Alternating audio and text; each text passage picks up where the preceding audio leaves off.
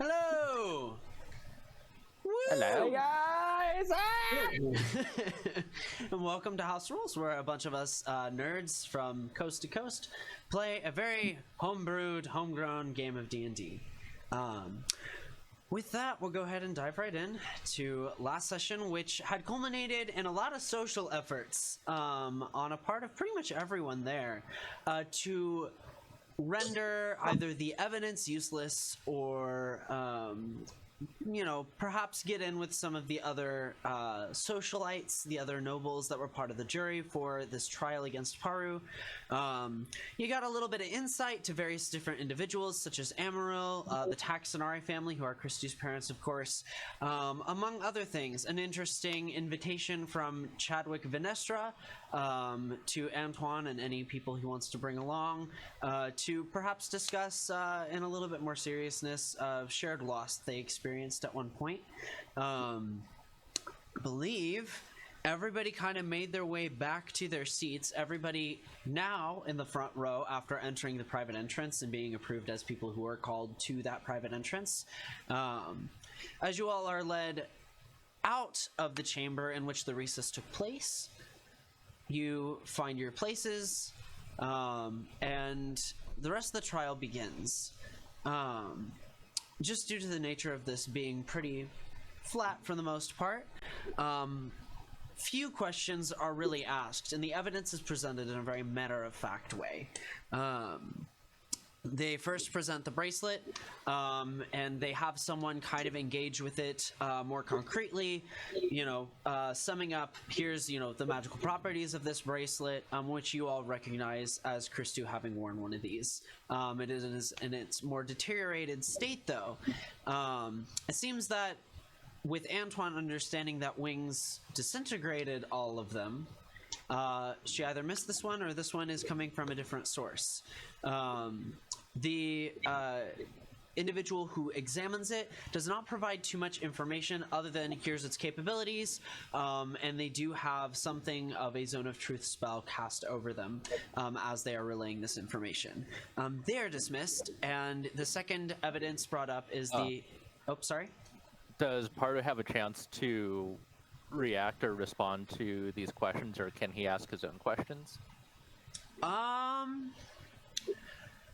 I would say for most of this, they're going to be presenting information, and after the evidence has all been presented for the jury, then there will be more of an open dialogue. Okay. Sorry to interrupt then. No, you're good. That's what it's for. But yeah, the second piece of evidence provided is the earring woven from a few twigs, leaves, flowers, an earring that was... is presented as symbolizing some effect of union, resembling marriage. However, the druids celebrate that, and it's kind of said in that more offhanded tone, if you will. They say this is less evidence of the crimes committed and more evidence of motive, more evidence of any sort of intentions by Paru, which kind of gets some of the crowd going. I'm actually going to roll a little bit for both of those real quick. Okay. For the most part, they are not met with any extreme yeses or nos from the crowd or jury. There are a few jury members who seem unimpressed, a few seemingly more interested than others. But as this goes on, the final piece of evidence provided is the journal, which most of you recognize as being swapped out. And in a dramatic way,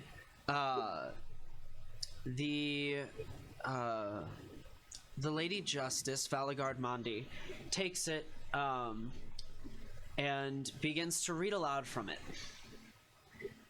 And as she does, the contents of the journal spill out, and notes more about my love or my sweetheart, very gentle language, things that don't make sense with the rest of the actual narrative that they're trying to produce. As they flip through the pages, you can see they begin to get flustered. And this is where a silence begins to ensue as the jury kind of looks to each other, murmurs to each other. You all have a chance to murmur among yourselves. This is kind of an opportunity where there is no official noise. While there might be a general air of respect to whoever's supposed to be speaking, there is an awkward silence that stretches on and on and on. In this moment, how are you all responding?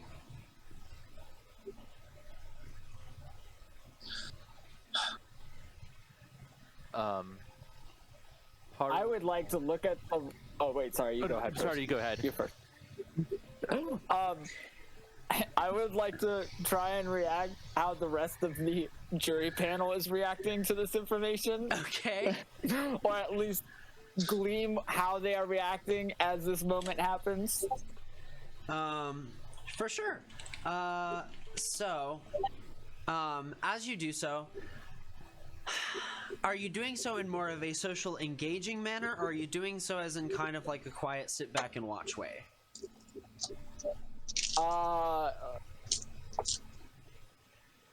Social, like I'm trying to socially engage because I'm trying to make sure that I look as shocked as everybody else. Okay. I think that's a really excellent choice here. So with that, make your choice of either persuasion if you are looking to pull information out of them and maybe like go them a different way, or performance if you're focusing on just appearing the part, playing the part. You'll get a little bit of the one you don't focus on, but this is like what you're focusing on here. Right.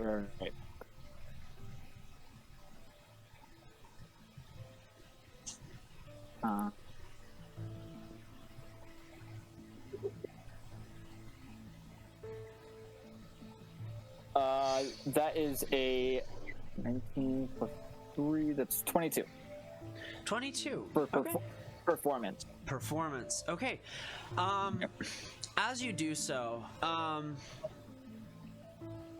you get kind of an odd glance from Thomas, but he continues his own bout of performance, if you will. The people that you kind of grab the attention of immediately are going to be Talid Vallejo, who previously was in a more disfavorable position.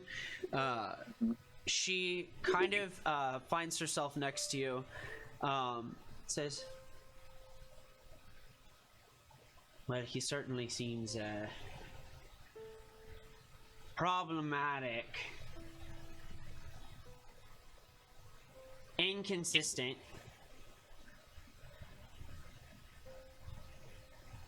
Something is definitely amiss.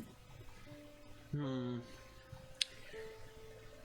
know, earlier I may have jumped the gun, but I don't know, something seems real fishy here.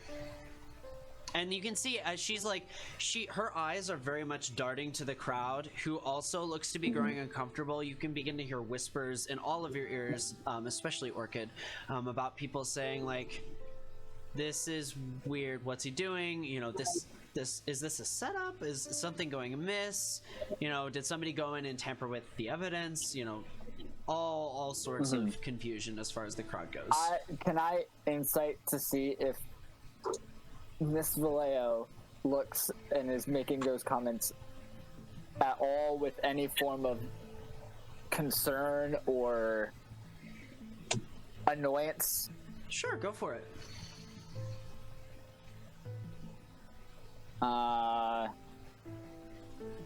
Less good. 17. 17. She seems very annoyed.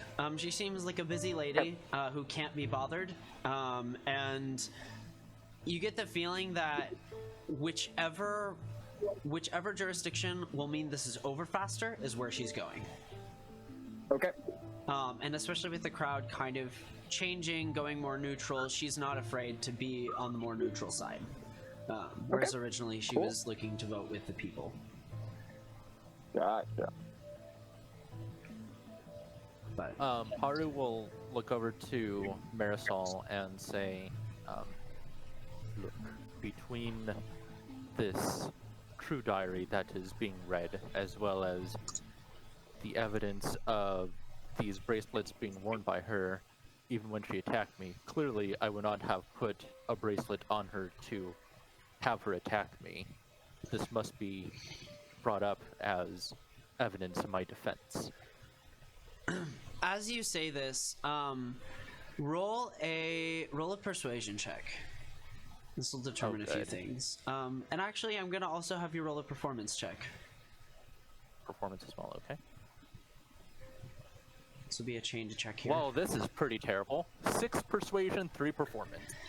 You speak, but just audibly enough so that the Hold on. closest person can hear you. I would like to use my session inspiration. Sure. Ooh. What are you doing to? You see Paru begin to speak. What do you do, Iklin, to help amplify that? I cough loudly Okay. so he can restart. A cough echoes far and wide, and very obviously. And attention goes to Iklin, who is directly behind Paru. You may roll one of those at advantage. Okay, I will re-roll persuasion because, I mean, I don't care so much what they hear because That's fair. he's telling the truth. I mean, there are advantages to not being heard by some people. True. 19 persuasion. 19. Ooh. All right. So Very good call, Iklin. well done. With that, Valagard Mandy kind of looks towards you and kind of nods.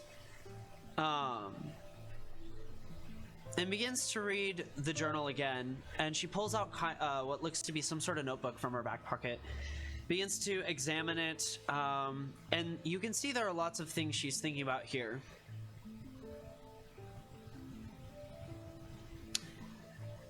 Does the Taxonari family have any other evidence to produce?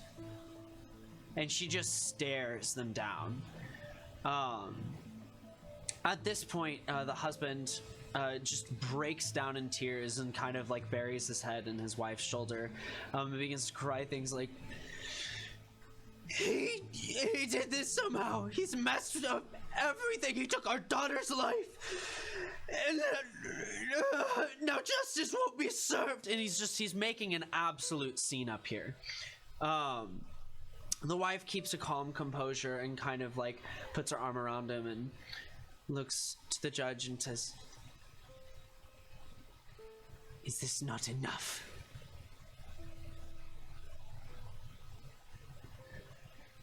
Valagard takes a moment. "I believe we've heard plenty from you." And dismisses them so that they may take a seat. In this moment, Valagard looks to the rest of you who are sitting behind Paru and examines each of you up and down. Well, do you all have anything to say in regards to the evidence produced?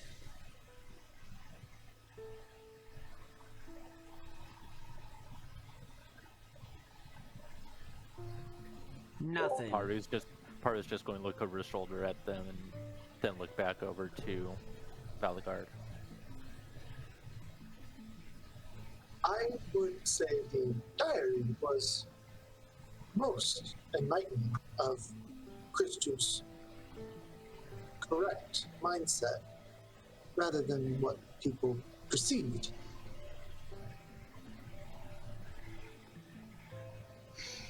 If I may add, again, if my charge is using enchantment magic on her, it makes no sense for me to give her enchantment bracelets to make her attack me. Someone else must have been putting them on, and I suggest that you look at her husband, who was living with her, and who has disappeared since the night that she died. At this point, Lord Taxonari kind of stands up. He blames her husband. Can you believe him? Absolutely ridiculous. Crois is nowhere to be found. Surely he has something to do with it. Suspicious, don't you think? Kind of looks at you. Weasels hide when they're hunted. Well, he is not the one being hunted. Perhaps you have him somewhere. And at this, the crowd begins to speak amongst each other, and there are small gasps here and there, and as the accusation is made, and Valagard kind of looks back to you.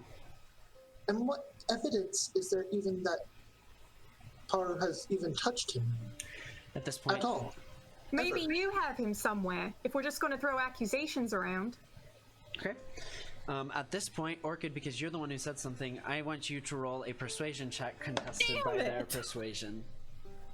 I was Get kind that of natural 20, helping out. you can do I it. was helping out, like, reiterate the same point. Can I help her with that? Yeah, we'll say you get advantage with Kadem. That's true. This was a tag team. This was a tag team effort. Okay. 17. 17. Nice. Nice. I rolled a 15. In this moment of Orchid making this declaration, you see before you many of your fellow dock hands, many of the people. Oh, I'm gonna get it. I'm gonna get it. You hear You hear them. plenty I of can familiar smell them, voices. You can probably. smell them. Yeah, there we go. We'll go with that. You can smell a familiar smell of the sea and something of a manly scent and stench. And Little while it's unwashed. unpleasant, it does remind you of perhaps being amongst more friendly faces. And in that moment, you find a confidence to speak far louder than you maybe intended. And the crowd hushes in response as you find your voice among them. And Valagard looks back towards the Taxonari family. The Lord begins to cry again.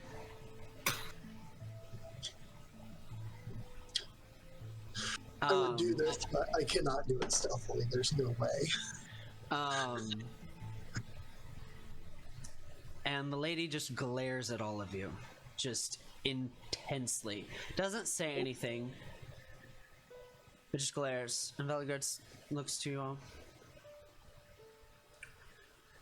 Well, it appears this straightforward case is a bit more complicated.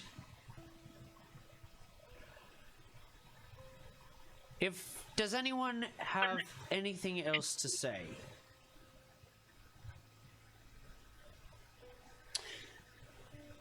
She looks over all of you, to the Taxonari family, and then to the jury.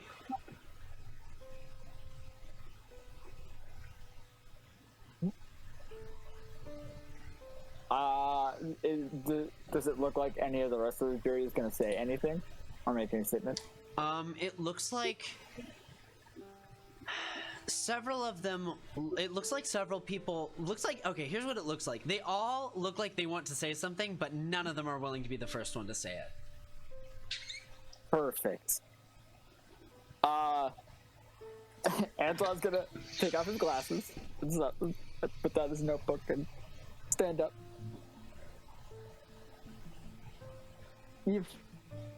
It's understandable. I believe that there is no heavy proof of burden that this Tabaxi did any of the crimes he's accused of, no? Lithyra kind of stands up next and says, I believe Lord Pitoef has made a point that is worth considering. Perhaps a postponement of the judgment. Valagard kind of looks to the jury, all of them looking to say something, and kind of puts up a hand says, "Very well. Instead,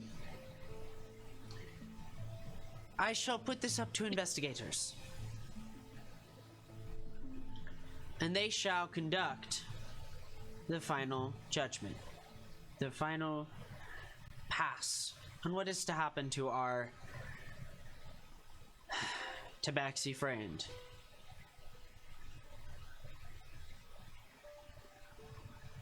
With that, she looks to everyone.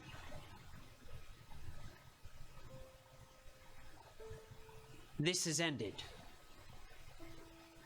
To which the entire crowd begins to immediately speak up, like they've all been holding back noise.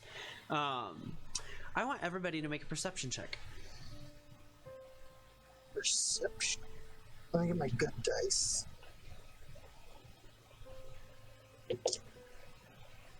Icklin's really focused on his beef jerky right now, so he's Yeah. gonna make a perception check. Yeah, I got an 11. 17. I'm too busy riding the popularity high right now. Speaking of up course. for every royal member. I got a 6. Lord P2F. Yeah. 19. I'm a lord now. Kaden, what was yours? 6. Paru? 19. 19. Paru and Orchid. As you all sit there, you both sense a presence. Like cold breath is being breathed on the back of your neck. The hairs on your spine just begin to point and prick as you're filled with sudden chill. Haru is going to invoke his ethereal touched ability, and he's going to kind of take a look behind him, but also cast a glance over to the Taxonari family to see if there are any spirits kind of lingering around them as well. Yeah. As you take your moment to see into the ethereal plane, you notice that there are far more people in this stadium than you thought. There are many souls watching. Many ghosts. Can I tell what their general attitude is? Are they happy by the turn of events, or are they unhappy? Can you get a sense of that? Most of them look somewhat more from the from more of a what's the word, impoverished lifestyle. Most of them I thought you were gonna look say very yep. positive in this moment. They are just, as much as a ghost without, a whole soul, at least in these, in these iterations, they look relatively favorable. Might be a better word. As there are no smiles, but there are gentle and subtle nods of approval from the general mass. The one behind you, who looks to be touching your shoulder, which you assume is where the cold came from, just looks to you, and realizing that you looked at it, just points over a direction. And if you follow his gaze, it looks like there is an assassin who looks to be just kind of laying low, the only sitting individual, just looking for an opportunity, seemingly set on you. Orchid, you also hear the shifting of blades out of a sheath from nearby. And while they are not quite within range for you to fully sense them, you do know the direction they are coming from. Okay. So you two have a chance to do something here before they do. These are your perceptions. Haru first. Haru will essentially just retract his claws if he needs to defend himself, but take the dodge action. Okay. As you take the dodge action, your claws come out. You can sense that there is a disturbance in the crowd around you. While you are still seeing into the ethereal plane, the ghosts have no reaction, but the rest of the people begin to shuffle through the bodies of these ethereal beings. Orchid, what would you like to do? Like to try to get over in that direction as much as possible. Okay. We'll say you're able to place yourself. Are you feigning? Are you taking time to feign any sort of disawareness or anything like that? I mean, other than actually being blind and actually not knowing where this person is. Oh yeah, that's fair. That's fair. But no, she's not making like a huge performance of it. That's not something she would think of. Right. Okay. Excellent. As you guys make your way. Did they take my staff away? I know they took weapons, but would they take a blind person's staff? Just a walking stick. You wouldn't rob an old man with his walking stick, You know, would you? just because it's fun, we'll have a retroactive roll. In the future, address that in the moment, but if you want, you may roll a persuasion check to have them let you keep your staff. Did they check guests, or was it just the jury? It was just the guards. It was the guests too. It was everyone who entered that back room. Okay. And it was the people in the audience Except as well. Kaden. I'm not gonna lie, this actually may have been addressed. I just don't remember, and if nobody else I does, don't we're just gonna remember if roll. somebody took my staff. Yeah, Yeah, I know if there don't was think actually a- I don't think anybody took. Yeah, So we'll just Yeah, it roll wasn't for it really now. discussed. It was just kind of, it went a couple different directions at the time, so I don't think we Okay. had a chance to really Yeah. address it. Gotcha. Yeah. Okay. Okay. Yeah, I scolded that guard pretty good that episode. That's true. What am I rolling? Persuasion.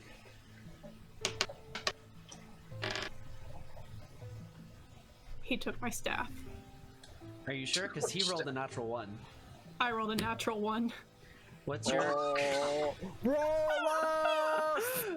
reroll? Let's just actually, you know what? For fun, let's do a house roll here. Because why the fuck not? oh. Ooh, D12. For those of you that don't know, house rolls are a replacement for many luck checks.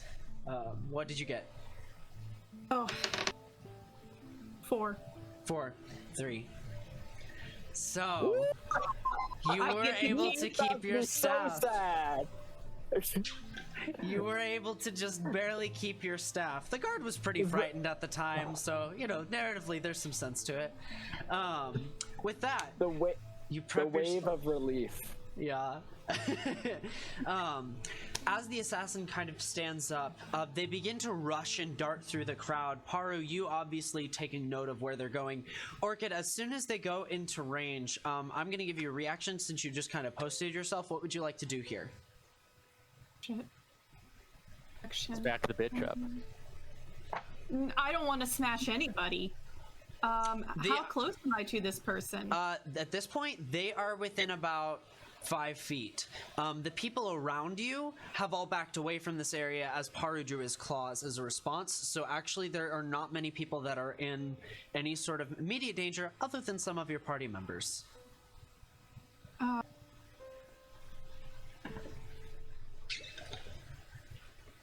I want to... It has to be a reaction, or you're just phrasing it as I'm getting to react. You're getting to react with an action because you just kind of you set yourself up to respond. So you may take that action to do whatever you want. It's just a reaction in this function, if that makes sense. Grab this person, like, tackle them. Okay. Go ahead and make an athletics check. Which I'll give you advantage on because Who knew they're. that?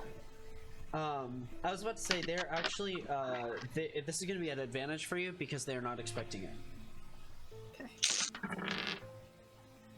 Nope, that's a 7. Okay, they did roll a natural 16. So as you reach out to grab them, they kind of duck in such a fast way that you're not able to really hear exactly where the footsteps align, and you can just feel the wind as like part of their cloak just kind of rushes through. They approach Paru with their blades out. The crowd around just begins to gasp as he jumps over and begins to strike you. Both of you are going to get a simultaneous strike, Paru, because that's what you have prepared. So go ahead and make your claw attack. Well, he took the dodge action, so he Oh, can't that's really... right. That's right. So, So this will basically, be a it was disadvantage on his attack rolls. Yeah. Fuck. Oh, that's gonna screw him over. Yeah, that's a natural 4 and a natural 5. As he makes 2 attacks to try and strike down, you just kind of sidestep him and he lands behind you with a quick thud. As this happens, the jury members begin to stand up. Antoine, you see what's going on. I think now is a great time for us to roll initiative. Right. We have to save our cat friend? What? Cal, would you roll for me? What? Cal, I need to roll on roll 20. Icklin, do you mind rolling for me? I will roll for you. You got a natural 20, fuck. Beautiful. You got a natural Natural 20. 20. What's your dexterity Fantastic. modifier? Great question. I'm gonna say it's a 2. Because I think that's about what it is. I think it's a 2. 20 to 25. 21. Kadem, Icklin. 15 to 20. 15. Alright. 10 to 15. 15. 14? Under 10. 7. Excellent. So, at the top of the round, Icklin, you kind of get up from your seat. What are you doing in this moment? I grapple the intruder Okay, make an athletics check. by the neck. By the neck, great. Roll a d20 for me. I will happily roll a d20. That is a 12. Cool. I have a +8. That's a 20. Okay. That is, that's gonna be a 19 as you do successfully grab. Icklin taking his action to just grab this, grab whatever this thing is, hooded, as it's a little bit obscure, but grabs their cloak and kind of hoists them up. As the hood falls off, you all see wings. Kadem, what would you like to do? We see wings. Yep.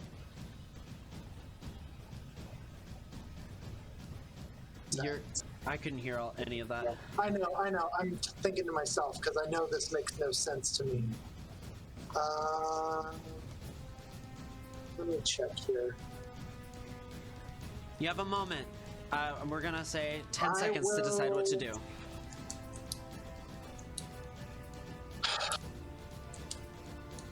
I don't know if I can do that. Okay. I will just hold a spell. Hold a spell. What's the trigger? If she gets away from Ickland. If she gets away from Icklin, you'll cast a spell. Got it. All right. With that, Antoine, what are you doing? I immediately shout, guards! Okay. Go And ahead. I'm literally just going to shout for the guard. Okay. As you take a moment to shout for them, the guards immediately, you can hear the clattering of armor and swords kind of banging against the plate legs as soldiers begin to march into the area, approaching the now held wings.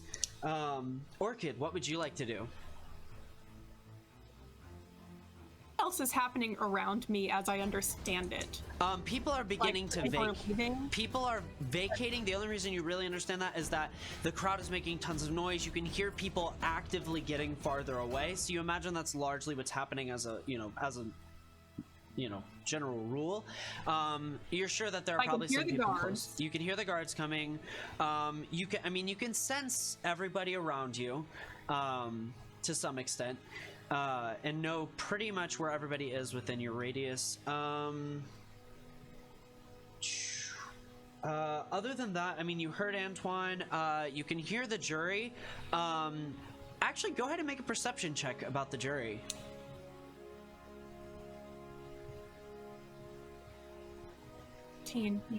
Say that one more time. 13. 13. You can hear Lithyra begin to mutter some words, an incantation of sorts. Okay. If there's no way for me to get to the jury seats from here, I'm going to go outside with everybody else. Just slip away. Yeah, for sure. Also, I would like to then pretend to be like protecting Miss Amaryl from whatever this attacker is. My lady. Yeah. Okay. My lady. As you Lady take a Amaryl. stance between Amaryl, Amaryl looks frightened. For whatever reason, she doesn't seem nearly as frightened about this as she did earlier. However, you do recognize that in that moment, you standing before her as somebody a little bit more built and more able to handle some sort of conflict, perhaps you've garnered a bit of favor from her. With that, Orchid, you went. Antoine, you went. Aparu, what are you doing here? He's still assuming that this assassin is targeting him, but sees that that since Iklin seems to have her under control, he's just going to keep the dodge action. He's definitely not going to be the aggressor and try to strike this person in front of a courtroom full of people and look violent.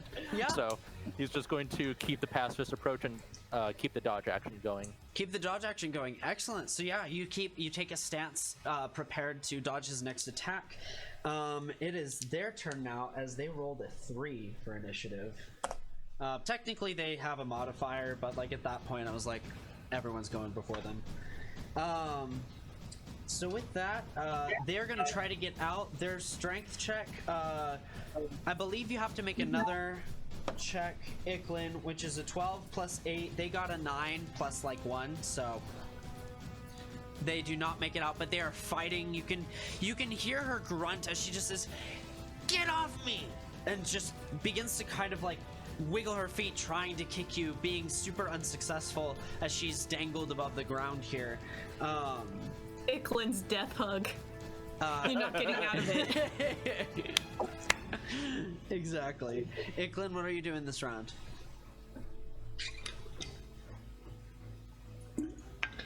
I will say, please do not struggle, you'll make it worse. And I will tighten my grip Okay. and lower myself and her to the ground so we're prone. Okay. So make an intimidation check, and I want you to roll a d4. What's your strength? Or do I need to look that up for you? I think he needs to look it up. Yeah. He muted himself again. Okay, so he is busy. So let's see here. I am just now uploading Roll20 myself because I tend to operate off of it for the most part. Yeah. I know. Sad. never Okay, so guess he has a 19 strength. I will roll the d4 for you. That is a 4. As Iklin begins to hug and pull her tighter, you all begin to hear like some of her ribs crack and buckle inwards. And I want everyone to make a history check. I just want to say I was joking. Yeah, can take backsies? Is that Yeah, take fair game? Oh, that's really bad. Same. I have a 17. Oh man, I got a 20 on the history check for 21. I got a 5. Antoine, So- Antoine, 7. did you share your note with anyone? I shared it.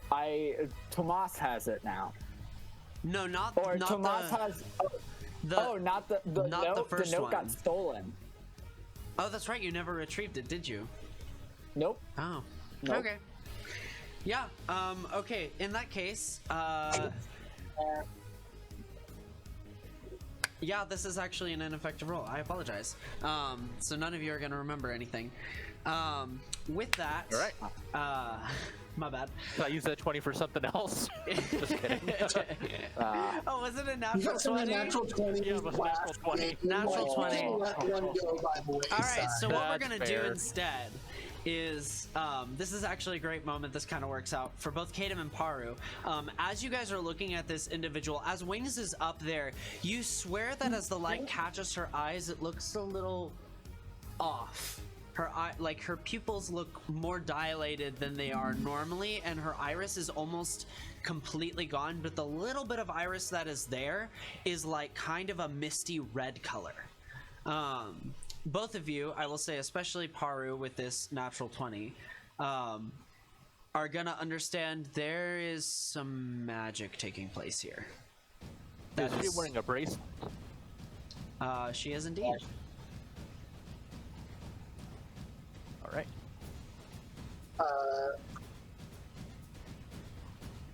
Is it my turn? Yeah. With that, Iklin made his turn. His intimidation check goes poorly, unfortunately, even though he did squeeze a little bit of the life out of Wings. 21, Kadam. I will use my... Try to get this right. I will use an action to cast Minor Illusion, Okay. and it will basically just propel out my voice more or less, and it'll just sound like me. She's being enchanted. Someone's using enchantment magic. Make a And I'll persuasion just check. shout that out so everyone hears, basically. Okay, so if you're going for volume, performance, if you're going for actually eliciting a favorable response, persuasion, you pick.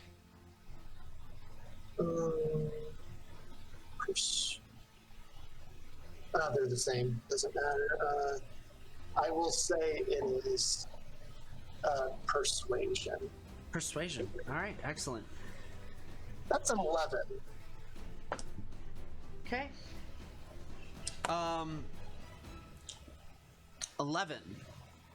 As you do this,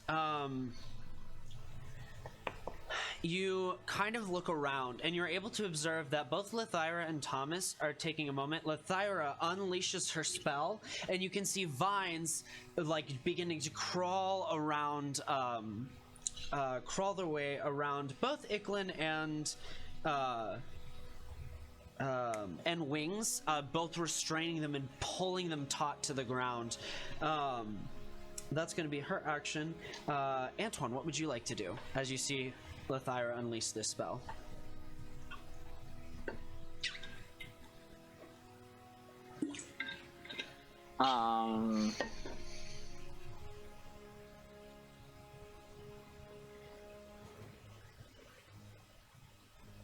I'm just going to look at Thomas, and I'm going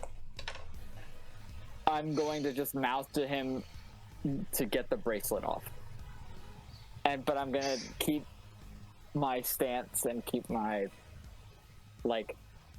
keep out of the engagement, essentially. Like I'm protecting the other jury members around me. Okay.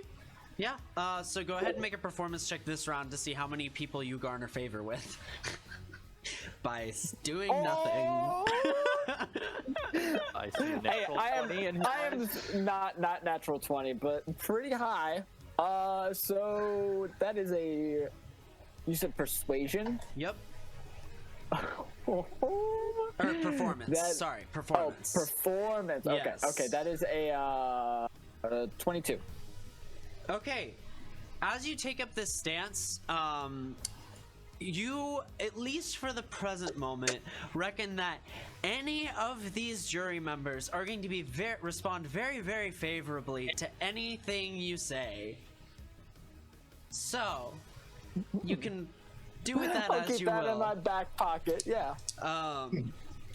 With that, Thomas says, "Oh, nothing would make me happier. I just need a better chance, that's all." And he kind of snaps his fingers. You can see that there is kind of like this gold sparkle that just kind of flips through the air and spirals, almost like a small firework. And then as he just like darts his way, just kind of hops around and kind of parkours his way over a couple of the stands in the way, makes his way, "I think I'll take this from you," and begins to try and take the bracelet off. She's going to get advantage on here. and he is able to kind of rotate it. You hear wings cry out. Just really quick, hold on. She has advantage because I think she's restrained, like double full. Well, she doesn't have advantage. Thomas has advantage. Okay, Oh, sorry. yeah, you I said thought you she said has advantage. she had advantage. Oh, my Yeah. bad. I meant he. My bad. Oh. But Thomas does begin to pull it. You can hear wings cry out, ah! As you can see that there's a little bit of blood that begins to drip from where he pulls the bracelet, as she is going to take a little bit of slashing damage. As the bracelet is removed, you can see that there are like ethereal arcane tethers that were almost like poked into her body that just kind of withdraw as the bracelet is separated. She's going to make a Constitution saving throw, which she's going to fail. And in that moment, as the bracelet is pulled off, she screams, and then just her body just goes limp.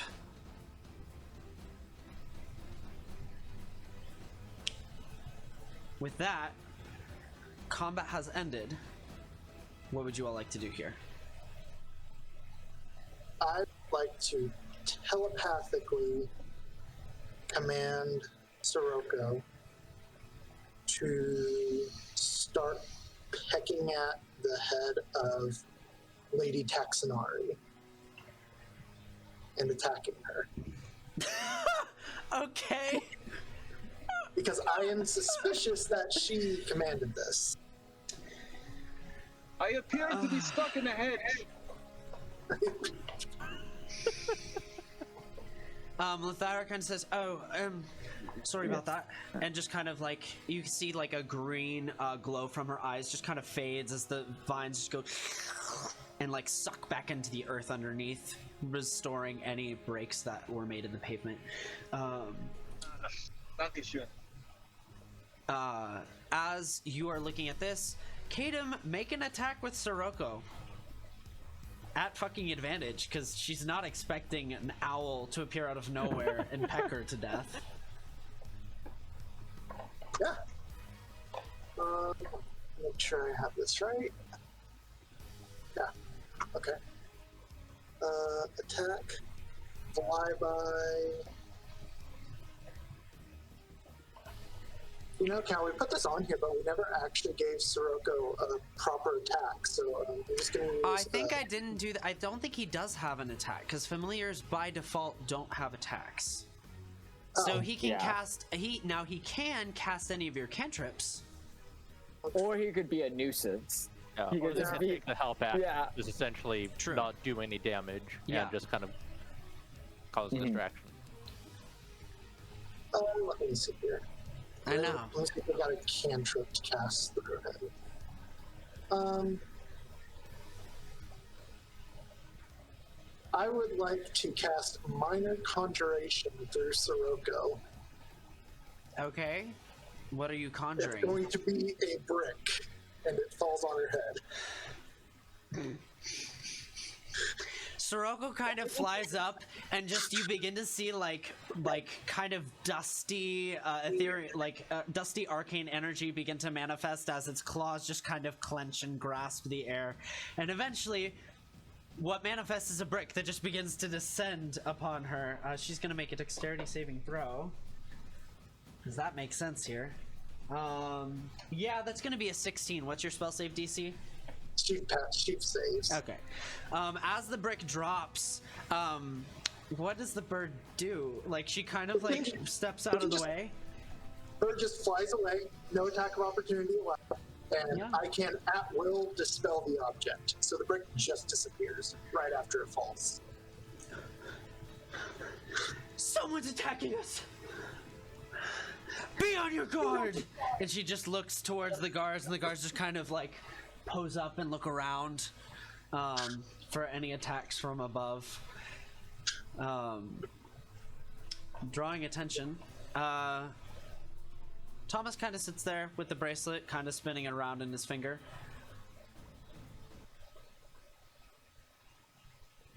Be careful with that. I don't want it to fall on your wrist. And May I examine it?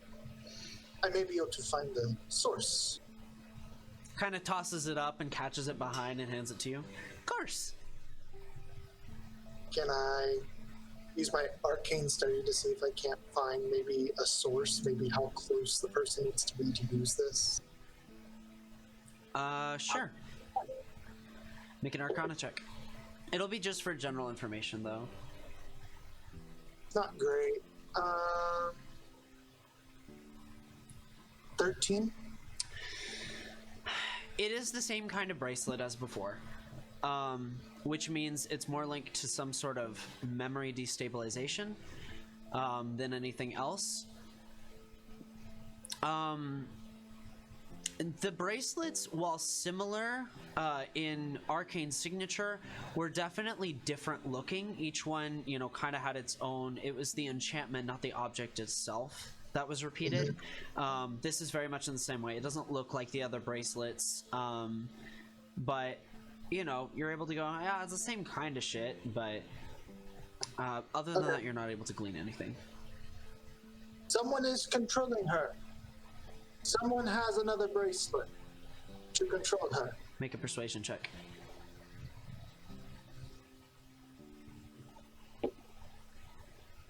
That's good. That's real good. Persuasion, that's an 18.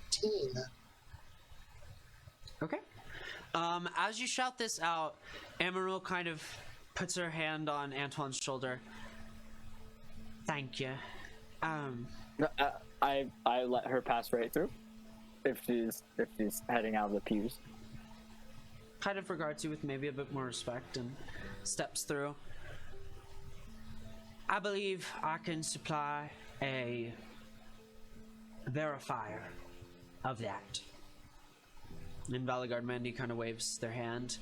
As the Amaryl family seer, you can see what looks to be a gentleman, actually a very familiar gentleman, as it appears the man who was offering tarot readings the other night kind of goes through, adorned in his red cloak, very signature of the Scarlet Arcanist. You can see golden runes kind of adorned on top of it.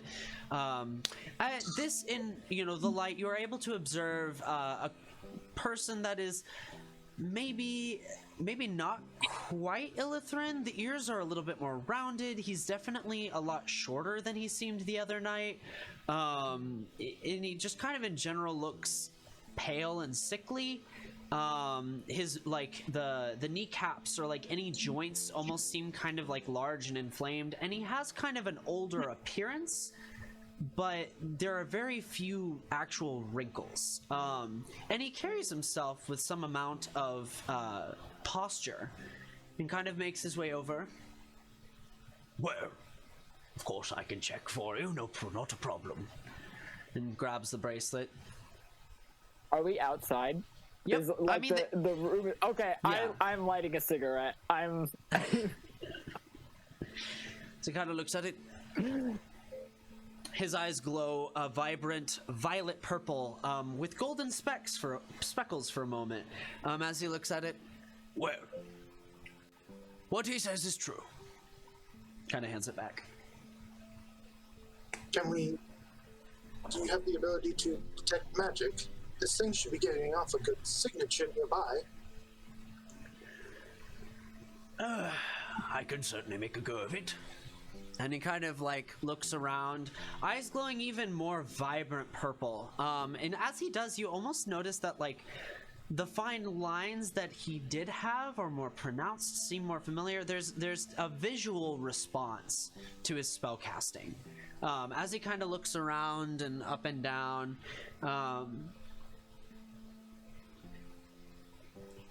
it does seem there is an arcane trail.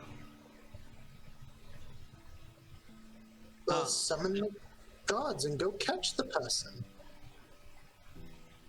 Well, it's very long, and I'm not sure how long I can keep this up. Perhaps you all would like to come with me, as I am not so much the fighter. Would rather have a group of you who are more martially talented, so to speak. Would you like to reassure the Taxnari family that it is not coming from me? Oh no, I would be able to know it's not him. The Taxonaries, their expression is odd. Like, they seem very odd, very weirded out and kind of confused, concerned, but not surprised. So there's a full array of emotions that betrays itself on their face, especially with the brick that kind of, you know, prevented them from having any sort of composure after everything that happened. Surely your accompaniment by the Royal Guard would be enough, no? I mean, they are properly trained in all forms of martial combat that I am aware of. Well, this particular trail is a little odd, if you catch my drift. Might be, no offense, guards, but beyond their purview.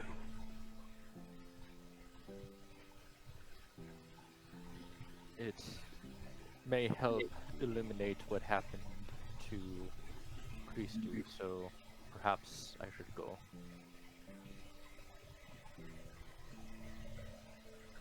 Orchid's not here, is she? I guess I heard Lindsay say that she left. Yep, Orchid left. Speaking of which, what has Orchid been up to with all this kind of happening in the forefront?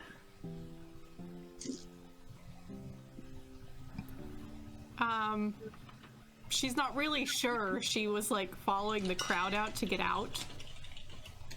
And I guess just trying to figure it out from there. Okay. As you kind of follow the crowd out, you have an opportunity as some of your fellow dock hands kind of approach you. Well, Orchid, that was pretty wild over there. Are you okay? I saw that you tried to help Paru. Iklin got the person. You made a mighty fine attempt. I just concerned for you and all. What's your I not to put a damper on anything, but just be aware. Kind of gets a little closer. Some of the gangs here don't like it when people interfere with their business, so just be careful. Surround yourself with friends. Keep yourself safe. Thank you.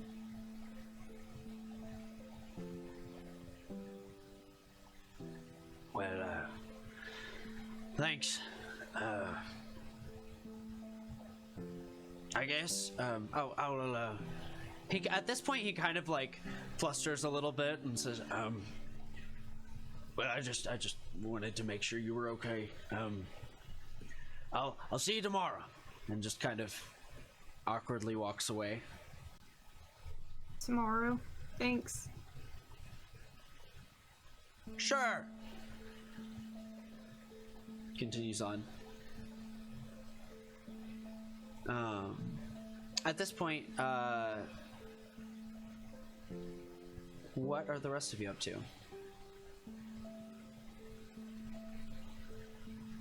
You're muted. Caden will follow Paru.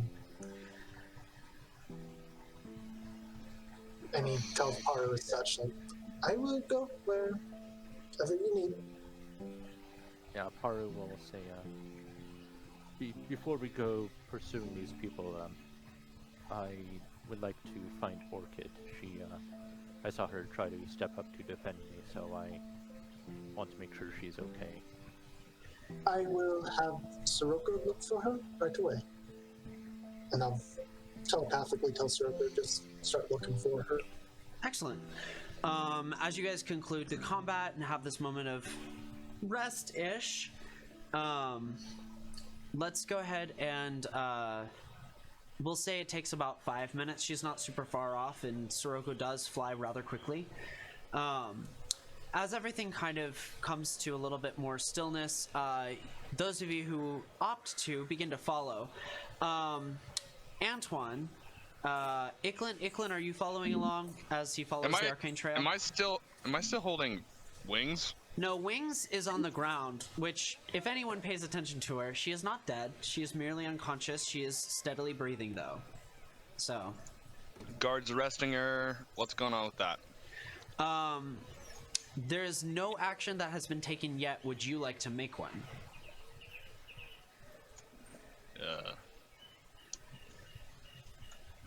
Very well.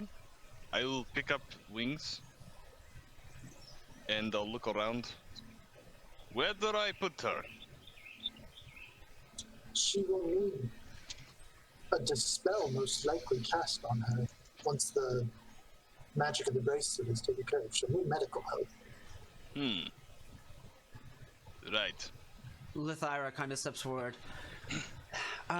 My family comes from a long line of excellent spellcasters. Perhaps I could take her to my abode, my estate, and we can run a quick yes.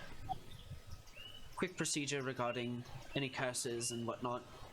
Yes, so thank you very much. I'll take Wings off my shoulder and hand the body to Lithyra.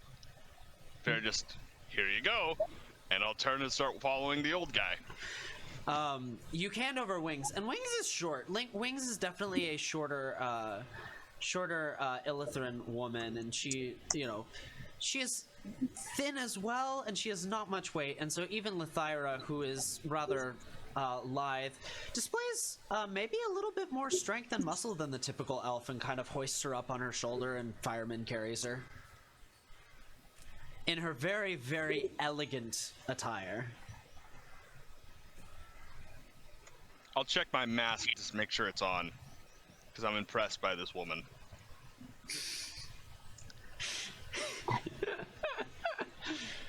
It is on. I'll adjust it kind of like, hey. She takes no notice. I'll just... She is an unconscious person. No, Lithyra. Lithyra doesn't notice. Oh, okay. Fireman carrying. Hitting on the almost juvenile, I think. I'm pretty sure Wings was almost described as like He's using a modesty juvenile. to appeal to the elf who doesn't believe in gender roles. Wonderful. Oh, I love it. I will wait until other people are agreeing to go, and then I will make a big show of, well, someone of the noble houses must see this through. If we let these individuals just go, I do not see a problem if you would like me to accompany these unknown figures. There's a general agreement amongst them that having one of their own of nobility and rank go alongside is a particularly excellent choice. None of them are particularly eager to take that upon themselves, though, and as you suggested, they readily agree with you very heartily, supporting your decision for the greater good. And alongside, Thomas also offers to come. No, my friend. Pardon. But we may need your brilliant mind to figure out what comes later. And I'm just going to lean in and whisper into his ear, "Do not lose that letter. Lunch." Just kind of nods, doesn't say anything, despite being Thomas, and leaves. Cool. As all of you follow this arcane trail, it takes you westward. At this Well, point, they find Orchid on the way. that's true. Sorry, thank you. And Thank Sorry, you. we're looking for. she's like trying to whack Sirocco away from her. Yes, Sirocco does come to you, Orchid. Sirocco's not carrying a message, but does kind of do I know. like a fly back and forth until you guys find Orchid. Yeah, and she's trying to hit it with her stick. Or just kind of waving her stick around. Trying to poke it away. Gaiden, do you mind calling off Go away, you your stupid bird? bird. Soroko, What's your problem? go catch yourself a mouse. just kind of like, you can see a little bit more excitement in your familiar as they fly away. Haru considers asking Sirocco to catch him 1-2, but he's like, nah, never mind. And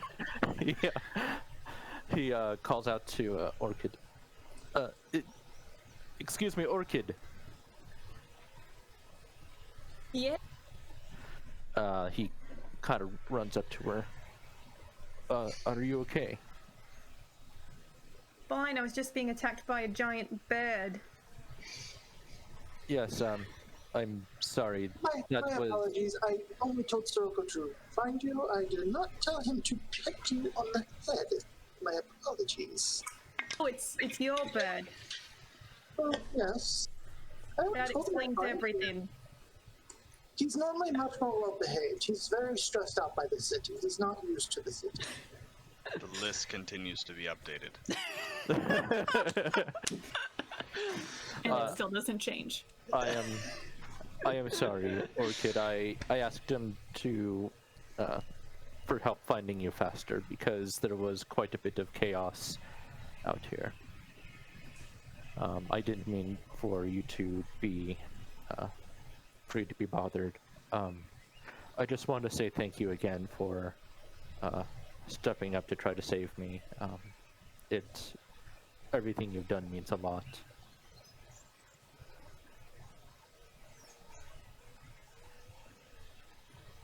But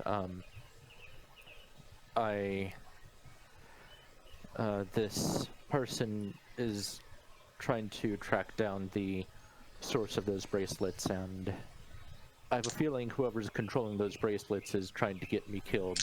So I feel I must go after them to not just protect myself, but also maybe to find out more of what happened to Christu.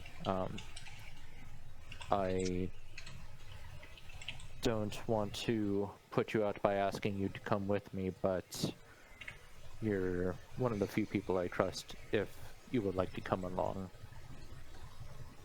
Can be any help. Well, if you come along, you could potentially yell at Crows. That's my leading suspect on who's doing this. I don't want to yell at Crows.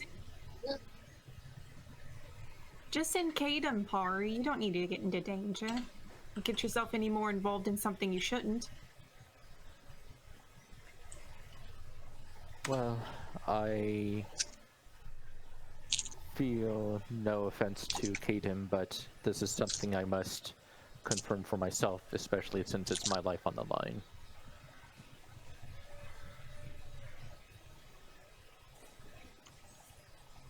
Antoine is also standing back like a few feet, so he's not part of any of this. He's making sure he's observing as much as he's possible.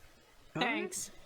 Super So helpful. Social status. He's maintaining social status. I just don't know what else to do.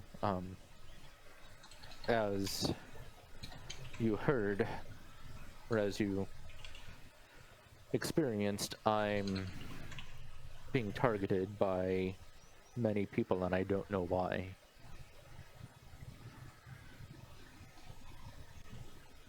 If you need to go, go.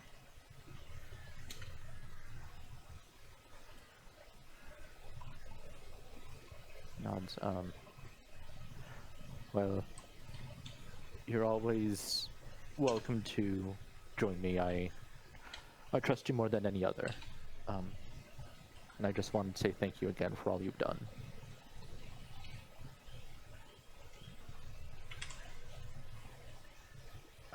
And he'll start heading back towards the diviner who was going to track down the source of this. Okay. As you meet up with the individual, he begins to well, that's rather inconvenient. He's taken you guys a while through the for the trail, and just says, well, that's quite inconvenient. Just kind of looks around.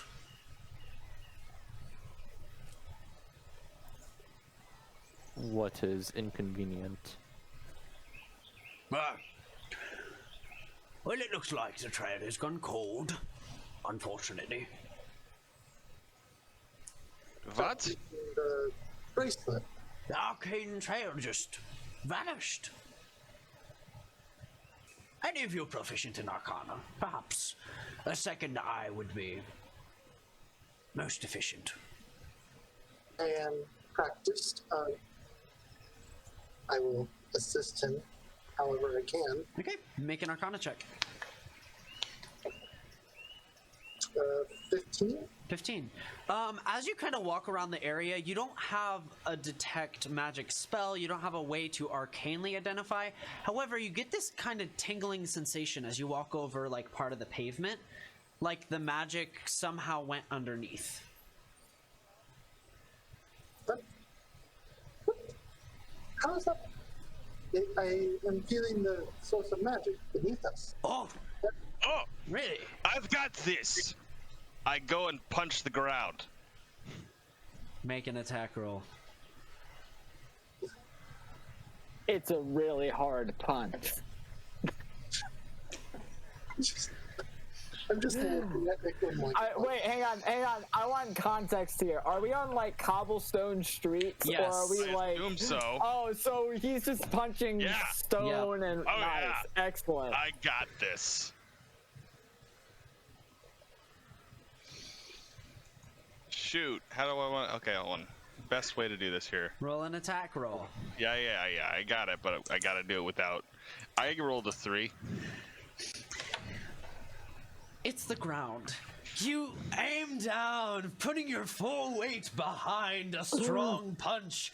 The ground is no match for you as you grind your skin and your bones against the pavement. Nothing What the- happens. It's Wait, stone. I have a better idea. I go and get Orchid. However, as you raise your hand, all of you begin to see that where like his hand impacted, there are like small tears in the skin, and underneath there looks to be some sort of like white reptilian skin. No, there isn't. You see nothing. No. What is the reaction? Wait. I mean, like it. I assume. I mean, it's very small. It's only people within you. The individual you have with you that you don't know the name of yet has no, just doesn't respond.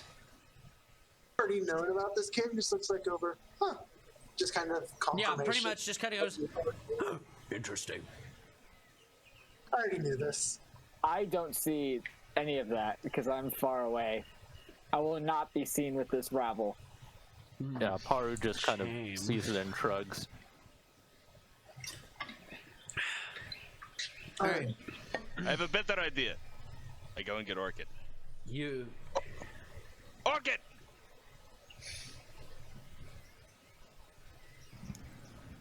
What? I need you to come look at the ground.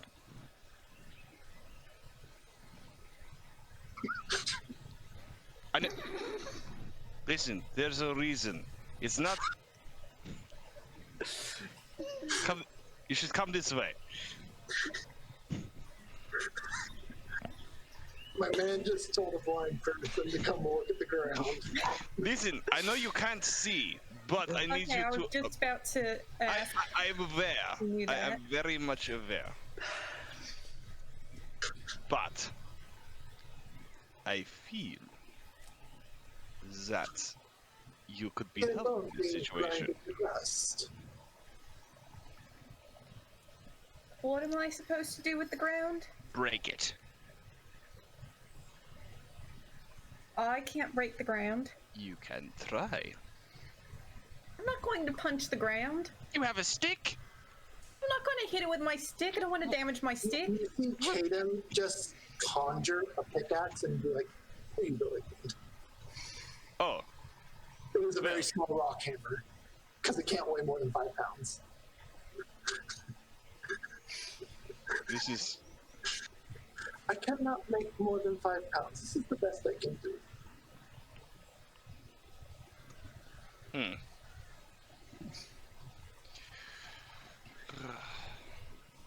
Well, You know what? Better yet, does this city have a sewer? Would I know if the city has a sewer?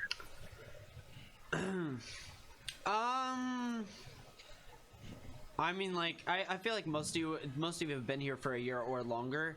I mean, there is a sewer system of sorts.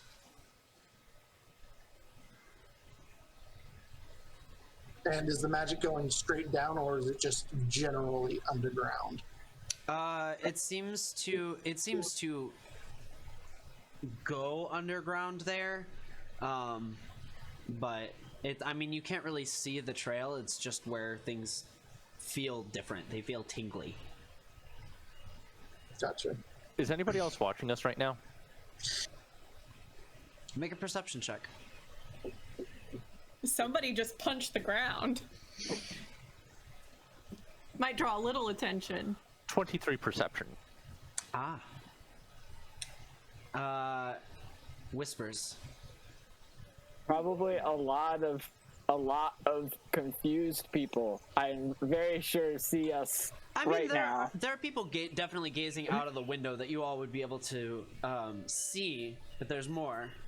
This weird bulky human who just punched the ground for Yeah, I'm sure the random people passing by are very perplexed by a man just punching the stone ground. I'll go over to the spot, and I'll like, and I'll jump on it.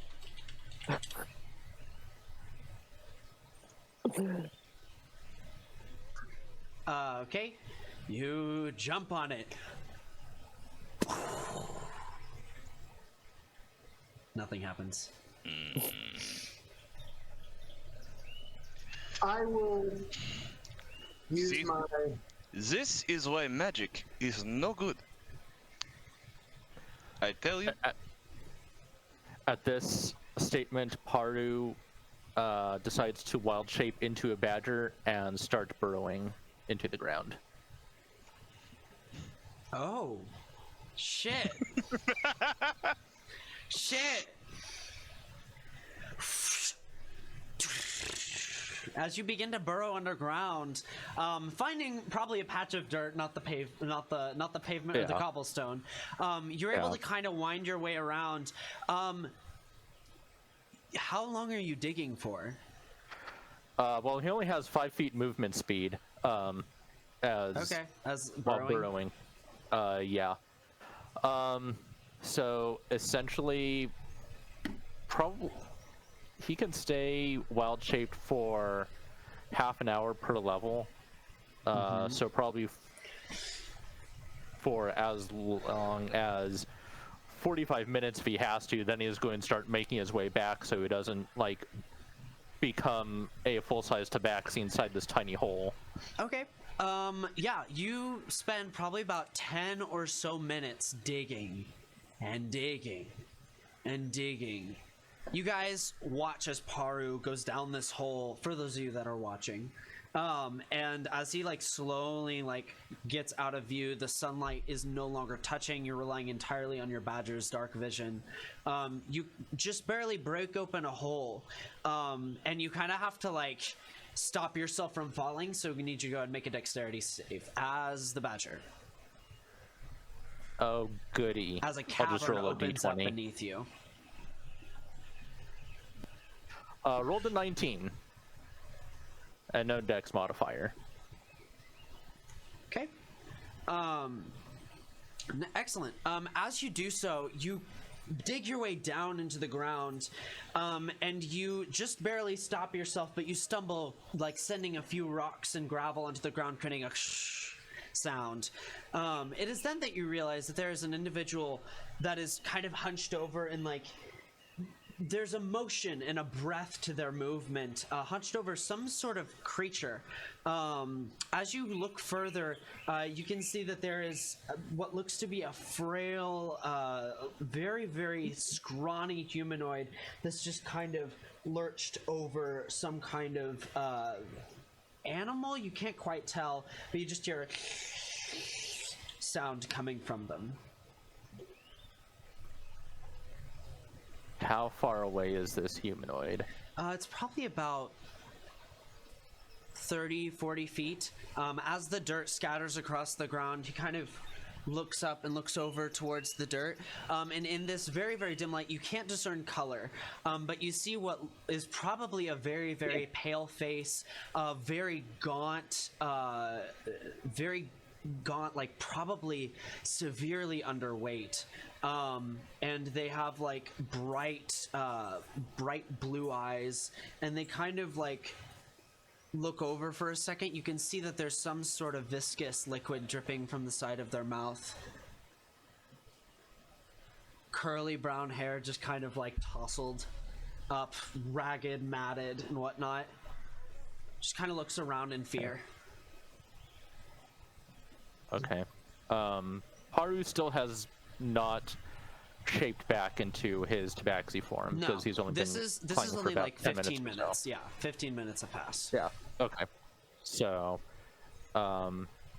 he's still staying in this tiny badger form, and he is going to just continue watching, and maybe get ready to quickly burrow into the wall if this thing starts approaching him and attacking him. You watch for a while.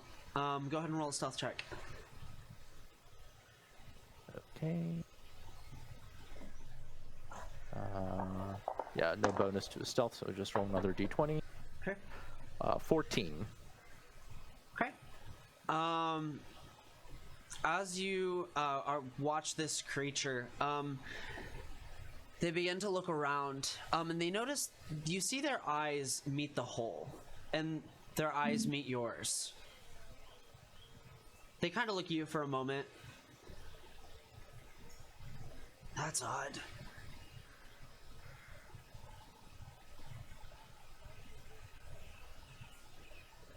Kind of walks over. It's okay. I'm not gonna hurt you. He's saying that as he's approaching me? Yeah. Insight. Insight. Make an insight check. Versus his animal handling check. Exactly. Oh, God. Are you going to be eaten as a badger? And then you get a reconstitute. 9 insight. Okay. Yep. Well, he rolled a 4. So What is your dice today, Cal? they're all over the place. So that actually is an 8 with the modifier, but you still beat them. You get the intention. They don't mean harm, but they are gonna kill you. Okay. That's all Paru needs to know. He is going to bolt as fast as he can towards the wall, and just, even if he has to use an action to move and then the action to dash, he's just going to burrow as quickly as he can into another part of the wall where it's dirt, and then start burrowing upwards back up to the party. You hear a shit as you leave the area, burrowing your way back to the surface. They don't seem to pursue. You make your way up to the surface. It's a tiny hole that I'm climbing, I made, so yeah. While this is all going on, can Kaden be investigating around to figure out how they might possibly be trying to get underground, since it doesn't seem very likely that they're actually going to be able to dig through this hole to the ground right now? Also, Paru, as you kind of make your way back up, you do notice that the earth seems to grow more dense. We lost, oh, there you are. Okay. You feel the earth grow more dense, and vines almost like tangle themselves, making the area that you had previously dug through almost impassable. At least by normal burrowing means. As you make your way back to the surface, though, you eventually meet the sun's eyes again, or meet the sunlight again, I guess. Somebody else wanted to do something here. What's going on? I was going to check around to figure out how we would actually get underground. All of us normal-sized people who can't turn into badgers and burrow. Make an investigation check. It's cocked. And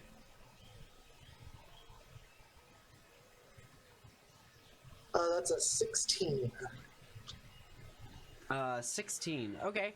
As you're making your way around, it looks like there is.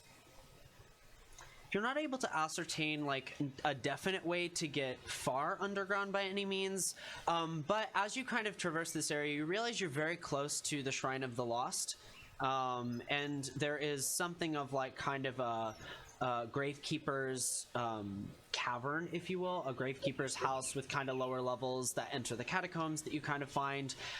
There's an old, there's kind of an old woman who's just kind of sitting in a rocking chair at the entrance to a very old, ancient stone building. I will wait. Having found this, I will wait, and then I will bring the party with me once Parter comes back from his ventures underground. If he comes back. As you make your way back, Paru, you make your way back. All of you are together. What are you doing? Did Orchid come with us? I think Orchid's with you. I'm in the general vicinity. Okay. Yeah. Far Paru away, just- like Antoine, but not with Antoine. Yeah. Paru will just arise back from the earth. He's going to break his wild shape, especially since it was going to get pretty close to expiring anyways. And he I could have done that. there was someone down there. Someone. Oh. Yeah, I don't know, they were an unfamiliar face, but they were just eating some kind of animal. It looked kind of raw from the way he was eating it. And he saw me, and it looked like he was ready to eat me next. So I came back up. This is where the magic was. Paru, Yes, no. I sense the magic to be generally underneath of us, so it could have been coming from whatever this creature was, but I could not say for sure unless we go down there. We are near the Shrine of the Lost, known to have catacombs down there. Potential that whoever caused this magical phenomenon could be down there controlling all of this. Good hiding spot.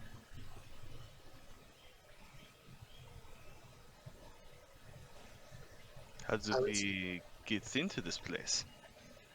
I believe I saw there was an old lady who was sitting out front. I'm assuming she was at least one of the caretakers of the graves. Great! Iklin turns to wherever that might be and starts walking that way.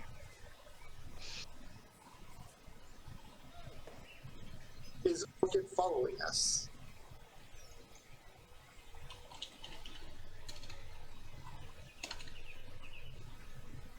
Who's following you? Who are you asking?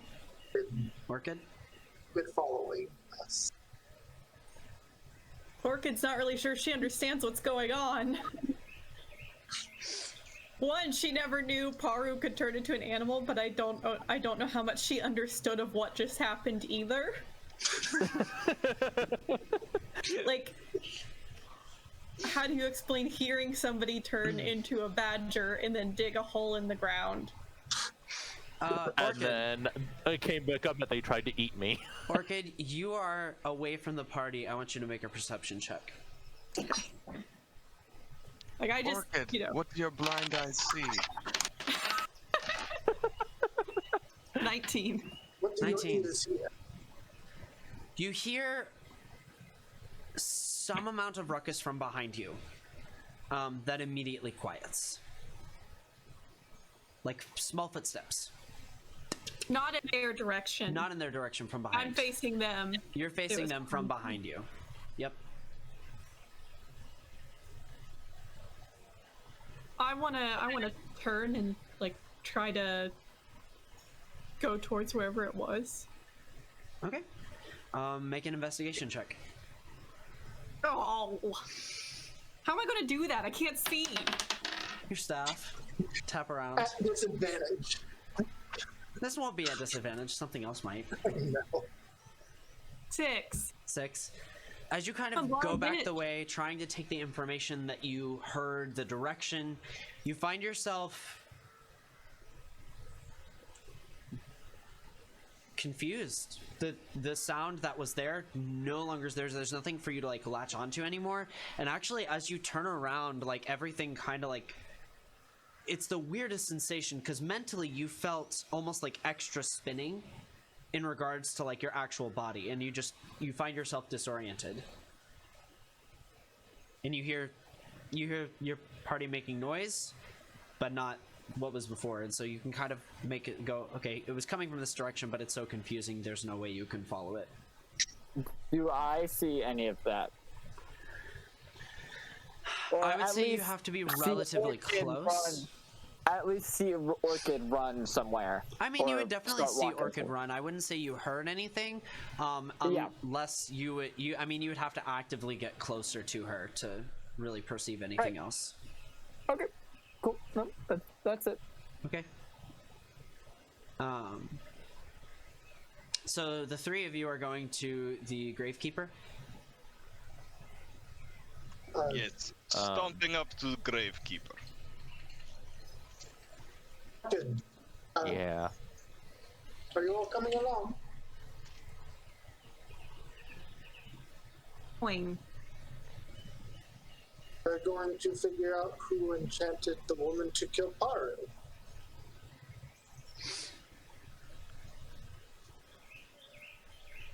Following you, I don't understand. I'm sorry, I think are- I missed the first few words there. I just noticed she's blind. She might need a little bit of explanation as to what we're doing. Like, Well, at least There- someone Oh, remembers. yes. Someone. We're following that man because he can see magic. And the trail's gone now. Speaking of which, it's getting close to dinner for me. It's fine. Sorry. And we followed the magic underground, and there's an old lady now with the Gravekeeper. So we go talk to her, yeah? Feel like some steps were missed there. No, I walk fine. Right. I went underground to investigate this potential source of magic, and there was someone there who saw me and was rather dangerous. Do you need me? If we're going I- underground, I don't think eyesight will be very helpful. Orchid, you have saved me multiple times. I feel safer with you than with anyone else. We could use your ears. I can go. It's not a sewer, is it? I Paru, you believe saw no the- evidence of sewer while you were down there. What you went into was far deeper than most sewers would go. It was... I dug for quite a while. It's probably deeper than a sewer. A sewer. I'll go.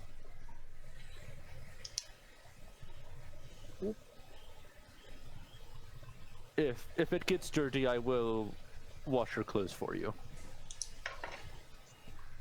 No, I don't want to go into a sewer. It's... To the best of my knowledge, it's not a sewer. I am doubtful it's a sewer, but let us go. We will see what we find when we get there. Okay. Running back. Understood. All right. And we head to the cemetery. The Shrine of the Lost. All right. It is nearing probably close to dinner time. But as you make your way up to the individual, she just kind of glazes. Her eyes remain unfocused. Hello! It's good to see you. We needed to come into your house. Or underground, one or the other. Why is that? I'm sorry? Why do you need in my house? To go underground. Stupid. Individuals think I can just come to my house for whatever they want. She just begins to mutter angrily to herself. We believe that there might be a criminal hiding underground, and we understand there is access underground beneath your house as well. Oh, so it's a government thing. So y'all just gonna come into my place, you're gonna disrupt the peace, and you're gonna get involved in all my business, all these catacombs of arrested souls. You all have done enough to upset these souls. What is wrong with you? No, Can I get an insight on this woman? I'm listening to her. Yeah, go for it. She seems very hostile and angry.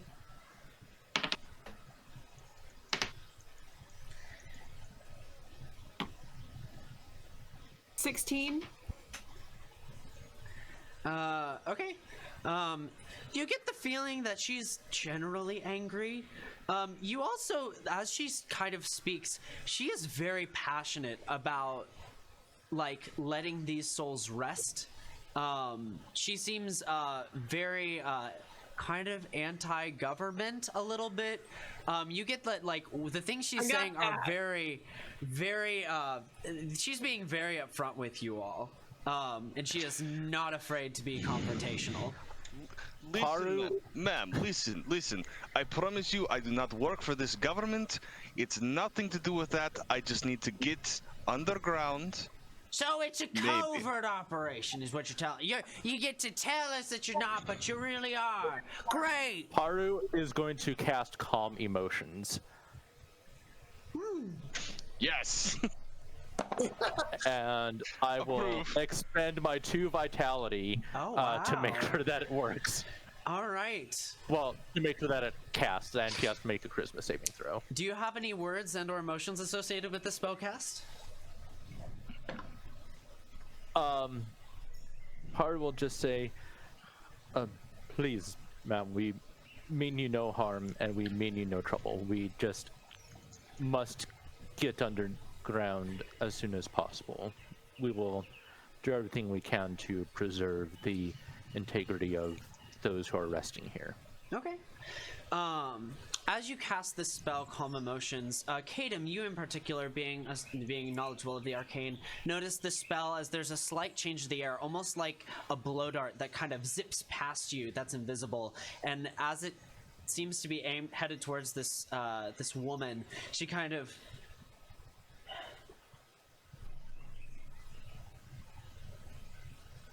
Well... I guess y'all can come in for tea. Do you prefer chamomile, a black tea, orange spice? I like chamomile. Iklin is very confused. I will have chamomile as well. She kind of looks past you all to the Goliath gentleman. A chamomile would be magnificent. Well, you're welcome anytime. She just kind of turns and, like, just kind of, like, shrugs her shoulder and goes inside and opens the door for all of you. Be a gentle woman I am to you all. Come right on in. Iklin insight checks. Okay, make an insight check. Haru follows. Yeah. Paru will just 7. walk on it. Sorry, I said Karu. I She meant has alternative motives. You can tell. I'll stop Paru before he goes inside after I let someone else inside. Why are you No. Kaden went stopping? in first. Kaden went in first. No, yeah, because I want her to follow him. I only have 4 chairs, so we'll have to share. Stop Paru. Is she paying attention? It's a wink. Paru. Now is your chance. Not that I know. Turn into the large edible rat again. Do the thing. Edible rat. Why do I want to turn into an edible rat? Get us on the ground. Y'all are 5 feet away from me. I don't know why you think you aren't heard by me. They do that. It's alright. Just hitting. Kaden's inside. You sitting on it, darling, and you Kaden's come inside right sitting. in. Come right in. What's your name? Orchid, what's yours? Thank God another lady is here. My name is Wilma Bones. Nice to meet you, Wilma. You want to spell that for me? Well, it's spelled like it sounds, idiot. W-I-L-M-A. Bones. An B-U-U-H-E-N-Z-Z. Bowens. No, that's a stupid way to spell. That was People with meta. long names. I don't understand people with long names. If it's that long, just change it. My gods. Just. What's So, y'all's name? does it appear that Orchid is trusting this woman?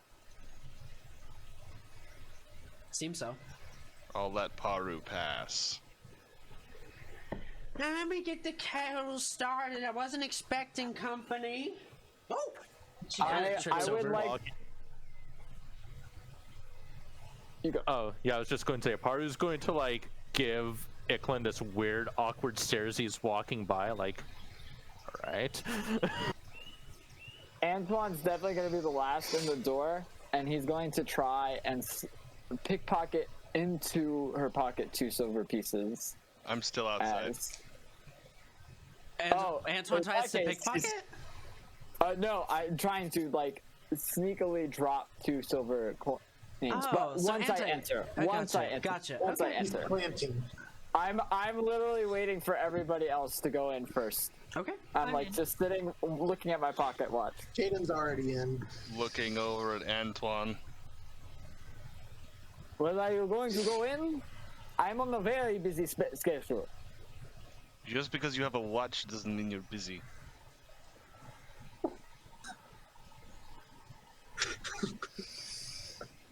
Just go in the fucking door. What you waiting Alright. for, hon? Apparently for time. And I'll walk inside. I will walk in right after him, and then I will try and slip in the 2 coins without her noticing. All right. Make a sleight of hand check at disadvantage because she's paying attention to you. Oh, okay. Alright. That's not terrible. Okay, okay. You said disadvantage? Yep.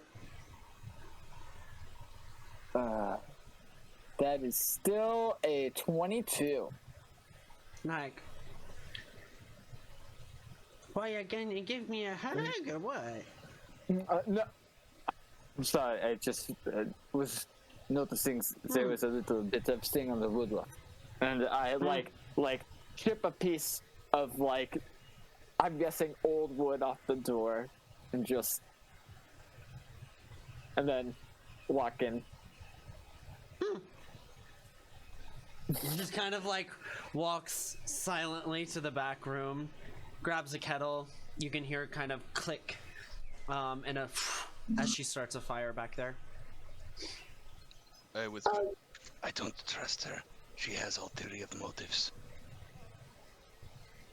Seems fine to me, and she can probably hear you. That's why I'm whispering. It's not a very good whisper. Well, I'm trying very hard.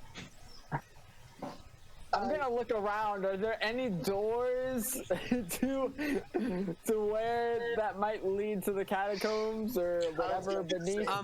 There's a pretty obvious stair, or not stairwell. There's a pretty obvious ladder that just kind of like, it's like a 5 by 5 foot roughly sized hole in the ground that a ladder, just crickety and old and rusty, just kind of goes down into. Very obvious. Monsieur, will would you just...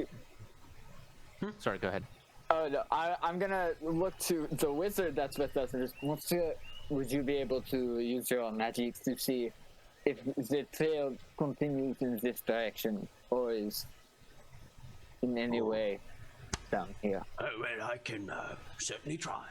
And just kind of flashes his eyes that purple and gold again and kind of like looks down.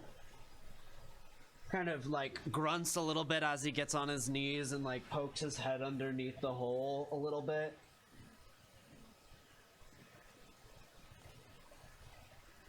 There's some sort of magic.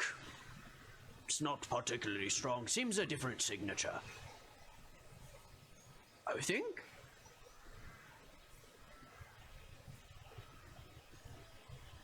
Very well.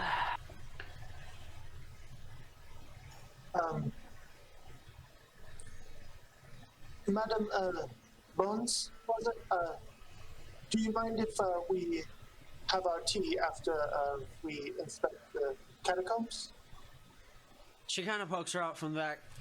Only if you want it cold, darling. It's almost ready. You should have had Antoine ask. She kind of comes out and you can see like she's got like her arm kind of through the bracket that holds the kettle and the water kind of steaming out. She's like wrapping individual like tea bags essentially from like filters. You can see there are some holes, so some of the tea leaf is probably going to get in your tea. Kind of drops them into a few mugs and begins to pour the water. Now you said chamomile and you wanted some black tea, and just kind of goes around and starts you all with a mug of tea. Madam, we are here on a business as well, just a little bit, although your tea is magnificent. We believe that something maybe below your home in the graves that should not be there.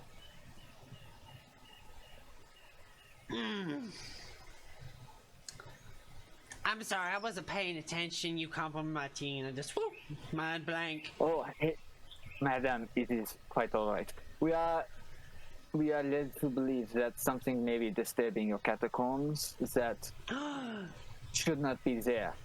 And we would like to take a look to make sure that the dead are not being disturbed in the slightest. And you're my heroes. You've come to save the graveyard. You come to tend to the souls of the unrested. Of course, madam. We find that it is a very important duty that we must. Well, thank you. I do need help.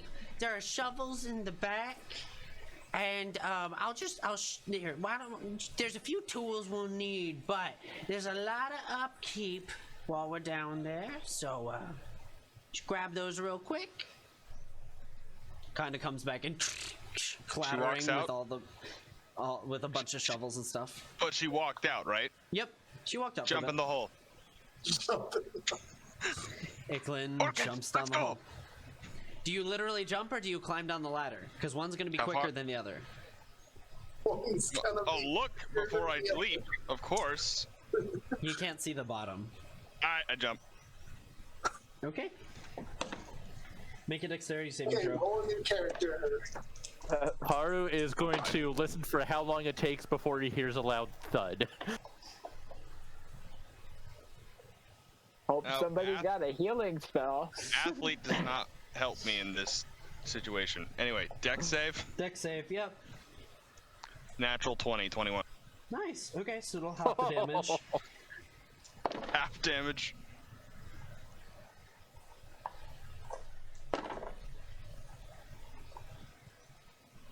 Okay. You continue to climb. You jump down the hole immediately, and as you listen, you guys watch as Iklin's body is just swallowed by darkness. Caden lights his lantern. Hold on. Am I still falling? 3, 4. Am I? 5. Hold on. You don't hear him hit the bottom. Iklin. Am I still falling? As you jump into the ground, as you jump down, and you find yourself, you plant yourself on pavement, you feel this weird fuzzy feeling, and you didn't like it, and like all of a sudden everything is way quieter than it should be. You take 12 falling damage. Cool. That's halved. Holy shit. Caden shines his bullseye lantern down there to see what's going on, which has a range of 60, then 120 feet. 60, then 120? Yeah. You see the bottom. You see Iklin. He hit the ground. You didn't hear it, though. How far down is he? It's about 60, 70 feet. I look around. There are like tiers as well. Like you can see where there are like balconies where you assume there are like tiers of this catacomb. The Shrine of the Lost, especially for Antoine or anyone who has been lived here a much longer time, understand that like this is literally the only grave site. I mean, everything has been stored here, and whenever they need more space, they just dig deeper. So this has been a very heavily generationally reused graveyard, essentially, in catacombs. I can follow you all down if you want. So that way, if anyone does anything stupid like that again, I can always catch you. I'll look around.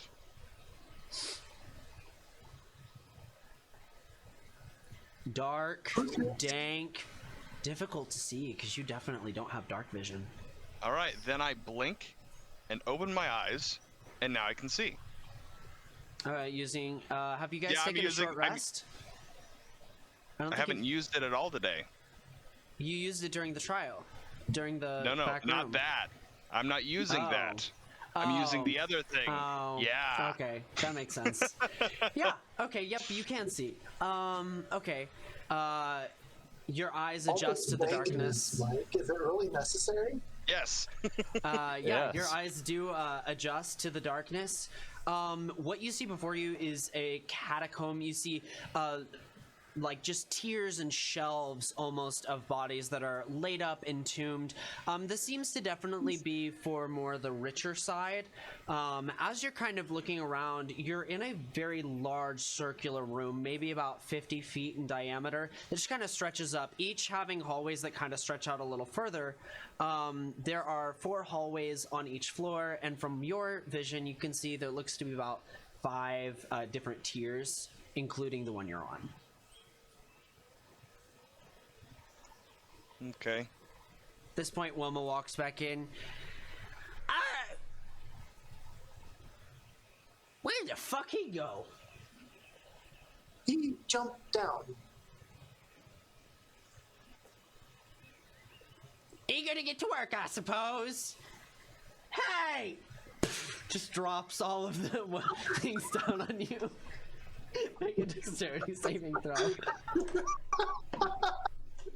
You have incoming shovels. Okay. Make a dexterity saving throw as she drops all the tools down. Natural 1. Why not? Alright. You take 10 bludgeoning, combination bludgeoning, piercing, and slashing damage as they all kind of hit you. You get kind of stuck with like a pitchfork at one point. What's a pitchfork needed for grave digging? You don't know. But it's Why there. do you have a pitchfork?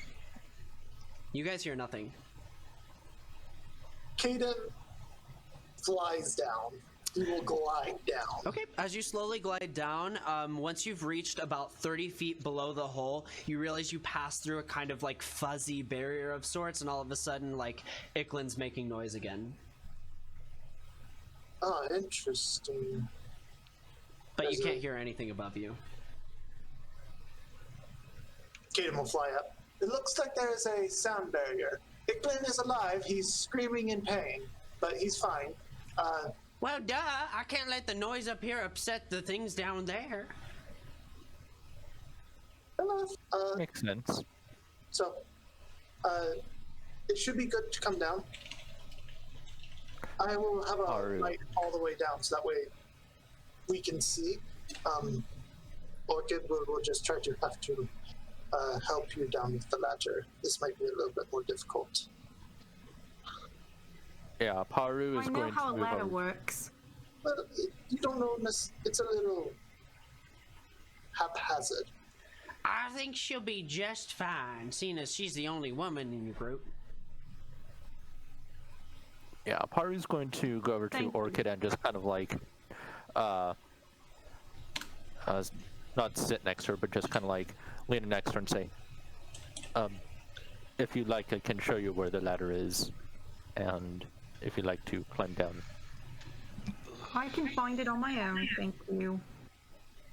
Oh, well. Okay. So Everybody finds their way to the ladder, I assume. Who goes down first, and what's the order? So we have Kaden and Icklin down. Who goes down next? let's talk to Kaden really quick before people get down here. Okay. I'm going last. Gotcha.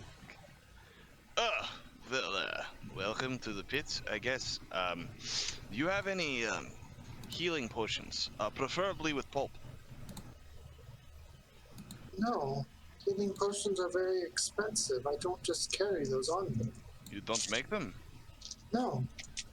Oh. Okay.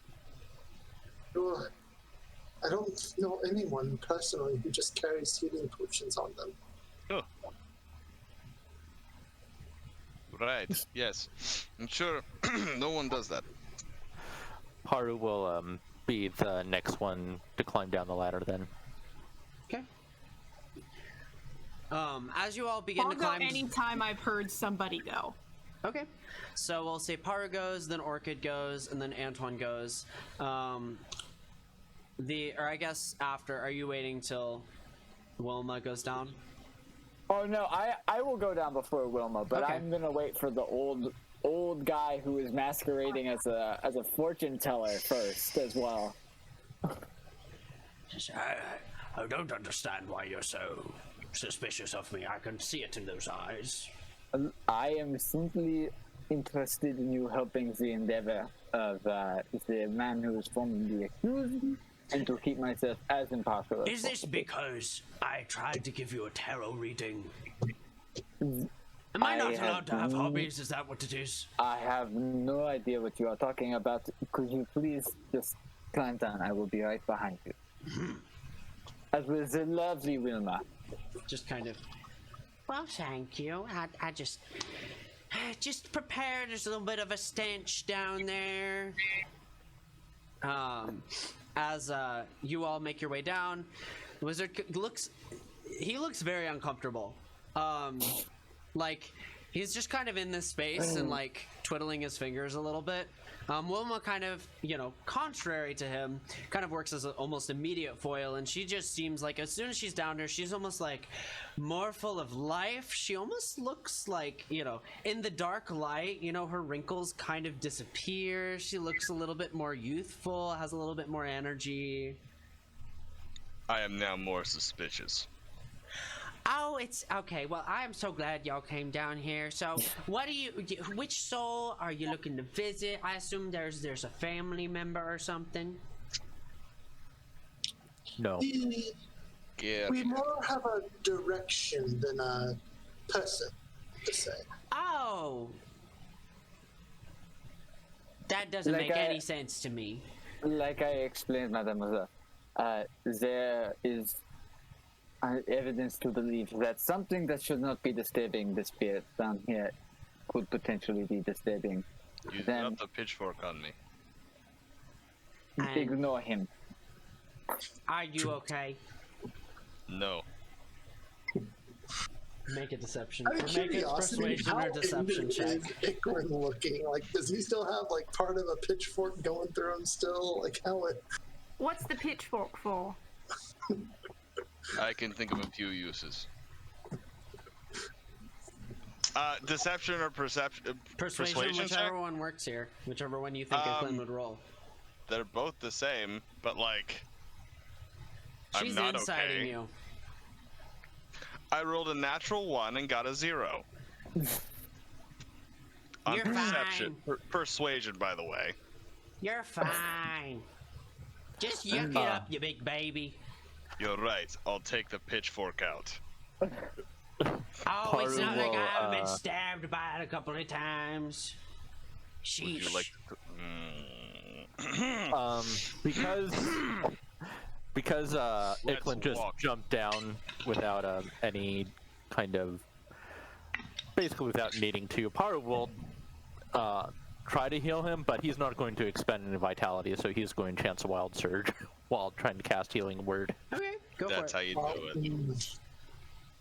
Excellent's going to hell. Oh, joy. Natural 20 on the wisdom. Natural 20 on the wisdom. Alright, so you successfully cast healing word. Go ahead and roll your healing. Yep. Wait, so is that natural 20 so there is a surge? No, No natural 20 surge. is no surge. Dang. The opposite. He's Yeah. not Nick. And you, yeah, and you get 7 hit points back. Well, that's a nifty trick. Almost Yeah, you just probably. hear you hear Paru whisper Tirna as he looks over at Iklin. As I was saying, my fair lady, we believe that something should not be disturbing the bodies down here, and we wish to investigate with as much discretion to not disturb the graves of those who have passed.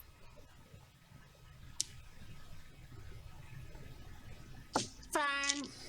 It's fine. You are welcome to join us and come along. I was about to say, I like to keep an eye on all these lovely folks, and she just kind of looks at all of the dead people. You're laying it on a Well, little shall we? thick, Juan. I am just waiting for everybody to start investigating. Magic men. Which way?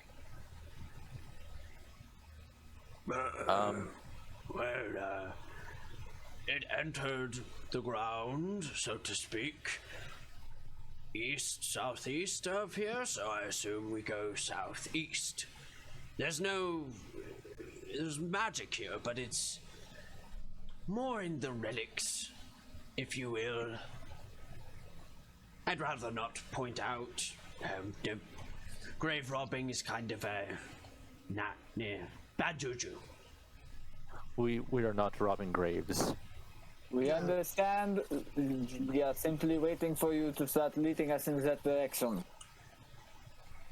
Paru will try to, even though it was dark and he kind of did a little bit of digging and moving around, he'll try to intuit which direction they traveled from where he came up out of the hole to the woman's house to try to get a direction. Like, would that be some kind of nature check or survival check or something?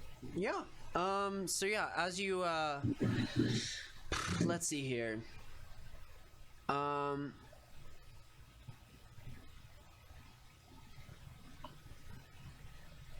As you kind of make your way around, I'm not gonna say this requires a check. I would say, he kind of said southeast. You know where southeast is, and just you with a proficiency in nature and survival and understanding the natural elements, I would say this doesn't require a check. You're able to kind of guide the party in the right direction. I am pretty sure it was this way. Is the old woman coming with us? Of course, darling.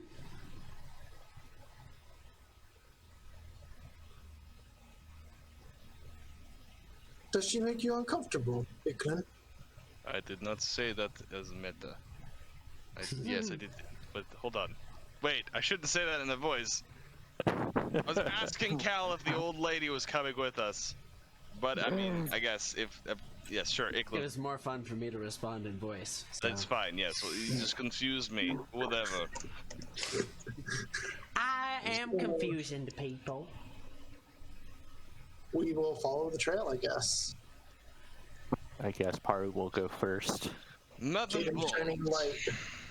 She kind of watches all of you very, very carefully. This time, like, you know, before she was kind of just watching Antoine. Now she's watching all of you like a hawk. Like, she looks ready to pounce if any of you do anything deviant. Great. As we walk along, I'll say, Madam Bones, this grave site seems very comfortable. As you say that, you hear a voice speak through her that is not her own say, "It is." I will turn towards the woman. Who was that? Paru will stop and look. What? They just want to share their sentiments with you? That's not okay. What?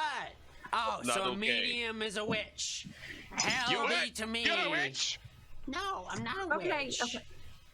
Calm down. Jeez. Iklin, Sorry. calm down. You need to relax. That tea was supposed to help. Clearly, you Wait, need there to was something in engage the tea. in some You said there's self-love something- practices or something. I don't know. Journaling. Wait, was there something in the tea? The tea was supposed to have us relax? What No, there's nothing in the fucking tea. Chamomile is known to help people relax. Maybe Miss Bones, next time, if someone wants to speak through you, they could introduce themselves and maybe make it a little less jarring. Hi. My name is Ah! Iklin kind of just goes to the front of the party. No! Nice to meet you. I'm Orchid. Nice to meet you. Daddy cat's you- over there is Iklin. Have you seen my blanket? Not okay with these. Nope. I'm No. afraid not. I Okay. have not either. I will look for it, or keep an eye open for it. Yeah, I think it's in a really scary place. And you see as Wilma just kind of raises her arm in the direction that you all are headed and just points. Her, like, you can see her eyes are really the only thing that express anything. The rest of her head is like kind of slack. The rest of her body is just kind of like limp. Paru will just look down in the direction that Wilma's pointing, and he just says, "Well, we are going in that direction anyway." Okay. If we come across it, we'll bring it back. Could you tell us what makes it so Thank you. scary? There's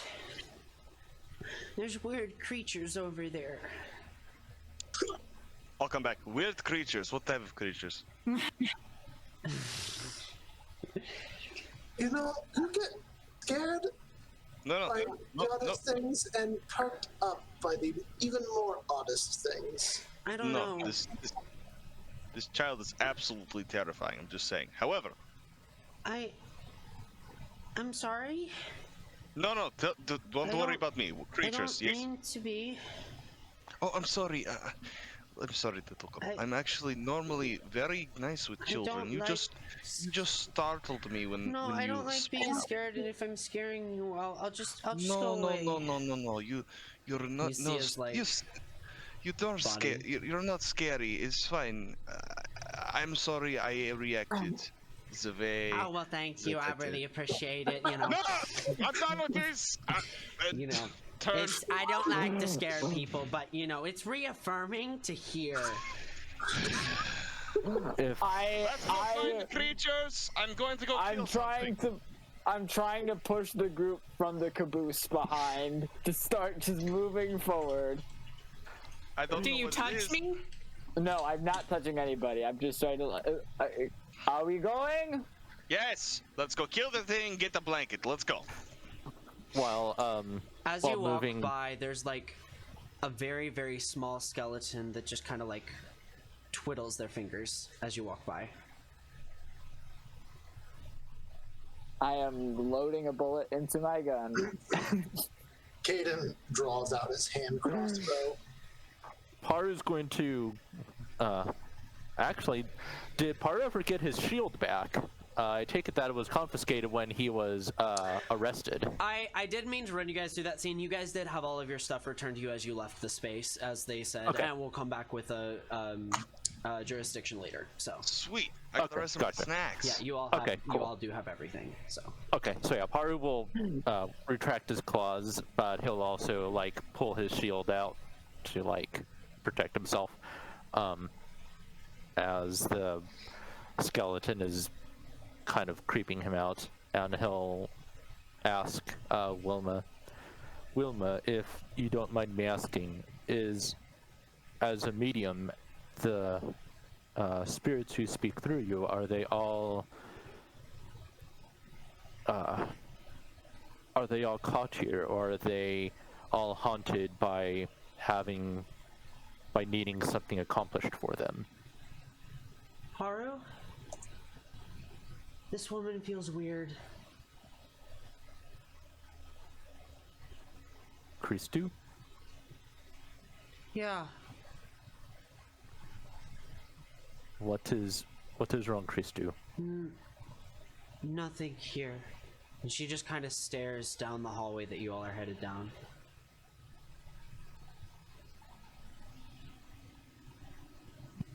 I That's can feel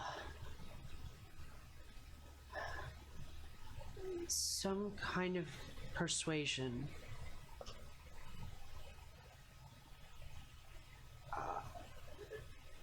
I'm not gonna go any further this direction, if that's okay. of course that is fine. You must rest and you must find peace anyway. Please rest. Yeah, I can help, I think. And she kind of looks at Antoine in Wilma's body, and kind of summons like her makeup box in her hands, and kind of hands it to you. I gently take it. I'm very confused. I look inside of it. Inside you see a well of excellent high-quality makeup products that all have a little bit of an ethereal tint to them. She says, This is good shit, but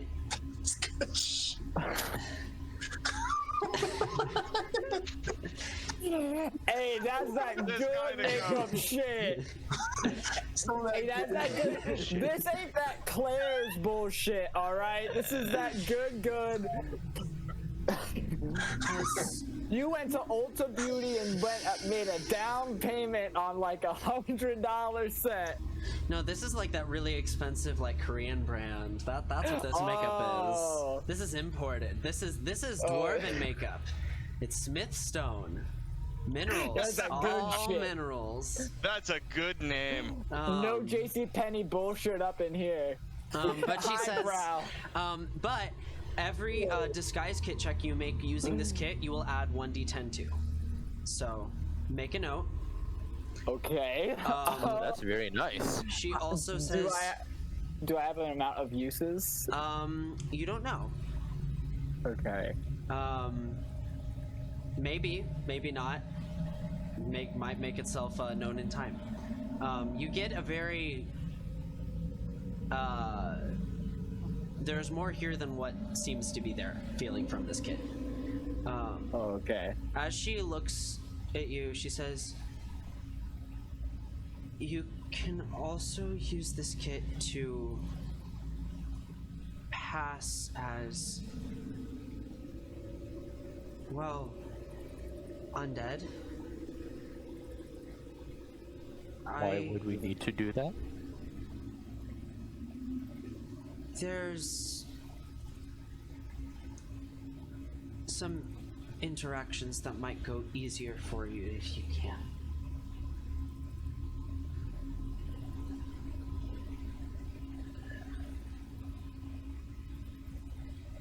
So,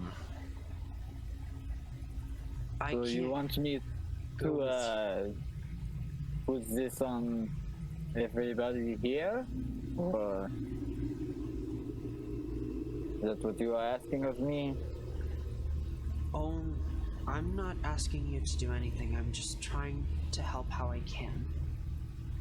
Because I have a feeling if I go any further, I'll be turned against you.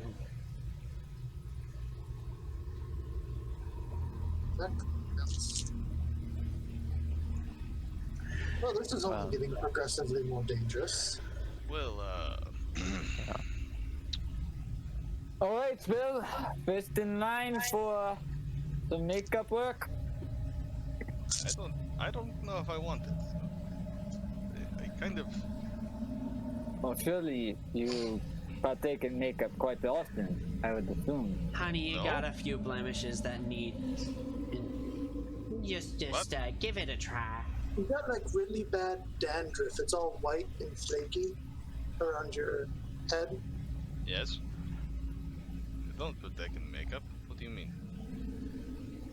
Paru heads over to Antoine and says, I've watched Christu apply some makeup on herself many times. I will try to apply some myself, but if you see that I'm making any errors, please feel free to correct me. Kadam approaches and is just like, I genuinely have no idea how well makeup works on birds. Well, neither do I. So let's.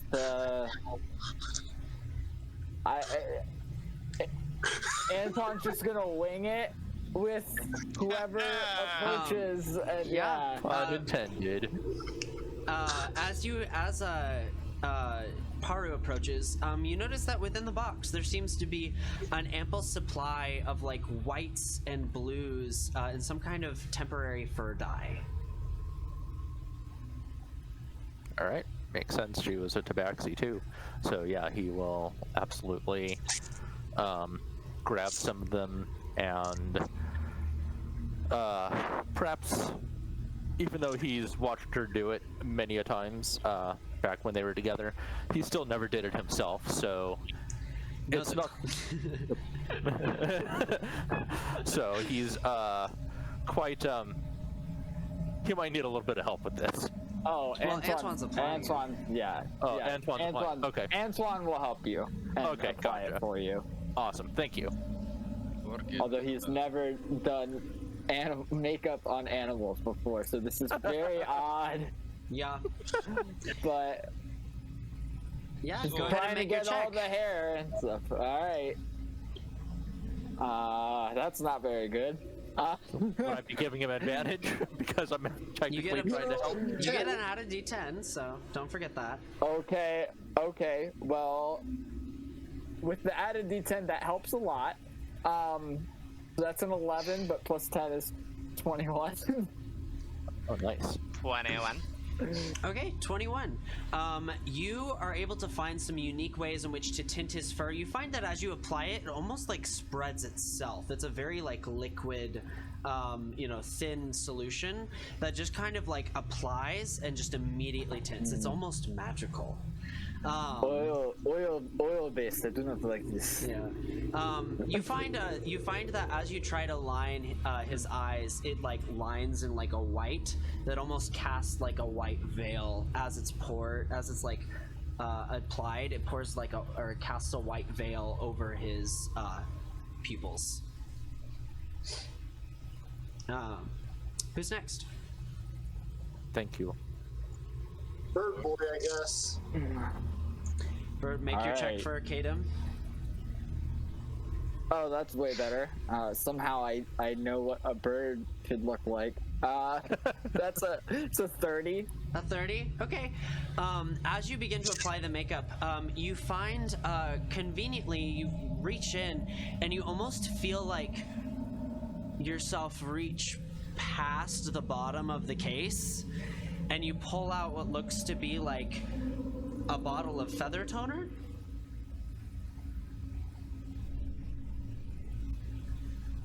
This is very, very confusing.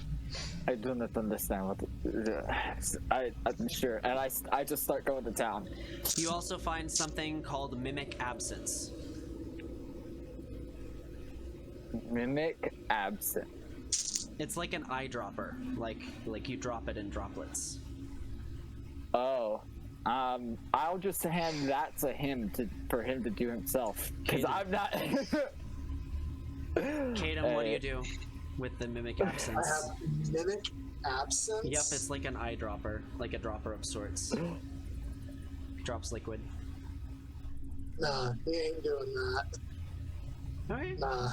I'm You just don't gonna put this random thing in my eyes. Yeah, no. It's not for eyes. It's just a dropper. Like it's like you It's a squeeze the liquid top. mimic. Yeah, it's a liquid Put it with in like your a eyes. dropper, so you can drop it anywhere. Like it's not just for your eyes. Okay, he'll like just take a drop of it and he'll just like drop it onto his hand. Onto his tongue. As you drop it onto your hand, immediately where you drop it, like looks like there's nothing there. So it's like you just carved a hole through like part of your hand, and like the inside is like decayed and like black mold begins to kind of just form. You don't feel any different, and you kind of touch it, and you can feel that the hand is still there. But Can I tell if this is like an illusion? yeah, oh yeah, 100%, it's an illusion. It's illusionary. Are you makeup. okay? It's a. Kadem? It is a potion that makes you appear undead. It's just an illusion. It's fantastic. I would not drink that. That does not look like a potion to me, but Oh, drink it, please. Who's next? Topical. there goes Keaton again, drinking the makeup. Hey, could I see that dropper or the liquid? Kaden just Mimic takes a few absence. drops and drops them on himself. Yeah, and Could I then have that? Various holes where like mold and like decrepit like body and flesh just begins to form. I'll take the mimic absence, and Iklin will pull a vial out of nowhere, and he'll drop some in a vial. As you drop it, as it hits inside the vial, it just evaporates. Nope. I give it back. it's just illusory magic. Nope. It doesn't actually do anything. Who's next? Yeah. Nope. Who else am I? Okay. I'm Nope. not applying. Okay. No one is touching Okay. me. I'm with Orchid.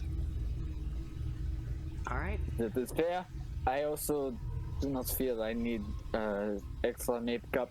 I feel that the two of you, actually, old man, you are leading us to this as well. I feel you may feel a little safer. No. I'd really rather not go through this if you don't mind. I would like to It go is back just- home. it Oh, it's dinner time. I have an engagement that I need Monsieur, to you are on the engage clock, with. I believe. Considering you are at the trial. To flee with your tail between your legs would bring dishonor to your madam. I will have you know, I work for one of the finest families in this city. The Amaral family is of the utmost standing, far better than the Esters, although I would know I've worked for them. too. Then you would love to show your hairs and bravery in making sure that the appropriate criminals were apprehended and representing the Amaral family in that. Would you not? Make a persuasion check.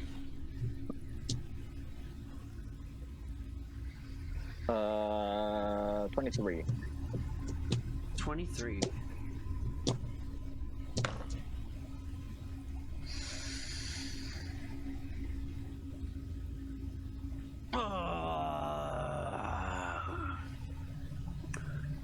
I want something out of it. What do you have to exchange? I want something. Here. For my Eglin troubles. holds out his hand. Eglin holds out his hand. Here. What are you doing? Here. Take it. Holds out his hand. You want him to take your hand? Take my hand. Are you sure? Take my hand. Grab my hand. Is this like a joke or something? Like when they ask you to pull the finger and then you make a No. sound like you are farting? Okay. Or some bullshit like As you Grab my hand. he grabs your hand No, and no, says, no. "This is consent." No. Not take my hand. Grab my hand for a moment. Oh. Yes. No, you're not taking my hand, Magic Man. I need this. Well, your sentence was very misleading. No. What Hold on. would you Hold do on. with a Can you take my hand? Like you can actually take my hand. I do not feel that a dark catacomb with many spirits around is a good place to have idle conversation and chatter like this. Look, it's a family agree. business thing.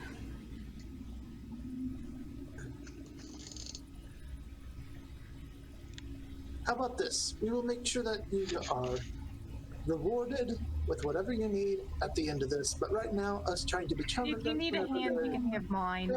around. Come on. Take my hand. It's fine. I don't need a hand. It's kind of gross. It's not really my style. It was just... It was offered. It was the only thing available, so... Hold on. Give me a second. I'll be right back. I'm gonna walk forward in the tunnel. I'll just take a share of the treasure. It's fine. I'm not... No. I have something for you. We're not One second. looting. 1 second. I'll be right back. I'm gonna walk forward in the tunnel until I'm at eyesight of everybody. Okay. What do you do? Okay. I'm gonna harden up Hand. and I'm gonna tear some scales off. Make a charisma saving throw. Please don't we- kill yourself. I'm not gonna. Do we Yeah, hear anything happen, by the way? He's 16. walked out of visual range. You all can. I mean, if you want to try to sneak after him, you can. 16. No, I'm just trying to hear if we hear Oh. him make any groans or anything. Yeah, like, as you begin to pluck scales out, it's far more painful than you expect, and you go let out a ha. You all can make perception checks to see if you hear it. The DC will be that 16 that he rolled as a charisma save. Oh. Well, I hear it because that's a 19. Nice. I do not, unfortunately. And I'm taking them from under my my vest, by the Orchid, way. you don't hear it. Oh, I got a 12. Okay. All right. So Antoine, you Under hear the- him making small exclamations of pain. Iklin, you make your way back. I will hand him a vial of smoked glass vial, so you can't see into it. I think this will do nicely for you. All right, let's go. Just kind of tucks it in his pouch. That'll be sufficient for now. Would you like the makeup, or are you fine leaving us I would without? like the thing that will help keep me alive, so yes, I will take the fucking makeup. Okay, shut your mouth, and then I will start applying it. I gotta roll one more time. 27. Okay. You apply the makeup. It takes a little bit longer. For whatever reason, the makeup doesn't take to his skin as easily. But as you apply the makeup, you begin to see changes in his physical features.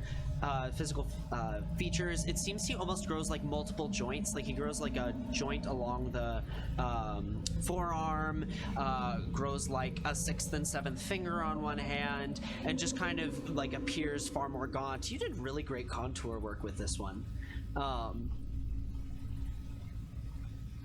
I would be very happy and impressed if it wasn't disgusting and absolutely repulsive. And I close the makeup kit, put it back in my bag, and leads away. All right. Just kind of starts walking forward. As you guys traverse through the rest of this short hallway that's about 50 feet long, walking by numerous bodies, rattling, Wilma kind of walks along, and you can see with each step, it almost seems like each step is taken in a completely different body language. It's very unnerving. But as she makes her way over, she kind of stops just shy of the door. Did you say rattling Wilma? What? Did you say rattling Wilma? No, I said bones were rattling and Wilma is there, but okay. And with every step looks like a different body language, a different posture. It's very like hodgepodged, if you will. Madam, is it alright if we go to the store? You do not have to accompany us if you are visiting. Come.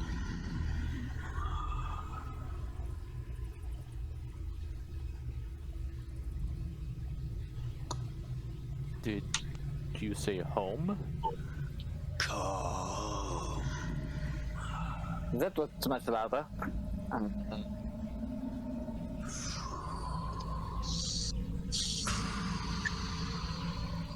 Friends that may be around, apologies, and I'm going to knock Wilma the fuck out with the butt of my gun. Make an improvised attack. Or Who are you knocking out? Wilma! Wilma.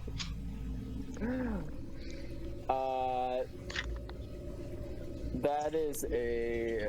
I don't add any. Do I add like my dex or whatever? Dex or strength. We'll say it's either your choice. Okay. I'll let you do either. I'm probably being more blunt here, so probably strength. So 17. 17. She's an old woman. Punk. Yeah, I will catch her to make sure she does not, and then just like lay her down gently and just make sure she is not hurt. Friends. As you lay her down, she says, "My hero," and just kind of like lays. Haru's going to kneel down next to her and make sure she's okay, but he's going to look up at Antoine. What was that for? I thought that was obvious. Yes, I believe that felt very obvious. Orchid. Antoine just knocked out an old woman. Yeah, I picked that up. I just don't understand what's I would imagine that if something is yelling at us to come, and she is a medium that has ghosts take control of her body, like she has for the entire 10 minutes that we've been walking down this hallway, I would assume that it would be a bad idea if something that is yelling "come" in a dark and menacing voice to control this poor woman. It's really for her protection, honestly. Okay. You know, we try so hard to sound like good people. I never said I was a good person. I never said that either. After you all? Poor Orchid. Who opens the door? Because the wizard's certainly not volunteering. Do I need to open this? If you could. I'm strong enough. Okay, do you just punch the door open? No, I don't punch it. Oh. I shove it open. It's a pull. No, you can't do that to me. You can't do that to me. Clearly, it says on the door handle. There's like there's a metal sign like right next to the door. Please pull, don't push. A little bit rusted over, so you kind of clear the smudge off of it, but it's pretty clearly there. That's in some other language I don't know. I'll pour oil it open. It's locked. It's locked. It is locked. Where is it? Like, is there a lock? I mean, there's a keyhole. See if Wilma had the keys. Yes, we can do that. I can also just open it. I could also punch the lock open. Kadam, as you take a look, I will look in like obvious pockets on Wilma to see if she has the key. Yes. Let's please try not to cause damage to this place. though her body doesn't animate, her face does for a moment as you hear, "He's getting frisky with her."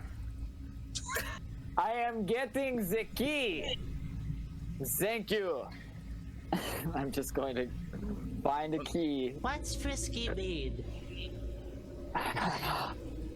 Admit it, this is more fun than you just opening it up, Kadam. This is fantastic.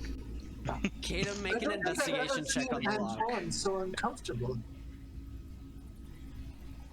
Kadam, make an investigation check on the lock. That's pretty good. That's like a 23, 24. Okay.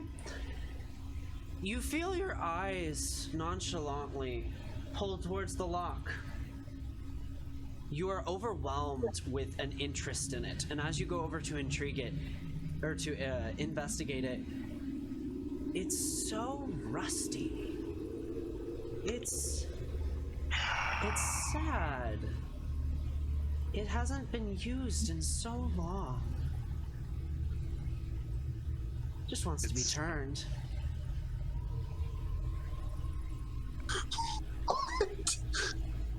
Just wants to be I'm sorry. used.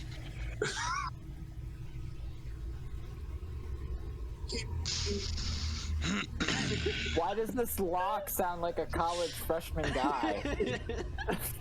I haven't been used in so long. I've been waiting for the one, you I know. just simply come to the walk and I ask him if it's Use okay. me, Daddy. Can I just ask? Put it in my bowl, Daddy. Pulls out his acoustic guitar and starts just angstily strumming. Fill my keyhole, Daddy. Oh, no. Just So, put it in. Antoine, you do find the keys. Kadam, Okay. you get an extra experience. What are you all doing?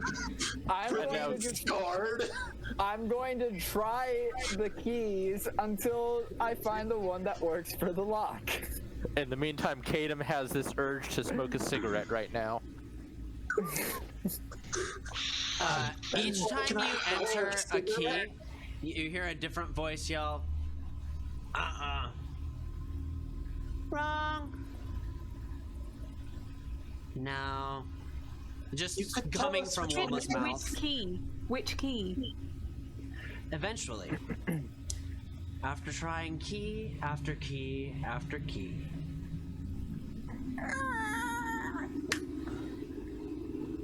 and you all hear a gasp emanate from the door.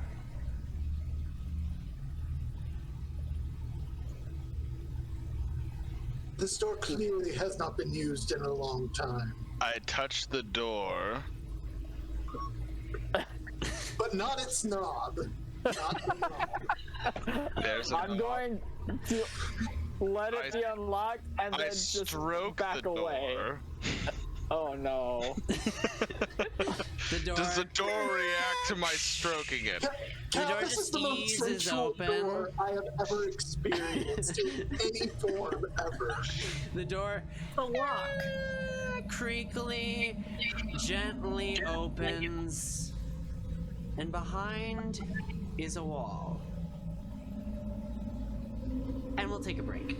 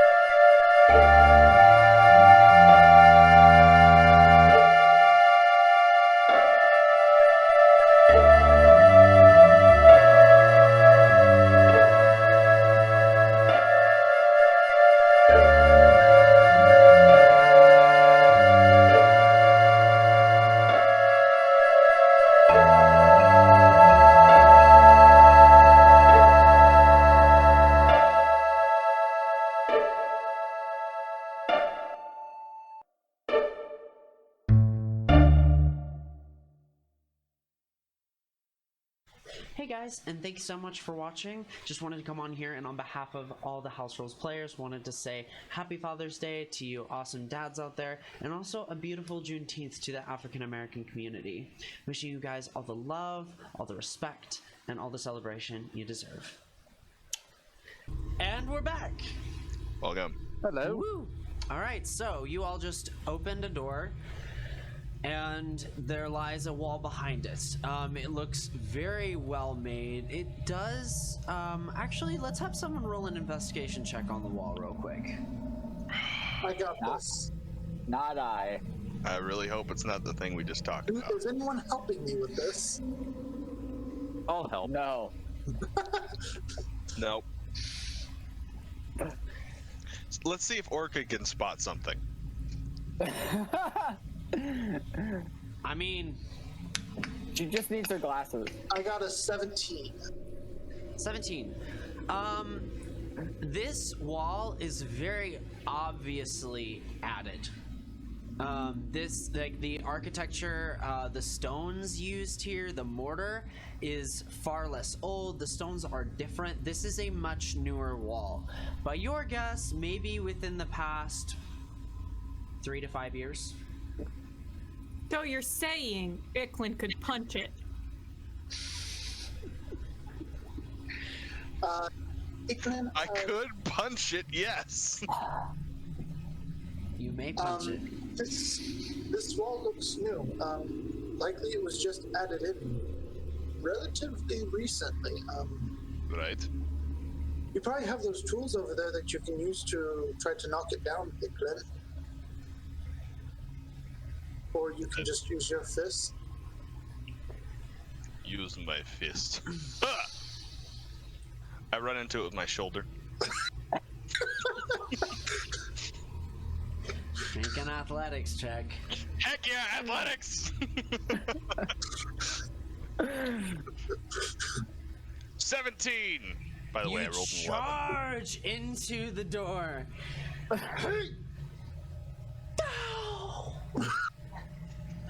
As just pain reverberates, you guys see as like part of his vest is like a little bit more ratted up on the edge, a little bit frayed, and more skin like kind of like peels down, revealing white scales underneath. Fine. Would you like a hammer or something more useful? I'm walking back and I'm just grumbling to myself. Don't track me, tall person. Haru will. He's still. Or he's going to return back to Wilma and he's going to gesture to the wall. Even though she's kind of been in and out of consciousness, he's going to say, "Is there something behind the wall that you're trying to keep in?" Well, duh. Like, are you serious? Like, of course there's something behind the wall. Someone put it there for a fucking reason. The ghost of Brittany. I hate this body. What's behind the wall? You hear the child's voice come back. Those scary things I said earlier. Things! More than one. Great. Depends on how far you go.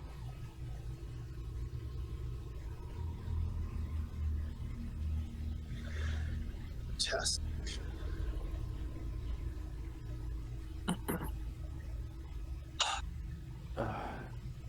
Okay, I don't know. and then This- get a hammer. Does this feel right to anyone else? Or feel wrong to anyone else? I'm still grumbling. Absolutely. Feels very wrong. Take sledgehammer. I am. You and your god.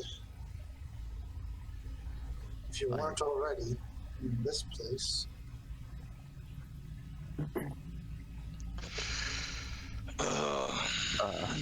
Icklin will, Caden will assist Icklin. He will take out a crowbar, basically. He will just start, like, wedging it into place and just helping Iglin break down the wall. Okay. As you guys start to plot against the wall, I need you both to make a wisdom saving throw.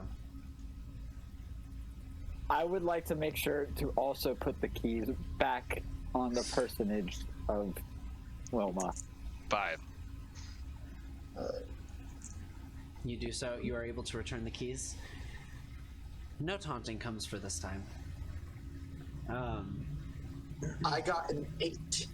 18. What did you get? 8. 8. So Iglin got an 8 and Kadam got an 18? No. I got a 5. Oh. I got an 8. Okay. As you guys like begin to plot your way around, you begin to wedge the crowbar in place. Both of you make attack rolls with your best weapon. 17. Natural 1. 17. Okay, what's your damage on the 17? What should I roll? Whatever your best weapon is. Okay. 6. 6. As you both kind of go down, Kadam, you've prepped everything in perfect, and Iglin, you are getting ready to swing, and as you do so, this wall doesn't deserve this. They deserve it. And in a swift motion, both of you pull out your weapons and attack each other. The bolts from your crossbow flying, flying awry, and you make a sword strike, I assume? Me? Yeah. What weapon do you have? I'm currently wielding a sledgehammer. Right, so but what's your best probably weapon? that. What's your best weapon? My hand grows claws. That's right. You guys watch as he grows long talons and just like shoots into the torso of Kadam. You take 6 piercing damage. Jeez. You guys both come to after realizing what you've done. What are you two doing? I don't mean to interrupt you beating up the Birdman, but this seems not like a good course of action. Did you say ow? And what's happening? They're about this long. They're not like really long. They're about that long. It's got a slash. I'm just going to whisper into Orchid's ear and relay what I just saw happen. This wall is a nice wall. You should have crossbow at me? It's magical. You should. Hold on. Let me try again. You step away from the wall, okay? So I don't. That doesn't happen again. I'm gonna try it again, okay? How did that even happen in the first place? I don't know, but step back. I'm going to break this wall because I hate it. Make another It's wisdom evil. saving throw. I'm waiting until he leaves. Okay. That's fine. With sufficient space. Take this sledgehammer. And I'm gonna pump myself up a little bit. This wall is a terrible wall. I will break a wall. You This is a manifest terrible your wall. anger, your rage. You are getting ready I'm to going strike. to stand back outside the door, like ready to like smack his head with the butt of my pistol if I need to. Okay. Paru's just standing near Wilma still, and just kind of making sure she doesn't, just kind of like cradling her head now, making sure And I she's will safe. Make a wisdom saving throw. I gotta determine this beforehand. So, as I'm going to swing at this wall, before I do that, I'm going to choose to make a reckless attack at this wall. So at advantage. Yes. You still have to make a wisdom saving throw. I know, but I'm just letting you know this is a reckless attack. All right. You go for it. Yep, I will. Wisdom saving throw. Here we go. 14. 14. Yeah. As you prep, you get really angry. You feel rage bubble inside you. As you go towards a moment from hitting it, all that rage turns inward. You fucking hate yourself, and you hit yourself on the kneecap with the sledgehammer. Make an attack against yourself. Oh gosh! Oh, that makes my knee hurt. Oh! Welcome to Chicago. I don't have kneecaps any. Oh, 7. I'm okay. 7 to It hit doesn't with hurt. advantage? No. Oh gosh, yeah, you're right. Yeah, actually, what? No, it wasn't. Hold on. It should be like a quadruple advantage. 8. Attack. As you make an attack, you are like, 8. oh, So- you asshole! And you So, aim at your kneecap, you 14. miss it, and kind of tumble over yourself, finding yourself on your back, your butt against the wall, and you're just laying there staring up.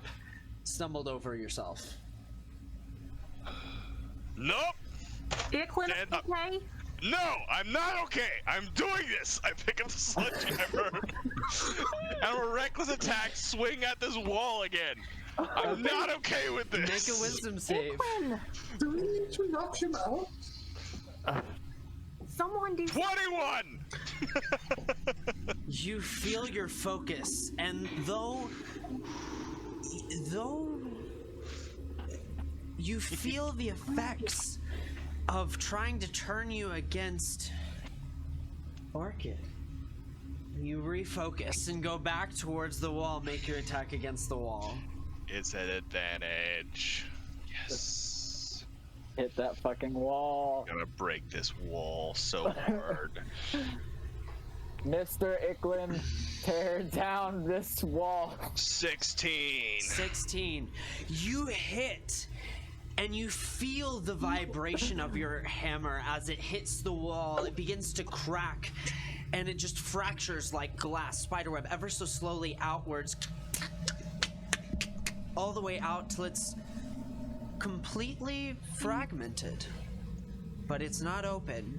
You all feel a sense of dread fill you all as a bit of smoke begins to pour out and like just fill the space around you. To you, Orchid, this feels like a cold wind is being blasted at you.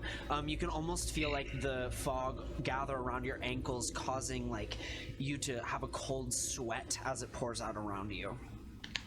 Does the wizard do anything? The wizard steps back. He's like, no, I'm not dealing with this. This is out of my purview, and just kind of like backs up and backs This up. is very much in your purview, per your employers.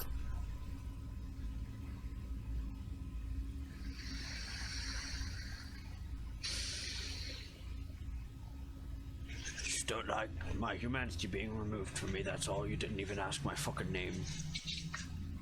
Well, you never asked mine. And here we are. Fortune teller. I said his name was Magic Man. He never corrected me. I'm just saying. What's your name?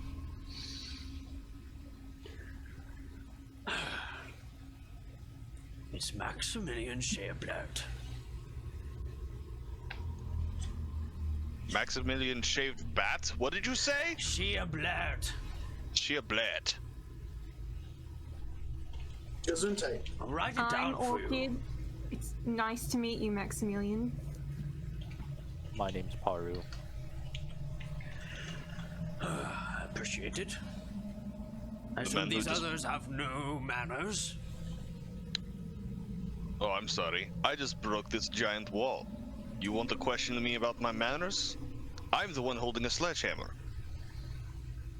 The wall is not broken yet. If you are trying to be a big man, show us a broken wall first.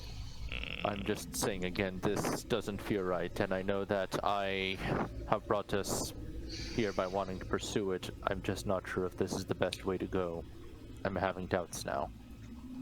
You hear from Wilma's body go in 1,000 voices, "It's okay."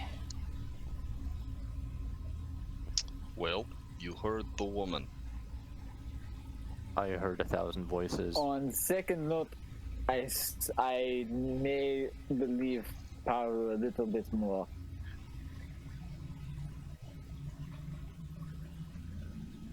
Believe me about what? This is a bad idea. Listen, we can always shut the door. But Are you going to hit yourself as you try and close the door? no, I'm gonna do the thing that I do when I get off a boat. Stand by the docks and look at the prospective beauties walking along the beach. That is disgusting. No, it's not. It's manly in my own way. Anyway, so I'm going to walk over to the spider-webbed crack. I'll put my hand on it and just kind of turn to the side and lean on it. You guys watch as Iklin leans on it, and as he does, you watch as it crumbles away to let his arm pass through. It like sucks him almost. Iklin, you find it like slowly pulling you inwards as it crawls up. Make a strength check against it if you're trying to resist. No, I'm not. I'm like, oh no, this is a bad idea. Help! Ah! I get sucked in. Okay. It crawls over your body. You guys watch as the fragments just kind of crawl back into place as soon as he's on the other side. And Iklin, we'll get back to you. What does everyone else do? Can Paru determine if Iklin was actually trying to yeah, I'm gonna insight that. I guess make insight checks against Iklin's fucking performance. I mean, it was totally... You can make it at disadvantage. Just make the performance, make performance at disadvantage. I'm gonna just roll it like normal because it's performance deception are the exact same for me. We're just gonna see how it is. I rolled a 10 insight. No, I don't want disadvantage. 12. Just 12. Well, somehow Antoine thinks it's real, and you are actually... Insight. 17 insight. Paru, quickly, he gently places Wilma's head back on the ground, and he runs over to the wall, and he, jumps into... believing that this is that he was actually sucked in.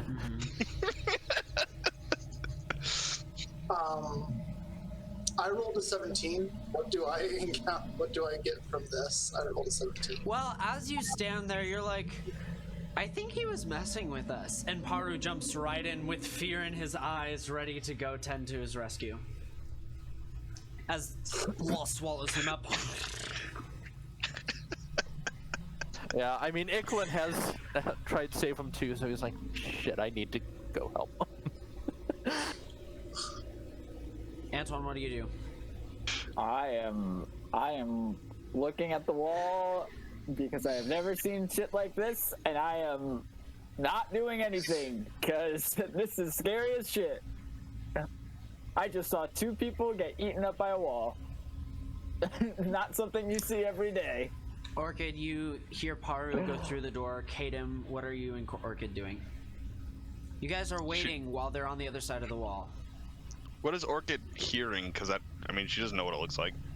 You're hearing stone just crumble against itself. You're hearing you can hear bits of Paru's fur go shh as it's sucked and pulled, making a very very subtle but audible noise.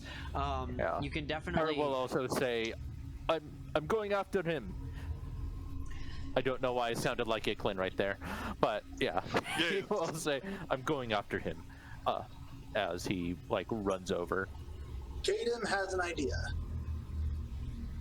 He is going to conjure a small magical rock, but it specifically has a slight groove in it around its center. This rock is magical and it does glow naturally with a dim light. He's going to fix his rope around it and throw it inside. He does not trust what's in there. Okay, what are you throwing inside? The lantern? The rock. No, he just summoned a rock.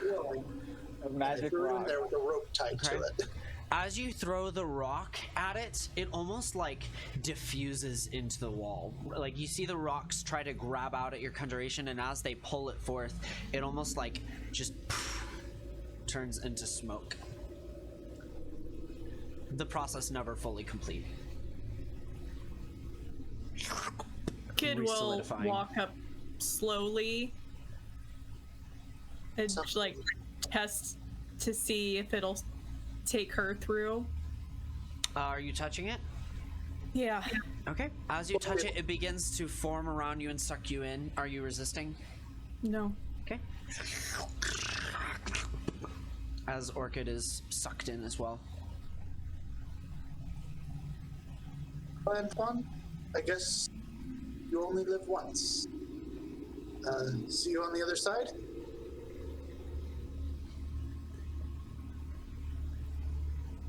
He's gonna look at He's just gonna like walk in and he's Caden goes in and he grabs the wizard with it because he is very confident the wizard is not following him in willingly. Fine. Just kind of like he doesn't like resist, but he's just like he was really hoping y'all would just forget about him. Just kind of like you suck right in. Antoine, are you last? Or did you go before? I go before. Yeah. Okay. All of you are in. Iklin and Paru, as you two are the first in this room, you immediately are left in a barren room. It's a very short room, maybe 8-foot tall ceiling. Around is just barren. It's like roughed up cement flooring almost, which seems odd.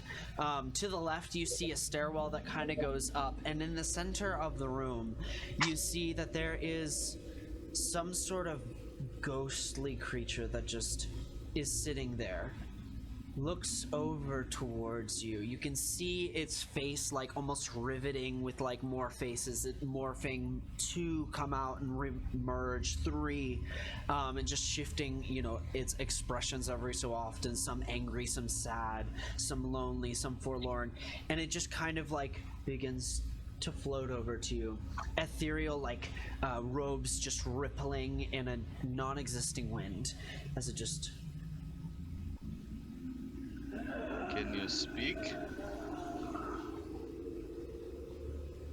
It grabs Iklin's neck and pulls you off the ground and begins to choke you. If you want to resist, make a strength check here. Yeah, alright. Is it strength save? Yes. Alright, cool. Actually, surprise, Iklin's into it. 20. 20. I need to get the... I'm silly, it didn't have the stat block open! But... that's gonna be a 23. As it just begins to choke you, you take 4 points of bludgeoning damage as you're held above the ground. Paru, do you do anything? Yeah, absolutely. Paru, he still has his shield. He will cast Thorn Whip on this thing and hopefully try to draw it 10 feet closer to him, and also hoping that by like jolting and like pulling him, it will cause him to like lose places. Yeah. So he'll cast Thorn Whip on it. Okay. He'll make a combative contesting strength check. What saving throw is that? Well, I mean, it's 11 to hit, so does 11 okay, hit? so you hit. Okay, so it's not a saving throw. Yeah. Okay, so go ahead and make that attack. 11 to hit. Excellent. Okay. So as you do so, you watch as the thorn whip wraps out around it and just kind of like you see the thorns, as semi-physical as this thing is, just kind of grip into the creature. And it rolls a natural 20 on its strength check to keep hold of Iklin. So as you pull it closer, Iklin is also pulled close, still held above the ground by this floating specter. Okay. It also takes 1 piercing damage. Excellent. Oh shit. with that, it just kind of looks at you in response and says, "Yeah, feed with me." Towards Paru. Oh, because Iklin isn't looking like an undead person. Paru says, "No, you can't eat him right now." Why not? As he like closes the fist tighter around Iklin.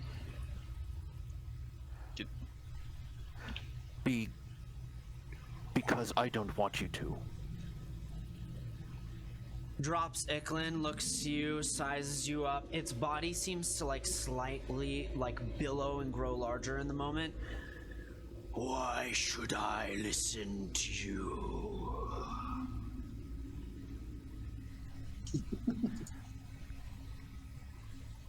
Because I saw him first. Could I react to that? As he drops, sure, you can make a reaction as he goes over Paru. I'm just gonna do that when he says that last line he just said. I'm gonna go ham on this ghost. Okay. All right. My hands become white and stretch into like claws, short and going up to my elbows, completely in scales. And then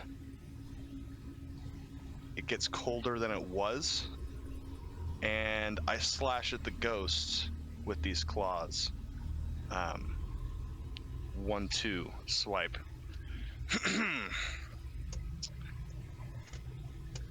Okay. Make attack.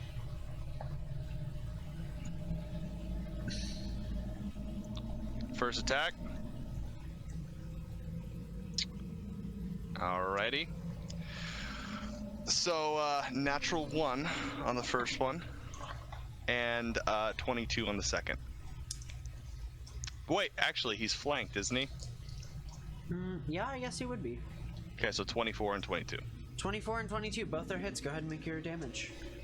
Alright, I'm choosing to use cold damage. Okay.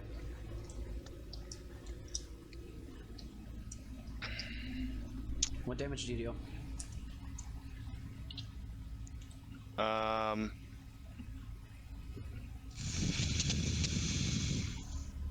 13. 13? Okay. As you stretch through the creature, yeah, that works. The cold damage kind of like tears through, and you see like parts of his ectoplasm like crystallize over. Kind of looks to you. Pitiful. And with that, I need you to make a Constitution saving throw. As like he looks towards you, and like ethereal energy just kind of like floats off of him towards you. 22. 22? Okay. You take. That's a really good roll. No! Stop making damage happen! 20. In response, you see a quick vision that you grab yourself out of real quick. But you are going to take 27 psychic damage, which is halved, as the creature tries to grasp your mind and show you your own demise, but you resist the effects. I pass out? Well, half of 27. Half of 27. Yeah. Okay. Because I thought you said saved 27. You said 27, which is halved. So I was like, my bad. Oh gosh. My bad. Half the 27, and that's what you take. Rounding up, and yeah.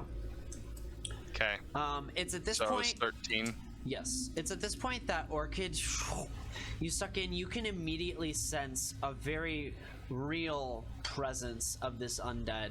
And even though you can't see it, it's almost as if you can sense exactly where it is. Its presence is so strong and so tangible to you almost.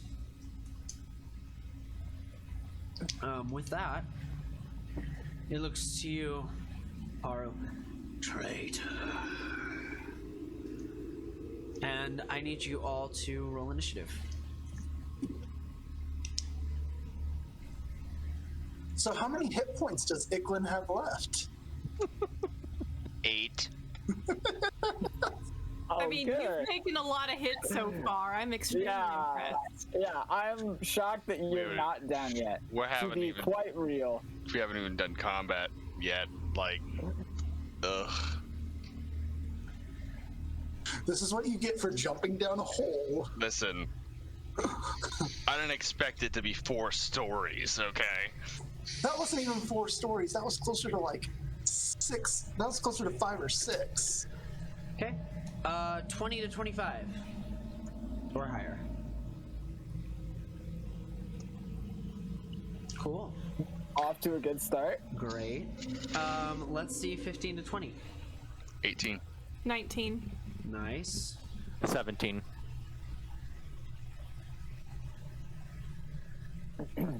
Notice the rogues are going last. All right. And let's do 10 to 15. 10. And You got a 5 to 10. then? 5 to 10. I got an 8. Okay.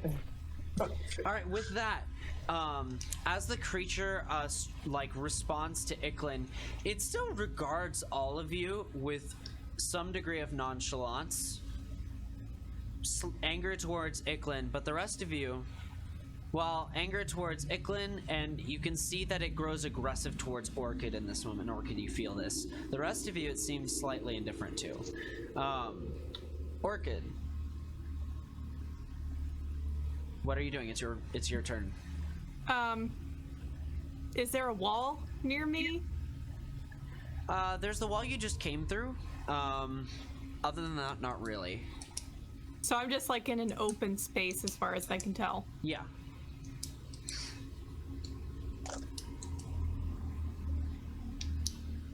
Okay. I'm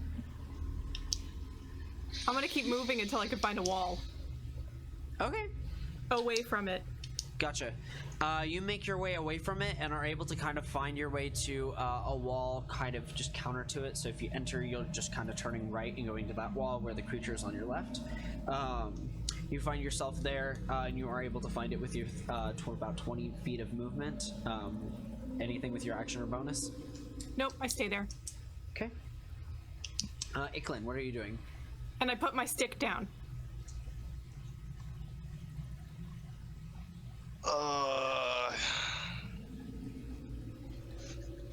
Jeez, I can't do that. Can I do this? What does this do? Nope. We're just gonna keep going at it with what we got. Swipe, swipe. There's no better solution than to fight a ghost. Obviously. 1922. 19 and 22 both hit.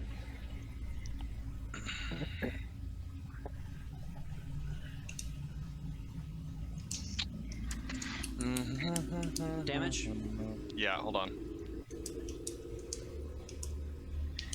Paru, you're on deck. 19 cold. 19 cold. All right, as you slash into the creature, more of it freezes over. You can see it is pissed off at you. However, it is not able to retaliate the same way it did before, at least. What was that? You Don't said say 18? 19. 19, thank you. Also, don't say at least. It scares me. Right. All right, excellent. With that, Paru, what are you doing? Oh gosh. Haru is going to cast Healing Word once more on Icklin, seeing that he is in pretty bad shape, especially since he fell and all that stuff. This time he will use a Vitality to make sure that it's successful. Okay. Go for it.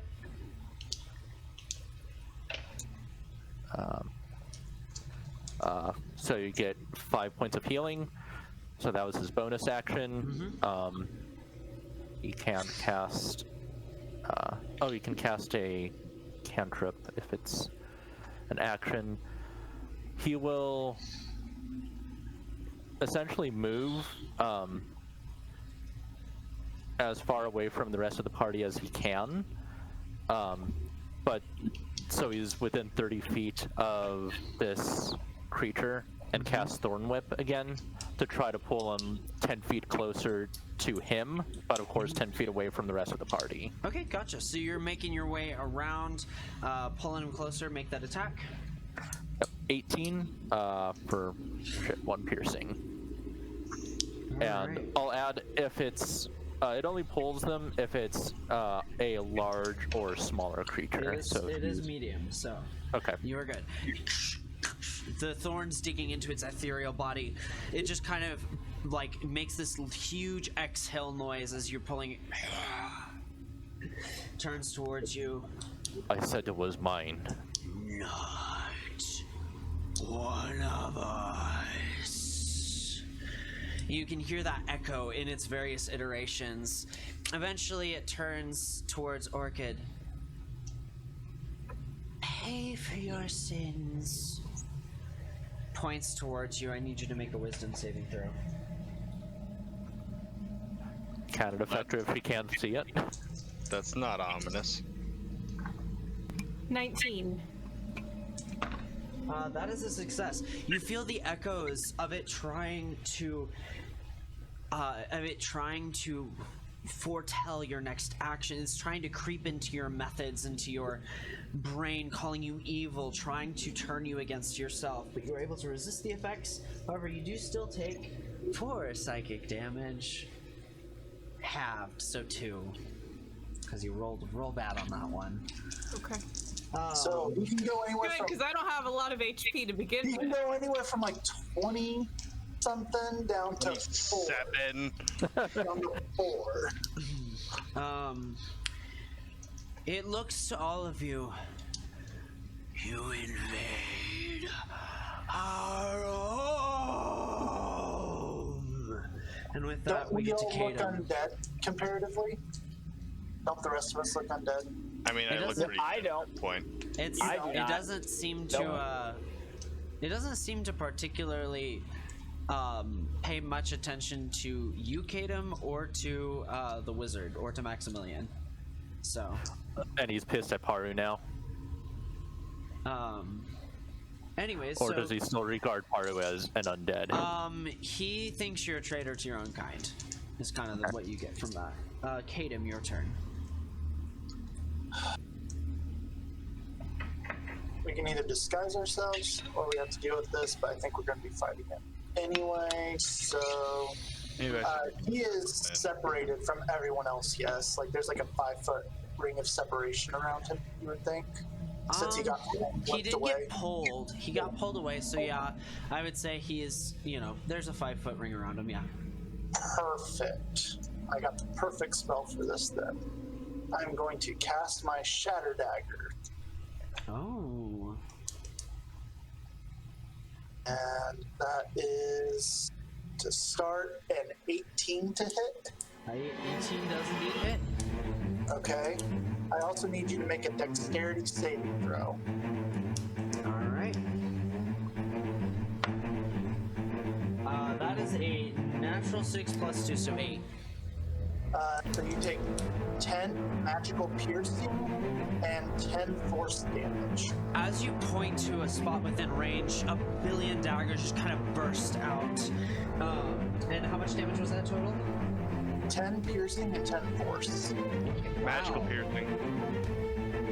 The creature just, like, you see parts and shreds of its ethereal robes just tearing off and expanding out, and just kind of floating to the ground. As it just, you see, like, more faces revealed as the robe is torn apart. People in agony crying out. You hear cries for vengeance, cries for justice, anger just welling across this body made of faces. Antoine, what are you doing? I am going to run away from this thing, not towards the wall, towards the center of the room. And I am fucking scared out of my mind, and I have no idea what I'm doing. So I'm going to basically get as far away from this thing as I can. Okay. Yeah. Do you do anything with your gun or anything? No. I will. I'll hold an action that if it comes at me, I'll shoot it. But I know it's not really gonna do anything. So. Okay. Gotcha. Orchid, we're back at the top of the round. What are you doing? Okay.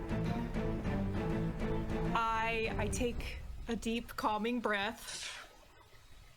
And then I kind of make like a gesture with my hand, and I'm going to activate Zephyr Strike. And then I'm going to hit it with Lightning Bolt. Okay. Nice. I love it. And that dex is save, a right? ranged spell attack. Ranged spell attack. Nice. Oop, that went off the table. Okay, that is a 19 to hit. 19 hits. And with my Zephyr Strike, that gets another, let me make sure that I can do, a weapon attack. Yep. I guess that's not a weapon though, that's a spell. It says one weapon attack. Yes. So you can make, so if you cast a spell with your action, you can use your bonus action to make a weapon attack. I already used my bonus action. Oh, okay. But the Zephyr Strike gives me,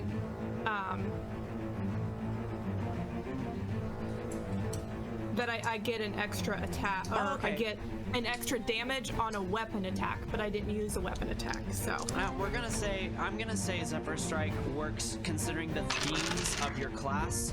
We're gonna let it apply to spells related to your class.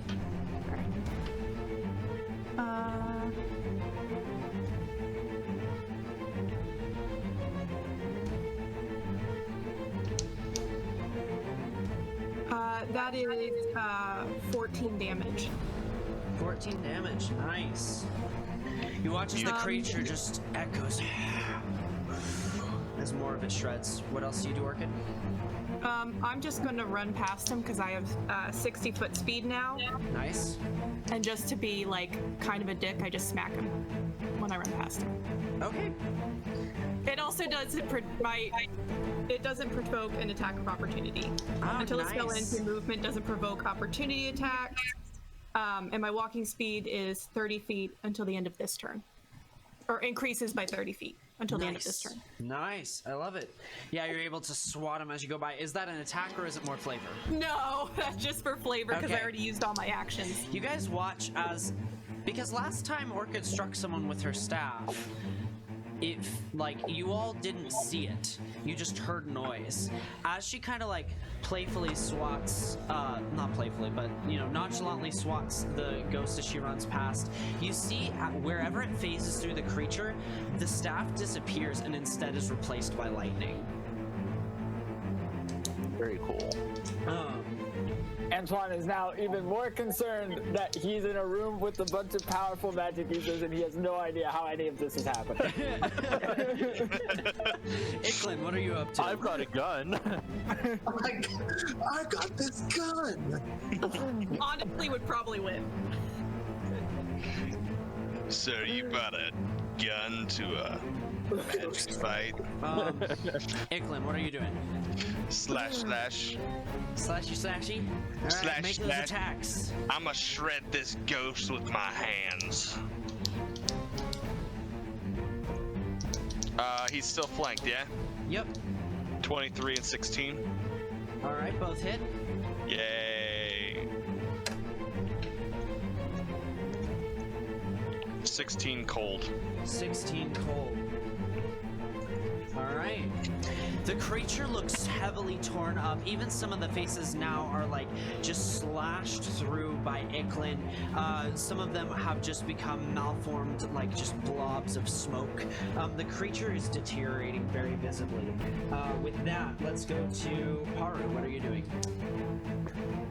Pretty much same as before, except he is going to chance a wild magic surge. Okay.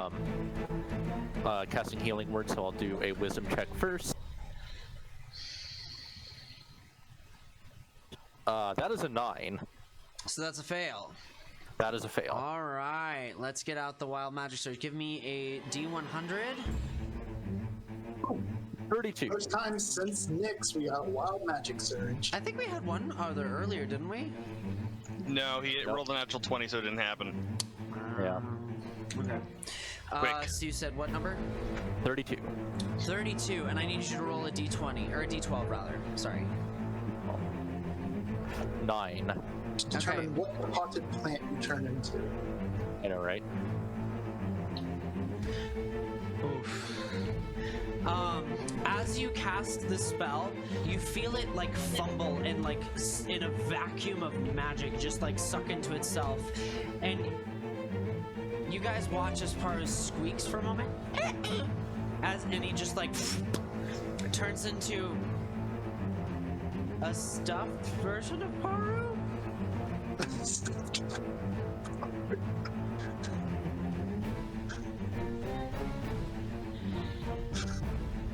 A Paru I am.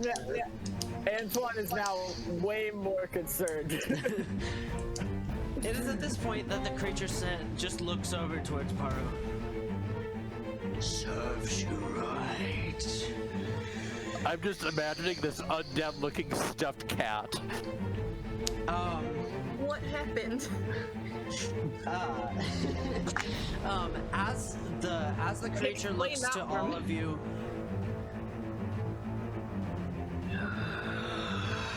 it just begins to scream, and though it emits little noise, smoke begins to like just fill the room around you, and it gathers around each of your ankles, your vision being obscured. Everyone, make a wisdom saving throw.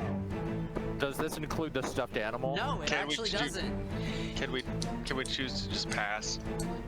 No. 15? Success. 10? Not. 20! Success. Antoine? Oh, sorry. What is the Wisdom check? save. Wisdom. Gotcha. Paru doesn't have to. That is 17. 17, success. You all feel this wave of just trying to impede on you the weight of just hundreds of individuals suffering, and you fight it off, realizing it's whatever this undead is, the manifestation of the souls that fuel it. And you break yourself out, except for Kadam. Kadam, you hear your grandparents crying out, "Stop. Stop it, please." And with that,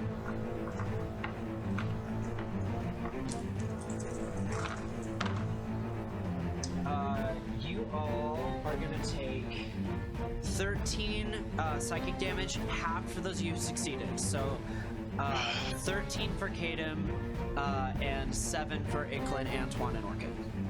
Caden is down. Is it 6 or 7? 7. Okay, cool. Oh. Ouch. Caden is down. All right. Nice! First knockout of the game! All right. If you don't God, count Paru Paru just- being a stuffed animal. Kadam, Paru just squeaks. it approaches your turn, and as you make your death saving throw, you guys watch or even feel as the creature just points towards Kadam. Make your Constitution save at disadvantage. Oh, Brutal. You feel Cal. your soul begin to be pulled into the being. Cal, Become a can we part. talk about this? Like, before I make this roll, can we talk about this?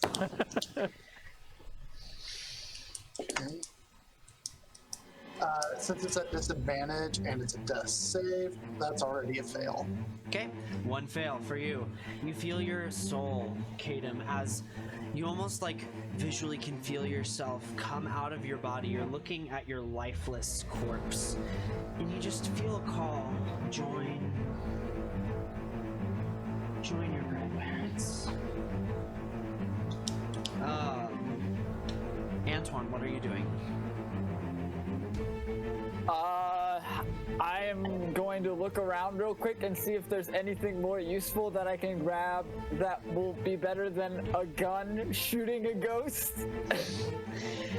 Sure. Make a investigation or I'll let you pick between perception or investigation. Your choice. Okay. Where did my... not good. I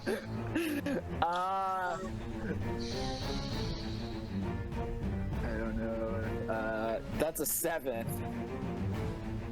7? Is there any magical weapons I can see in the room with a 7? You look around, you can't find anything.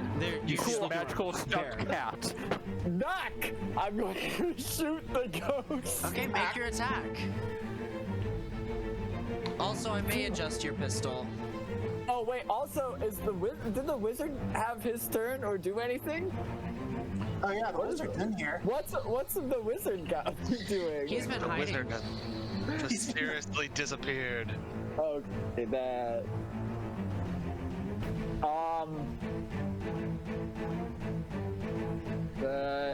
that is 17. 17 does hit. Also, pistols, the way that they work, they are more damage, so you're actually going to roll 2d8 plus your dexterity, but just every 4 rounds you have to spend your action to refill it, essentially. Okay, so it's 2d8 plus dexterity, and then okay. Yep. So you and then I have to reload. Yeah. Yep. All right. Cool. Where's my d8? We might adjust that because I feel like pistols should deal more damage than 1d8. So we'll figure out a way to balance that. Okay. I didn't think about that. Those are too good. That is 15 damage. 15 damage. Though you think it won't be effective, how would you like to do this?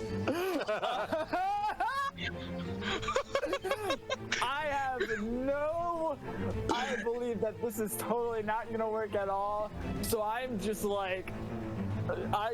point and just like I look in the general vicinity and I see like one of the faces shift that's like spooky, and I'm just like and I just pull the trigger. You perhaps under practice in this flight, fight, or freeze moment are able to find the strength to pull the trigger. You all hear this as the bullet fires towards. Yeah, like just echoes through the chamber. Some of you are experiencing problem with the ears. Orchid, this is particularly rough for you. But as the bullet pierces through the creature, you just watch as the face that had terrified you just fragments into a million ethereal pieces. The creature begins to fold in on itself, and just writhing faces pulling out of like a vacuum. Eventually,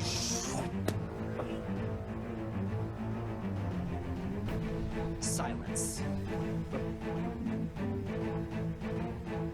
And the only person who can heal me is now a doll.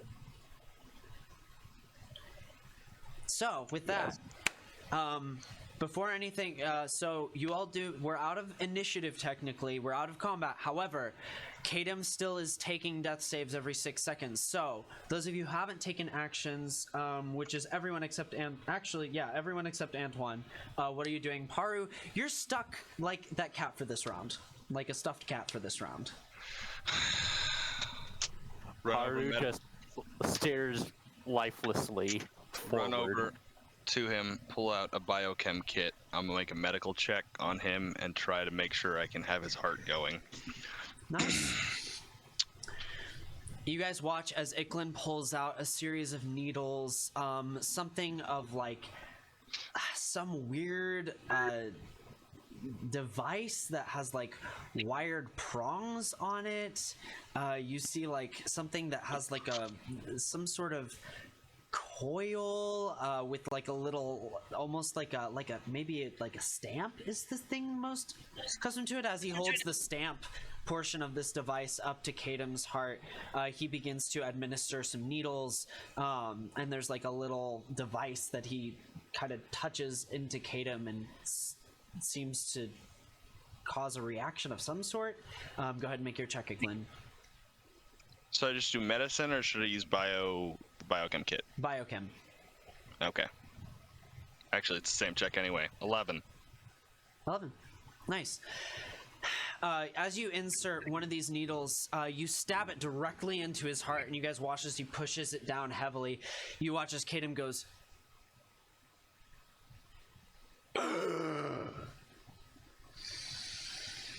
Technically, only Antoine watches because Orchid's blind, Kadam's unconscious, and I'm a doll. You just hear Caden. True. I'm just watching. And he's just like, careful, Soroka, forward. Don't move. Stay up. Push him back down from sitting up. If you move, I might accidentally stab something I don't want to. Kadam, you wake up with this needle in your chest. I'm just like, look at the needle, look at him, look at the needle, look at him. Oh, Ickland still has giant claws right now too, doesn't he? Oh. I mean, yeah. Yeah. You can retract them at will. It's just entire forearm is just like white and scaly, and Antoine's gonna just back up to the other side of the room because what the fuck, everybody is weird as shit. I'm gonna look at him and I say, I'm a scientist. I pull the needle out. I have no idea what is happening. But to answer your question besides that, I'm a postal worker. Anyway, don't move. So how many hit points do I have, just to clarify this? How many You have one. Just one? Okay. Alright, my hands turn back to normal. What the hell are you, Ickland? As at this point, you guys hear as Paru fills the space of the stuffed version. What happened? I work for the post office.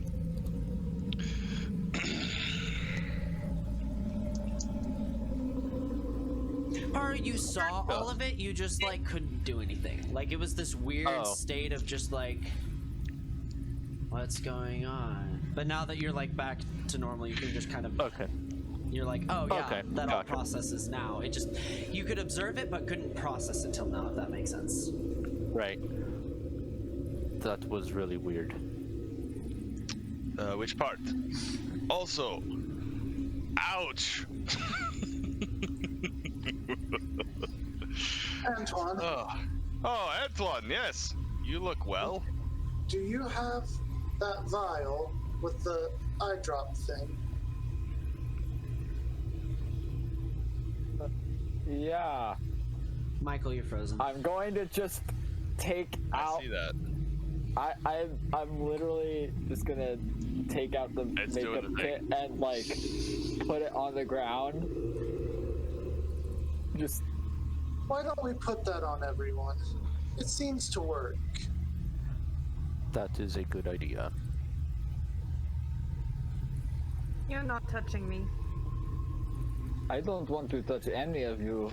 I'm not doing it. I'd rather not die. I'd rather die. You'd rather die than have a simple ointment put on. Michael, go ahead and turn on your camera. I know it's malfunctioning, but yeah. I was trying to fix it. I just fixed it. Sweet. Rather die than apply a simple ointment There's nothing. provides an illusion. There is nothing simple about that ointment. Yes, it's magical. There's nothing simple about magic. Fine. What I'll about tell you makeup? there's something wrong with it. I'll grab it from you. It's on the ground. You don't have to take grab it. I grab it. I'll prove it to you. I'll take out my alchemagic kit. And I'm gonna mess with it. What is it? See what it is. What does it do? Find out all the properties. It's gonna be great. Alchemagic kit, what are you looking at? The mimic thing. The creature you just slayed? No, the makeup. that makes us appear undead. Oh, that? Yeah. So I need to see you got a 20? components. Yeah, 20. I'm going for components. What is in it? As you go through, it pulls up scale tarnish. For you, it looks like fake fangs. It's like bottles of these things. Like, they're not physical.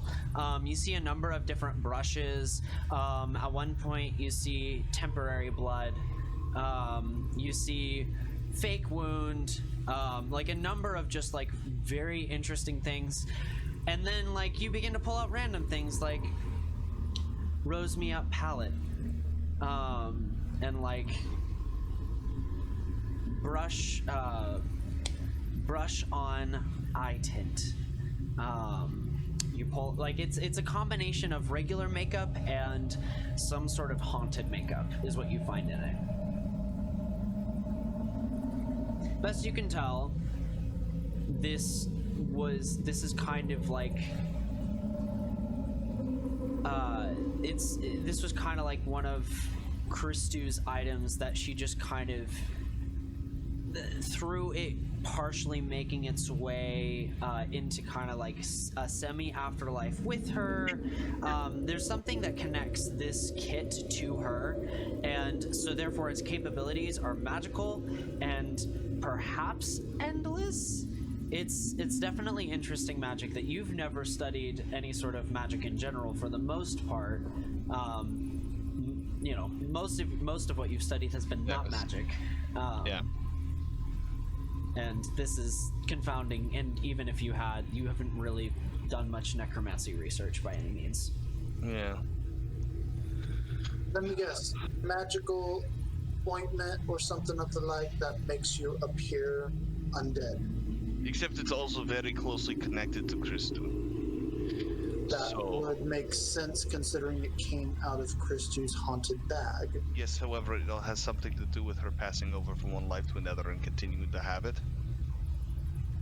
So there's additional powers at work here that I don't understand and I'm not comfortable applying to my skin. What about the normal makeup? What's normal makeup going to do? I'm gonna look. Make you look a little better. Quite frankly. I'm gonna look for a child's blanket. Yeah, let's do that. Paru's going to check while everybody's having this argument. All right, cool. Stay far away and look for a child's blanket. I don't trust anybody now. Okay, Antoine, as you make your way around, you spot what looks like some kind of blanket. It's torn up as shit, like moth-eaten. It is in poor shape, but maybe it was once a blanket. As you're kind of looking at it, you're like, oh, maybe that's it. You see a grotesque figure, and you guys hear from a hallway over just squelches and like flops as a fleshy creature just kind of flops itself over, just kind of like flopping and dopping over itself.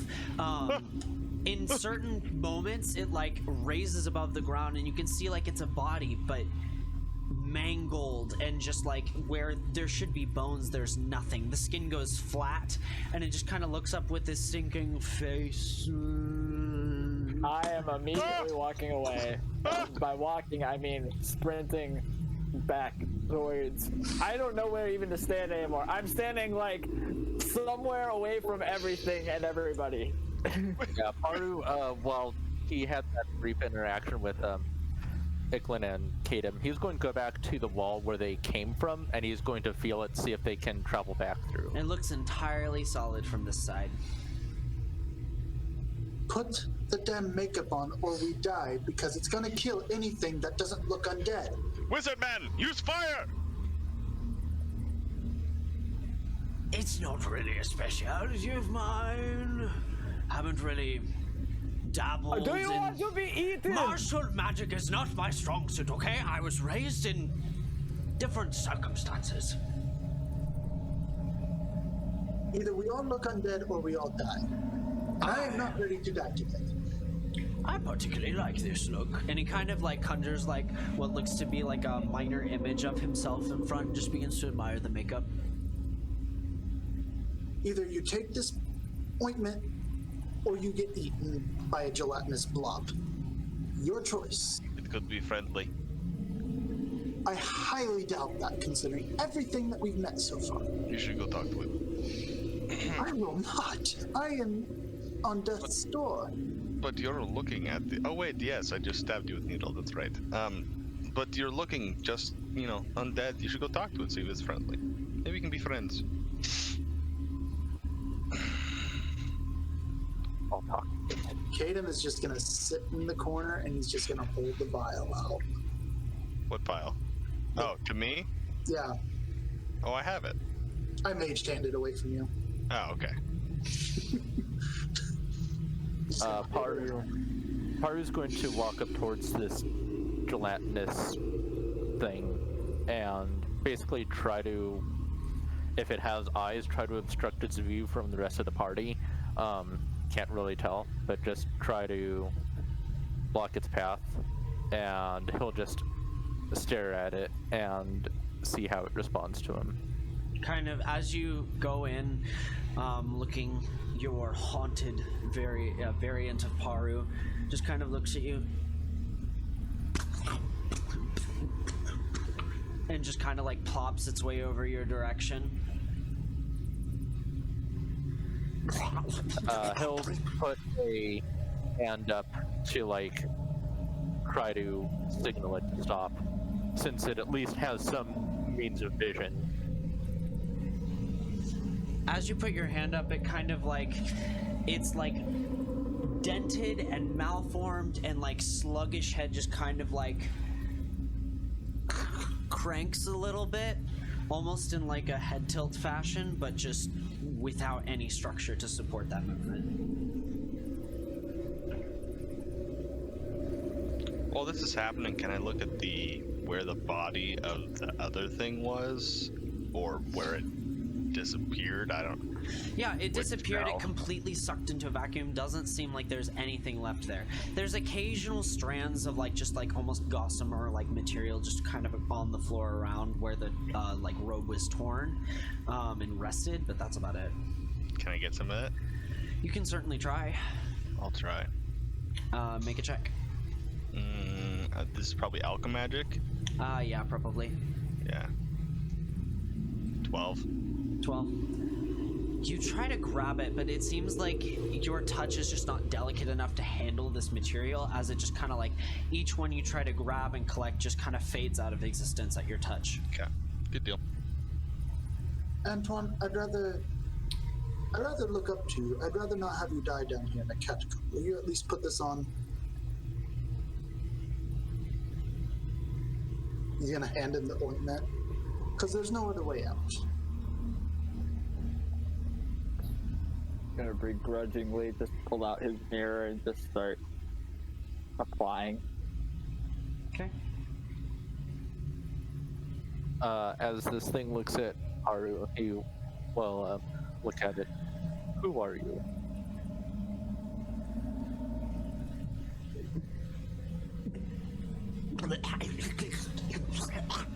Just makes a bunch of indiscernible noises. You can see with each thing it tries to speak, there's like a part of its body that reacts. It like it's, you know, air flows through the vocal cords to create sound. It's like bubbles in like wherever the diaphragm might have been once. It's like randomly across the body. Like before it speaks, it's like almost like a bagpipe as like it comes through, creating a malformed sound. Haru's going to nod and act as if he understands him, and he will say, Can you point me to the way out of here? Kind of cranks its neck in the same way it did before. Is it basically looking or gesturing behind him? It seems confused.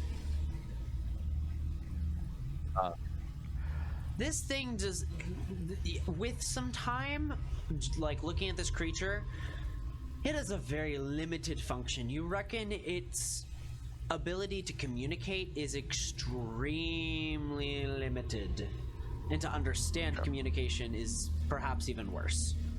Actually, it is worse. But it doesn't regard you as a threat. Right. Paru will start pointing back behind him, but essentially use his other paw to like gesture to like come here kind of thing, like trying to divert it to move back down the hall from whence it came and away from the party so it doesn't notice them. Okay. Yeah, I would say you're able, like, it's intrigued by you, even if it's not that intelligent. So you're able to lead it away fairly easily. The rest of you are able to see Paru kind of lead this flopping flesh monster away. Antoine, as you apply your own makeup, you guys begin to see as Antoine's skin grows very, very pale. Even paler than, well, I guess actually he has sun-kissed skin, so yeah, never mind. But it goes super, super pale. His eyes almost sink in, and like, if you didn't know any better, you'd say they almost disappear altogether, and the lids close over black space. I got a 30, by the way, for Excellent. Time. As you do so, a pair of fangs you pull out of the makeup kit. Do you apply them?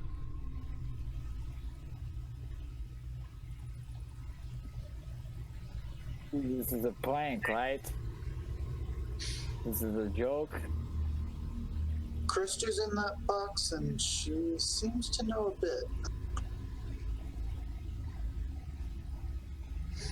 For this, Paru, you are paying me triple what you thought. Just put on the bag. As you like slip them on, you feel them like cling into your gums. Like you can feel almost like bits. If they start clinging, I'm gonna like stop. I'm gonna just no, they're stuck. They're stuck. Oh, immediately fuck. You have like fangs that just kind of stick there for a moment. I am.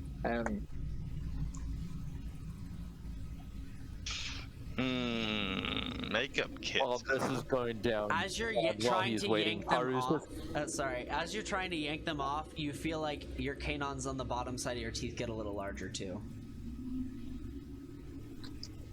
Iklin, it's just makeup.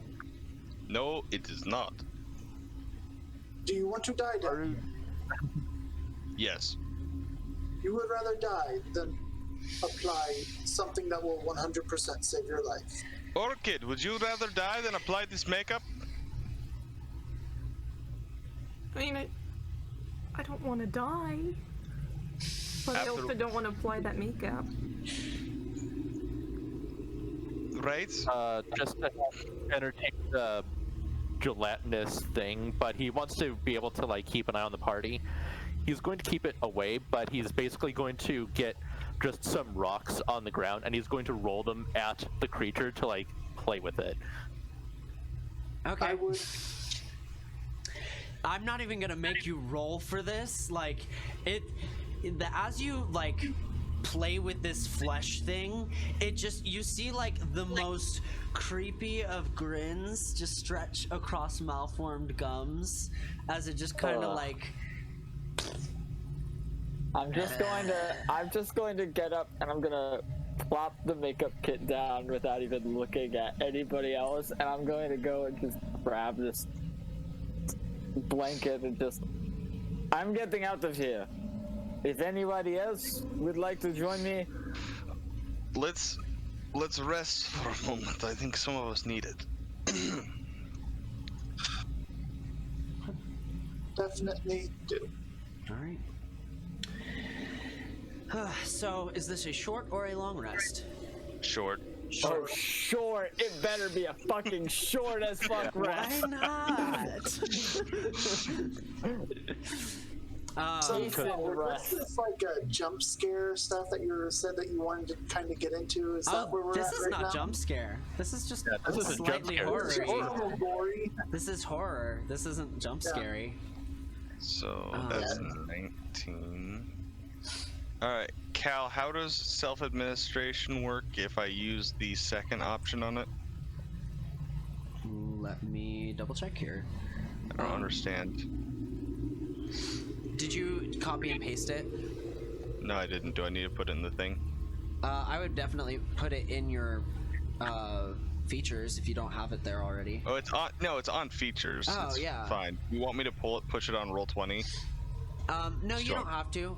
So yeah, it's just the DC 15, and you get that. Right, no, like, but then it's the recovery of hit dice. But does that mean I just roll more hit dice, or I just have the hit dice back for So another you short rest spend your later? hit dice at the, so what I'm gonna do for you, just so that it functionally works, you're gonna spend any hit dice that you want to spend for a short rest before you finish this. Yeah, so you so can I'm spending roll all of them. All of them, yeah, if you want it. Yes, and then, I would roll. do that, and then I have hit dice back Yeah, you get hit dice back at the end of the short rest. if this is successful, and If so this I is would just successful. so I would just have more hit dice I could use later on. Yes. Right. Yep. Okay. You get hit dice at short rest, which normally you don't. So. Okay, so then I won't do that. I'll use it for the other thing then. Okay. I'm gonna roll and spend my hit dice.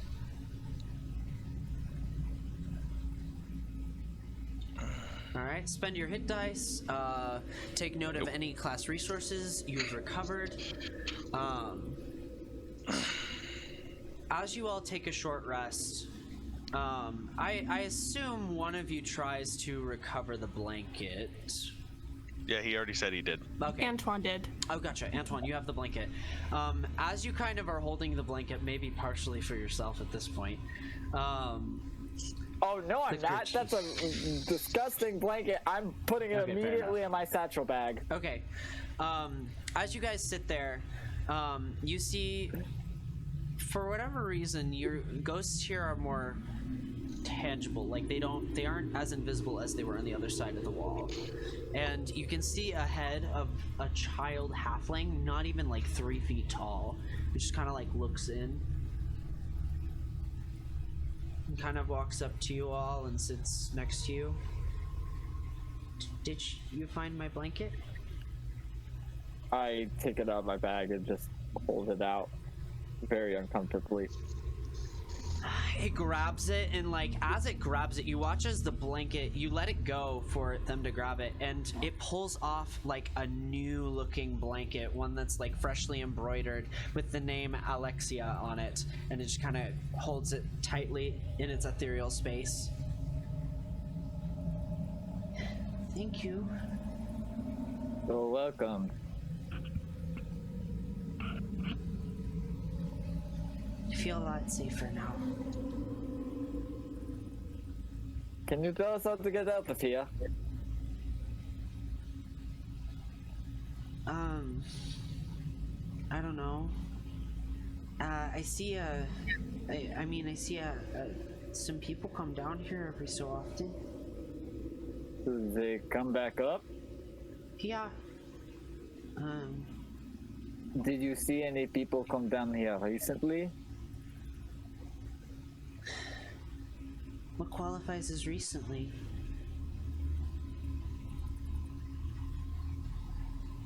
Maybe a few hours ago? Oh, hours? No. Couple days. No. When was the last person you saw?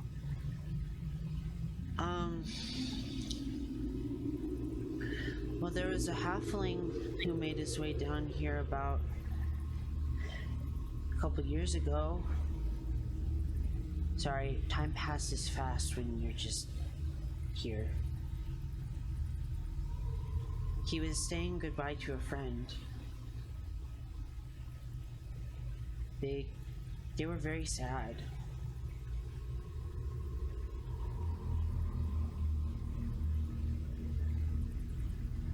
Made him tell him not to tell anyone. Oh shit, am I not supposed to tell anyone? You should probably watch your mouth. Your secret is safe with us. It's okay. I mean, the others say it a lot. Is it a bad word? Is there a bad... Did I say a bad word? No. You are okay. Okay.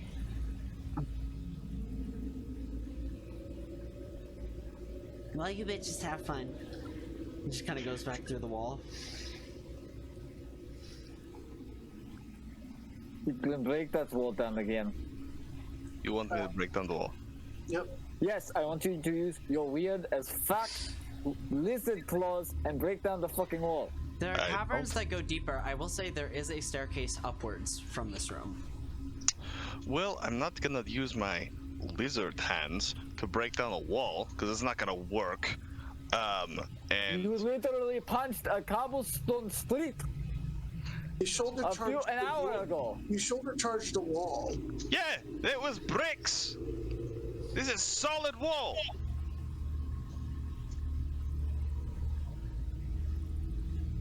Just break that fucking thing open. Okay, I'll go over and kick it. Nothing happens.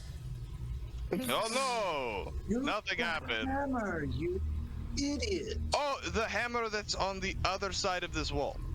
You've left it over there? Why would I take it with me? Orchid, did you ever get makeup? Makeup? Okay. Just clarifying. Okay. And you said there were stairs in here? There's stairs. Wait. Stairs go up. I'm still entertaining this thing. The only way out is either up or down. Wait. Hold on. Why don't we ask Mr. Magic Man, Maximilian? Where is the magic? Is he still looking at himself in an image?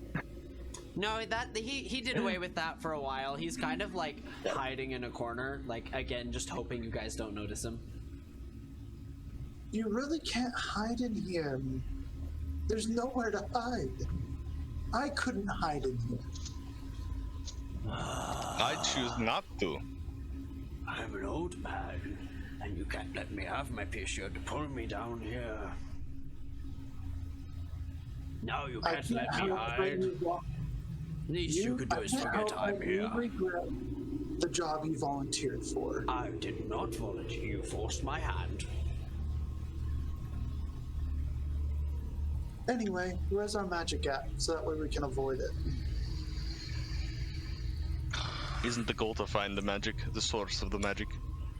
He flashes his eyes purple and gold and says, "Oh. Well, it's back."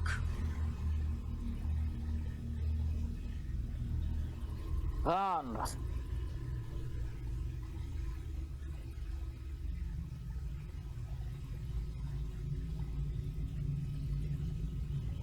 Where's it leading? I'm perfectly fine with leaving. If we want to try and find a way out, I'm all for that personally. Where is it leading?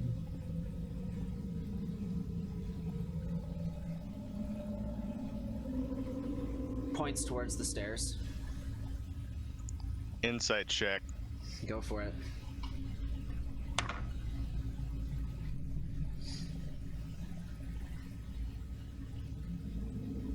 $15.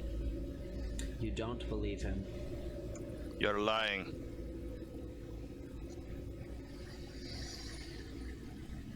No, I'm not. Yes, you are. No, I'm not. The path goes that way.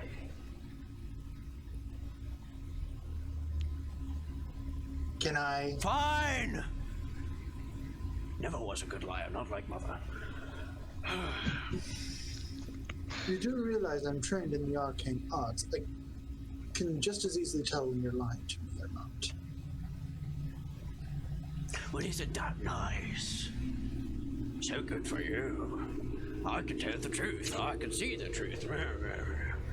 I'm a bad person. In the underground, why are you not claustrophobic? You should want to get out of here. So here's my thought. The magic, which was existent above the surface, is down here. Yes. Which means whoever is the source of the magic can get out. So we follow the magic, we find the person, we find the way out. Makes sense? Sure. Provided If we we run into- survive. If we run into undead again and they try to attack us, I'm all for Iklin's plan. You do need to apply some of the makeup. Because I'd rather not get into another scuffle like that. Is that at least agreeable? I say that you can walk in front. Fine. Magic Man, you're leading the way. You can see our trail. And he just pulls out the bullseye lantern and his hand crossbow.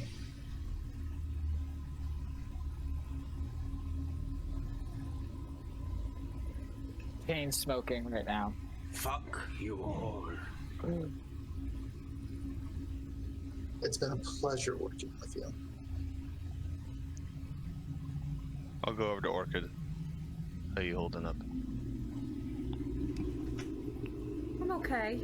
I didn't get hurt that bad. That's good. It was the interesting. But let's try to get out of here quickly.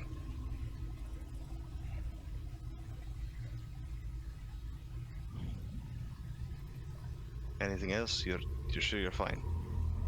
Yeah, I'm fine. All right. Let's go. We'll follow Okay. and follow Maximilian further to where the magic's going. I love Magic Man. Magic Man's a great guy. Haru is going to basically is Maximilian and the party approaching Paru and this blob now, or are they going down a different path? They can go down a different cavern if they need to. The flopping flesh creature still smiling its crooked smile, and every once in a while it seems to let out like some semblance of a gurgling laugh. Well, yeah, Paru doesn't want to bring. He has a feeling that this thing will follow him, so he'll call down the cavern. I will look in another pathway, and we'll try to find each other. That seems like a terrible idea. Well, do you want Let's this? separate, Paru. Well, not everyone is wearing makeup, so I don't want this thing to get aggressive towards you. Just throw the rock and then run away. Play fetch. The creature begins to perks up as it hears other noises, and like you can see it like begin to like gyrate a little bit and flop a little bit in response to the other voices. Shit. Paru quickly picks up another rock and holds it like, you want to play ball kind of thing, and then he'll just chuck it as hard as he can down the hallway. And it just like flops down after the rock. An amorphous gelatinous dog. Yeah. It's so gross. It's horrifying. Haru Gross. going to like as soon as it turns, he's going to try to get up and, like, in one of those brisk walks, just like walk towards the party. He doesn't want to run and like make more noise. Okay. Like a stealth run. Get off the roof, get off the roof, get off the roof. Yep. Yeah, you guys kind of make your way through. As you make way through caverns, the next room you all come into together, you can hear a music box. No. No. No. Do we see a music box anywhere? Nope.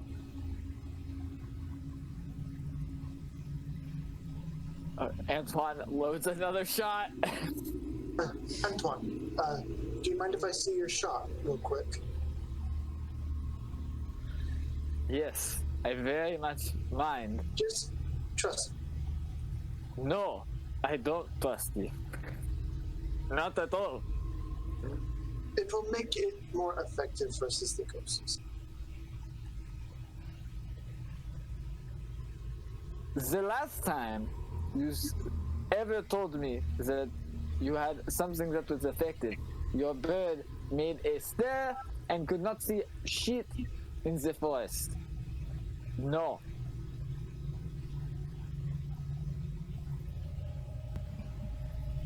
Doing my best here.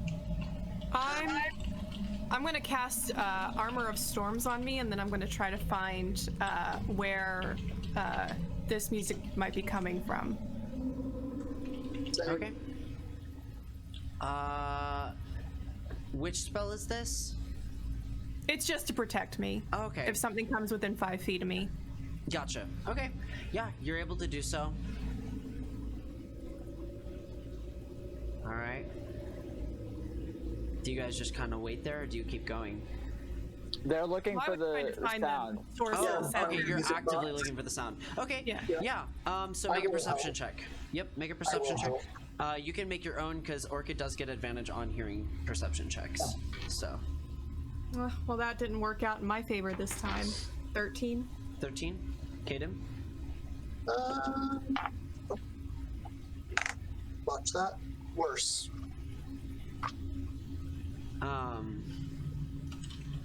Significantly worse. I don't find anything.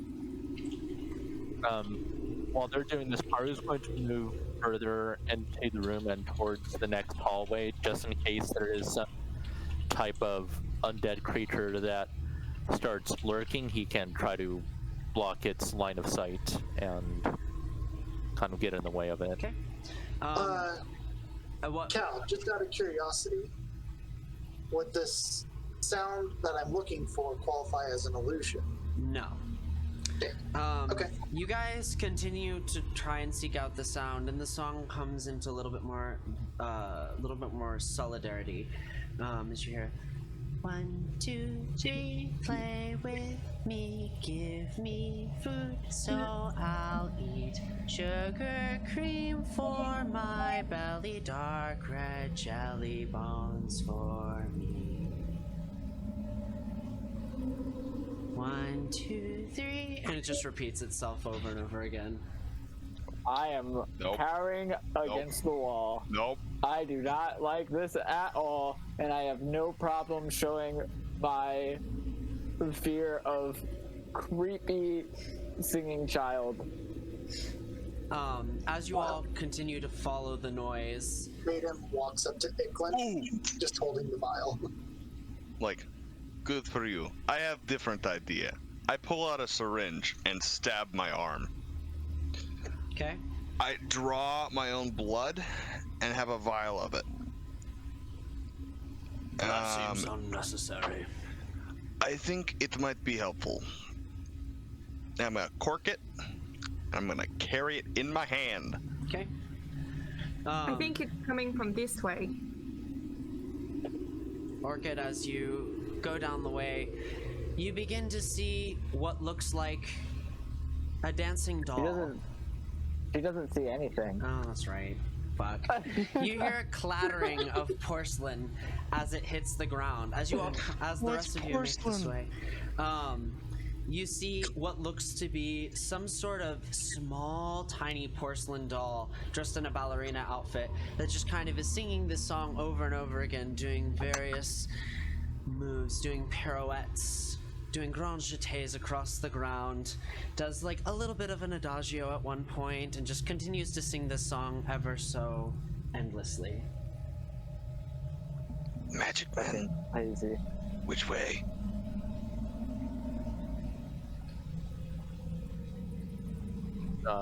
That way. And he points towards the thing, like, keep going. Okay, I take the vial of blood. I chuck it at it. Not hitting it, just chucking it near it. Okay, you throw And the blood over break it. I'm gonna break the vial. Okay. As you throw the vial clatters, blood oozing out of it. Looks down. I'm hiding. Yeah, I Antoine's have taking the audience. Antoine's taking the hide action. 100%. Yeah, we're all, I'm hiding. I'm hiding. Make a stealth check. Haru's up there with Orchid. He wouldn't let her go up there alone. Oh, you ain't finding me. 27. Natural 1. Natural 1. I didn't hit it.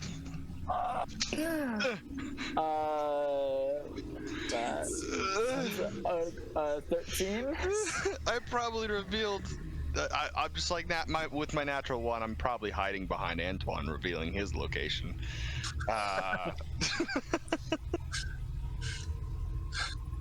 27, I'm gone. 27. Yeah. You for hide? Yeah. Okay. Antoine, what was your hide? What was your stealth? 13. 13. And the natural 1 for Icklin. She kind of like cranks her head, looks at the blood. I have an audience. 1, 2, 3, play with me. All of you need to make a wisdom saving throw. All of us? Or just the ones that she sees? So it's gonna be everyone who hears it, but you're gonna have advantage if you're hidden.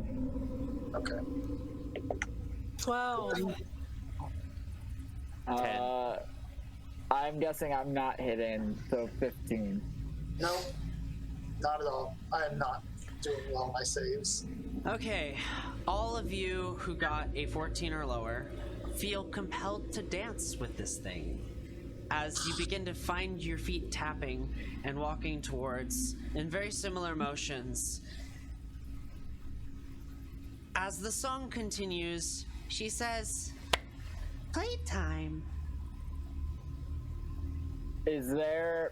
Do I see a music box anywhere in the vicinity of the terrifying doll? This is all while you're dancing. There is no combat here. The doll just wants you to dance with it for now. Can I kick Okay, well, I'm not dancing, so What was your save? 15. 15. Okay, so you did succeed. Yeah.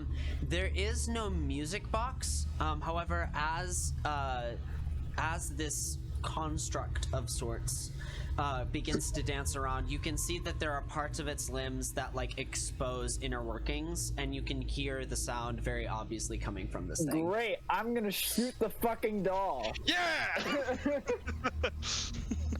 There is combat. Instantly makes combat. Okay, you may do so, but before rolling initiative. Oh. Who all has okay. failed? Just so I know. So an 8. That's a 18 to hit. Me. Everyone failed except Antoine. Antoine. Lovely. Wait, did the old guy fail? Is the old guy dancing? Yeah, what? Yes, he is dancing. Yeah, that's rough. All of I you. just imagine Antoine like watching all of us dance eerily towards this thing. As you all dance, you're all stretched into positions that you are not trained for. You find your muscles cramping, and you each take 1 stretching damage. I don't like that damage type. I don't like that damage type. Make me think of Ito, Kaji Ito. Yeah, I hit it with 18 to hit. 18 this to fucking hit. creepy doll. You guys hear this loud come from Antoine's gun. The bullet shoots through the heart of this doll-like contraption, and it pierces through, and you see sputtering as wires it begins to malfunction a little. The song continues, oddly enough, malfunctioned and odd, malformed, hitting odd notes, it changing from a rather minor melody to something a little bit more diminished. And as the notes readjust themselves, the tune itself changes, the wires stitch themselves back together, sparking, coming together, and it says, "Someone doesn't want to play." Everyone roll initiative. Okay. I did 10 points of damage, by the way, to this thing. Yeah. Oh, nice. Excellent.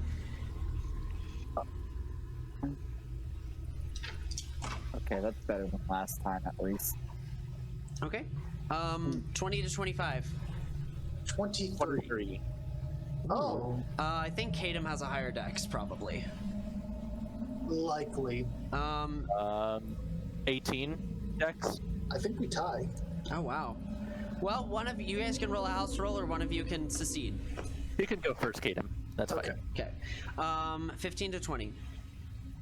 17. Okay.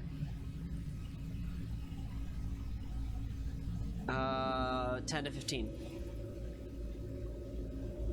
Under 10. 1. Oh. Pick one. 6.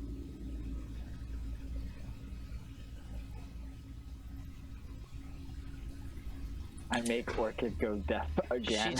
She takes her action. Pin him down.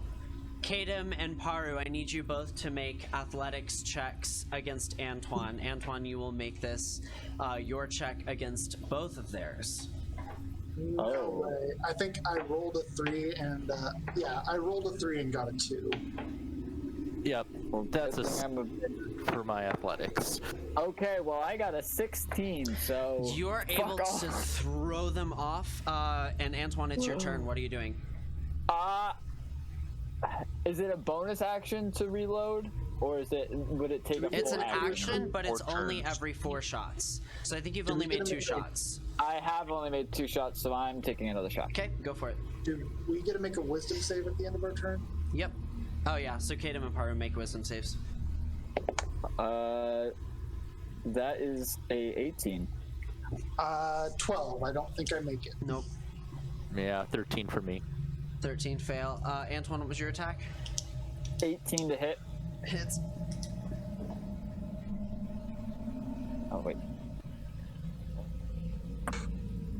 13 points of damage. 13 points of damage. You watch as you throw a second bullet through this creature. As this time you aim at the hip, and you see parts of its construct just fly off and sputter in different directions, sparking, as what's left behind is this moat of just like shadow that just begins to reach out towards you. Mine, mine, mine. I need you to make a wisdom saving throw, Antoine. I don't like that. I don't like one this. bit. I probably don't pass it also. That's a 10. Okay. Combat's over. What? Okay. Combat's What? over. Combat's Okay, over. so I see it moving towards me, and then what? It just like vanishes? Or It touches you.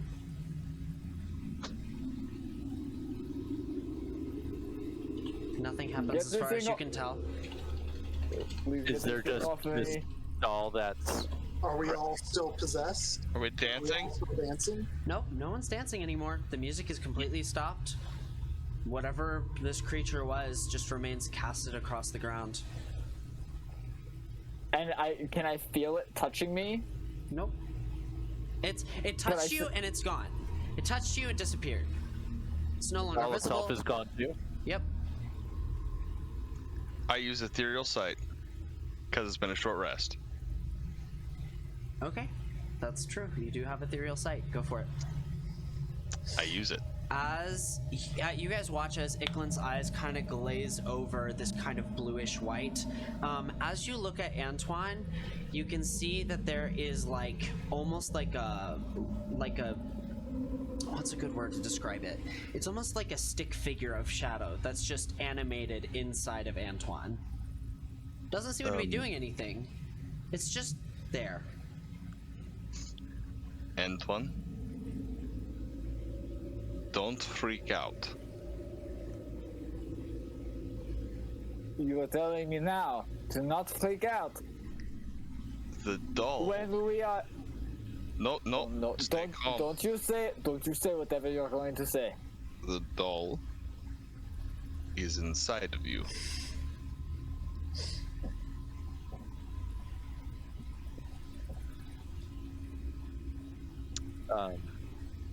Get it out. Get it out right now. I This is can't. my body. Get out of my body. I don't know how. Haru is going to say, let me try something. I can't promise that this will work. I'm watching for 10. I have 10 minutes of sight, so just keep watching it. Haru is to cast Lesser Restoration, not using his Vitality. Doubt it'll work, but it's worth a shot. Okay. Which spell were you doing? I was worrying about whispers. Lesser Restoration. Okay. Ah. Shoot. That's a failed wisdom check. Wild magic surge. Let's see the D100. Well, let's hope the wild magic surge causes a greater restoration and just solves all our problems. 90. And what's the D12? 90 what? 91. And a D12? 12. It's only good. It's only good. You see, this doesn't feel like a standard wild magic table, or even like the one you used. He told me that it's a different one. Yeah, I have Well, multiple. I have multiple there's the wild one- magic. That way they never get old. There's the one I have, and then there was 2 additional ones that I wasn't allowed to look at. So, like, I knew that there was at least 3. And you cast this on Antoine? Lesser Restoration on Antoine. Oh no. Oh no. You know, at the beginning Antoine. of the session, when we were, like, having a nice trial? Antoine, you grow bat wings and gain 30 flying speed. Heck yeah! Wait, hold on. Oh wait, he's got fangs. He's got literally a vampire. That's now. amazing. He's a vampire now. That's gonna freak him So out. much worse. Antoine is now a vampire. You all.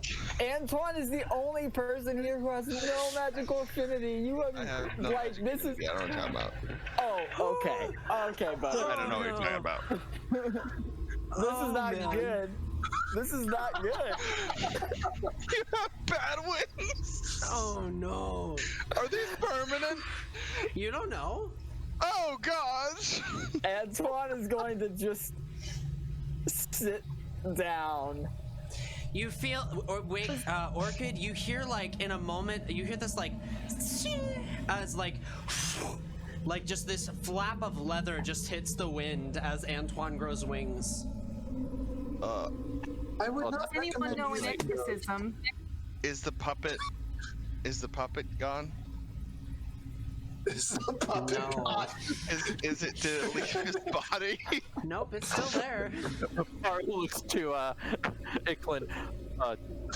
Did it work? No. I'm literally going to put the gun to my chin and just contemplate for a moment. Let me I know hold any on. exorcisms. Hold on. Let me try another thing. Okay? Do I know any exorcisms, Cal? Oh, huh. That's, you know what? Make a religion check. I will let you run an exorcism. That makes actually a lot of fucking sense. I love how that's asked after he gets it out. 15? 15. Orchid. Okay, Orchid, Antoine is how are still you? going to. How are you conducting this? And what materials are you I trying to just use? mage hand the gun away from his chin. Orchid, you recall You do some not. rites from your past that might be helpful here. What do you ask your party members for? This is a ritual of sorts. What are you each contributing? Orchid, how do you frame this ritual? Alright. I pulled out a syringe let and a Orchid set it, needle. because this is Orchid's, she's got to set the stage for it. I get that. That's what I'm doing as I was about to approach Anton with a giant freaking needle. No, do not come near. I point my gun at you if you're coming at me with a giant needle. Do you think an exorcism will work? Turns head. It might. Is that an option? Considering it's a ghost, it's not the worst idea I've heard. Kind of It no certainly one. it seems more plausible than him sticking Antoine with a needle. No, I think giving him bat wings was the best idea. By the way, Antoine, if you didn't know this, you have bat wings now. No fucking shit! I don't trust any of you motherfuckers! Why the fuck am I here? I need like a basin of water. If anyone can provide something like that. I have a water skin. I have some water skin too. I unfortunately can't create water. I mean, that might work. Here, and I minor conjuration, a basin, and I empty my water skin into it. Okay. You now have a basin of water. I don't suppose anyone has like incense or anything on them. I have meat. Part of it would have some small components such as it. Bilbo, please. Bilbo's got some incense. Key part He's got of some. the He's got some incense key right part here. of the ritual. I got you, exorcism right here. Okay, incense, that's good. Someone wants to light the incense. I can start it up. And he casts Produce Flame and just uses it to Hold light. on! You had fire the whole time? Antoine is literally Antoine's literally praying to any deity at this point with his other hand with his gun I'm still. gonna make you pick. There's a whole list of deities in this world. You know what? Top tier. Go top tier. I was about to say, I let gotta me. look at the list. I can pull it up if you want. It'll also give me. We can splurge on a little lore for anybody watching. I mean, you can just pray to the local god. As for the mercy of an undead god, please just Everyone knows What? about Nalaiden, god of magic, right? What god would Nadine have worshipped? Ooh, oh, that's good. Oh, I love that. Oh, she would have probably,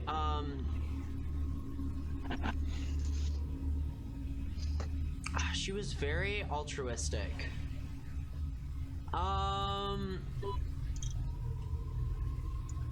She probably, honestly, she would probably have worshipped Tira, the benevolent Gale.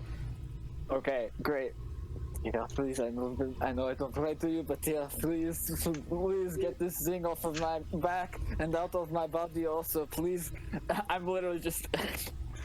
Make a religion check, Antoine. That will be one of the components to this ritual. There will be 3 total. Oh god. Kid, if you Okay. put a Got my crossbow on Casey the- bells. Orchid? I have bells. Okay. They're Casey bells. Okay. Orchid, do you try, what do you do with the bells in particular?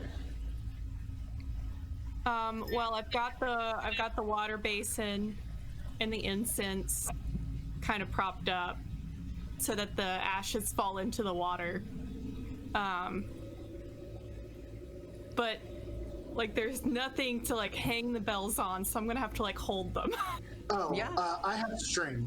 I have string that you can use, or rope, whichever. Well, no, I need like A hook. a hook or Oh, I have a piton. I have Get a piton. bitten. Yeah, I have a piton. Yeah, I got a piton. Okay. So usually this is done somewhere in nature. If anybody could make like a breeze to.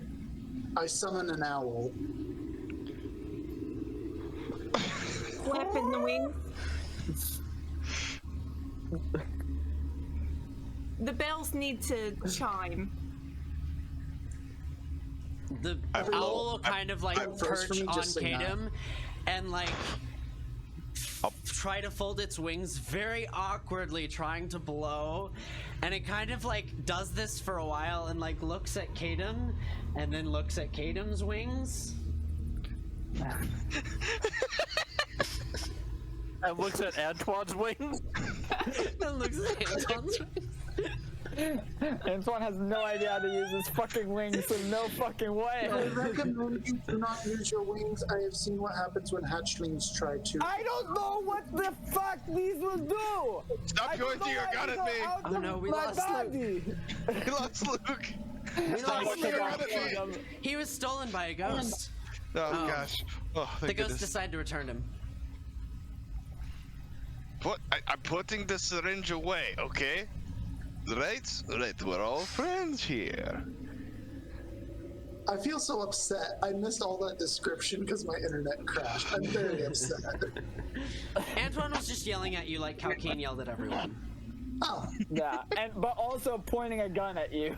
I don't know, I felt... What you got to me? I only summoned an owl. I summoned an owl. Why is that so Okay. weird? So, I don't know, I felt more love in this reeling it yelling. back in. Yeah, as you all are kind of shouting throughout, there you definitely feel as though you might have grabbed some attention from something or other. Meanwhile, though, as you continue this, that lies some time off. Orchid, you begin to set things up. Kadem, you assist in the setting up of these bells. Antoine, what was your religion check? 17. 17. Orchid, I would say religion also works, but I would say since you're the one setting the stage here, pick a check that you think best fits this moment. While that's happening, with my ethereal vision, I'd like to be looking around. Okay. They'll say religion, just. Okay. Go for it. Oh shit, 9. 9. Okay. You conduct the elements, ringing the bells, burning the incense, Antoine making your prayers. One more person may contribute something to this ritual. Haru, if he can, will cast guidance on Orchid to allow her to add a D4 to her skill check. Okay, I'll let it. Make sure you do that before the roll is made in the future. But yes, go for it. Well, I mean, just Yeah. if there's another way to contribute, that's the only thing I could think of as far as trying to add. That's more of a. It would be more of like a role-playing element here rather than a functional element necessarily. Okay. So. Okay. But you can Well, use then- that to add a D4 and then have somebody else roll, and then your rolls are better all around. But. Yeah. Yeah, in that case, Paru won't cast on Orchid. I don't want to meta like that. He will... Shit. It doesn't have to be you. It just, like, you guys have the option to add a third one to this ritual. I mean, I already provided the water, the bells, the pitons for the bells. I mean, you can make, like, some sort of tinkering check. Do you have, like, a toolkit you're proficient with? Forgery kit. It doesn't quite work here. Good. I know Paru has tried to do some spiritual attuning. I would like to make an eviction notice for this spirit. Sure, no. Paru, continue, actually. I liked where that was going. Sorry. So he will try to essentially attune with nature and tune with the spirits and try to either contact the ghost who is inside of Antoine Okay. and try to speak to it Okay. and just tell it to leave the home that it doesn't belong in. Okay. We'll say this is an extended nature check. A nuanced nature check. I would like. The 3 components have already been made. Okay. All right. Well, okay. So. So if you have something better, No, I was gonna be in response to what you're trying to communicate with the ghost. I was gonna offer a flask for the ghost to go into. I actually, Paru, depending on your role, you'll glean some information as the final step of this ritual begins to take hold. okay. 20. All right. It was a collective DC of 45. So, with the 17, the 9, and the 20, I believe what is that? 46? 47. Is it? It's above. It's above. So, just barely. Haru, you make a point of contact with Antoine, and you begin to feel the spirit ebb and flow within its body as you begin to exert some control, communicating with it in a way that doesn't even use words, but channeling the ancient rites that Orchid has begun here. You now realize that this soul, this spirit, will have to be housed somewhere in something, and as this continues, you have but a moment to decide where to put it. I need something to put this in. Jar! Okay. Paru just quickly grabs the jar and, like, holds it, like, angles it towards Antoine's chest. Okay. As you make the point of contact, wow, you see like this darkness just begin to fill the vial and just sucked in almost like a vacuum, just, and you hear this like effervescing, just like echoing sound as this happens, as the darkness is just sucked and sucked and sucked. Antoine, you feel pulling from your chest, you feel your back being forced into an arch as it all goes within the jar. As you seal it, you hear this echoing in the darkness, just manifesting faces of just anger and anguish within. Mine, mine, mine, mine, give me. We're. Do I still have bat wings? You do still have bat wings, yes. Fucking. That's a different curse you gotta get rid of. Did it work? Did it work? Yes. Yes! It looks like it is out of you, and now in my jar, and I take it from you, and put it in my stuff. Mine now. Should we leave it here? No. Because that jar breaks. Is a thing of rest. You really want a haunted spirit traveling around in your bag? Yes. You are the most baffling person I've ever met. That I am. Fantastic job, Orchid. All right, how do I... Can I have my bells back? Yes. Here.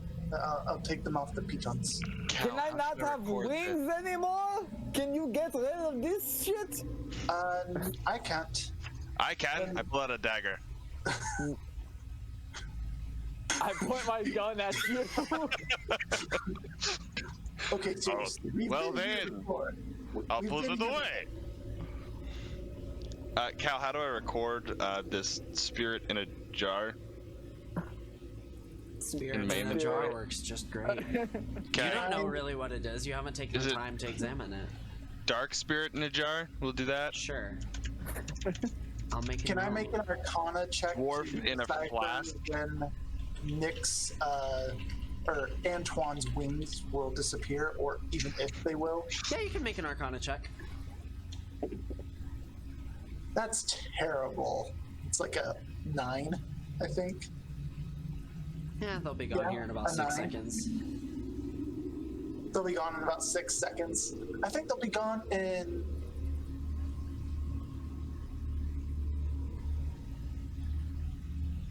Do I still have wings? You still have wings. Sorry, That those are the best was guess. not temporary. I think it should be temporary. In my athletic opinion, I think you should just walk it off.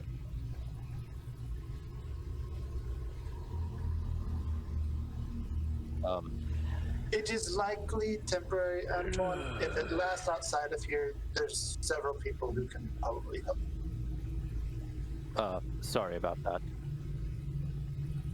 But honestly, it's not that big a deal. No reason to go batty. I mean, with your current aesthetic, it really works. Antoine is currently just bidding.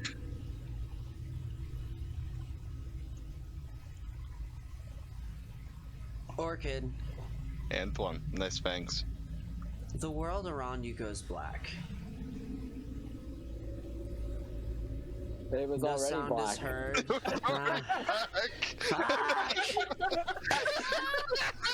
Stop ruining my super dramatic moments! You're doing it for yourself. I know. Yeah. It's so bad.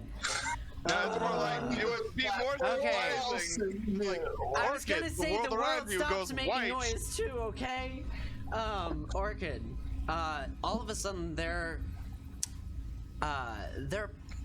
chatter just muffles instantly.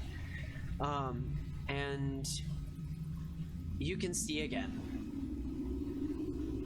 Your vision, you look at the party members arguing and you see down, like, it's like your vision is shooting down these hallways, and you see the gaunt human you saw in your vision once before.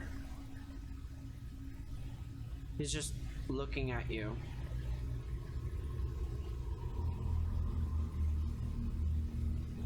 Why are you here?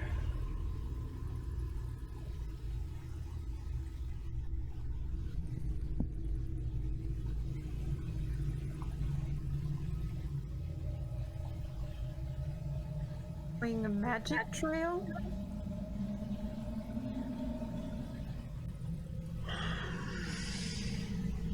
What kind of magic trail?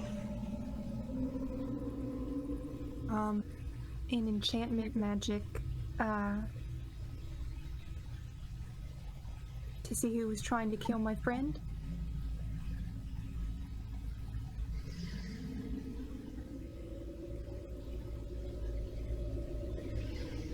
As you get a closer look at this individual, as he speaks, you notice fangs where his canines should be.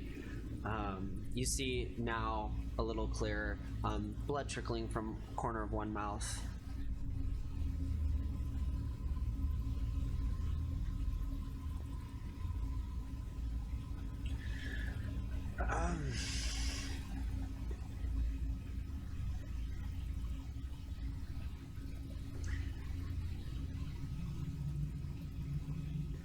I'll show you where.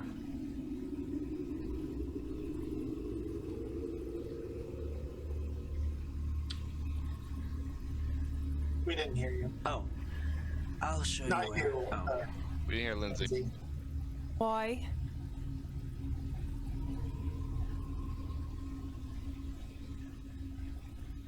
Because I'm sorry. And that's where For we'll what? end. And that's where we'll end the session.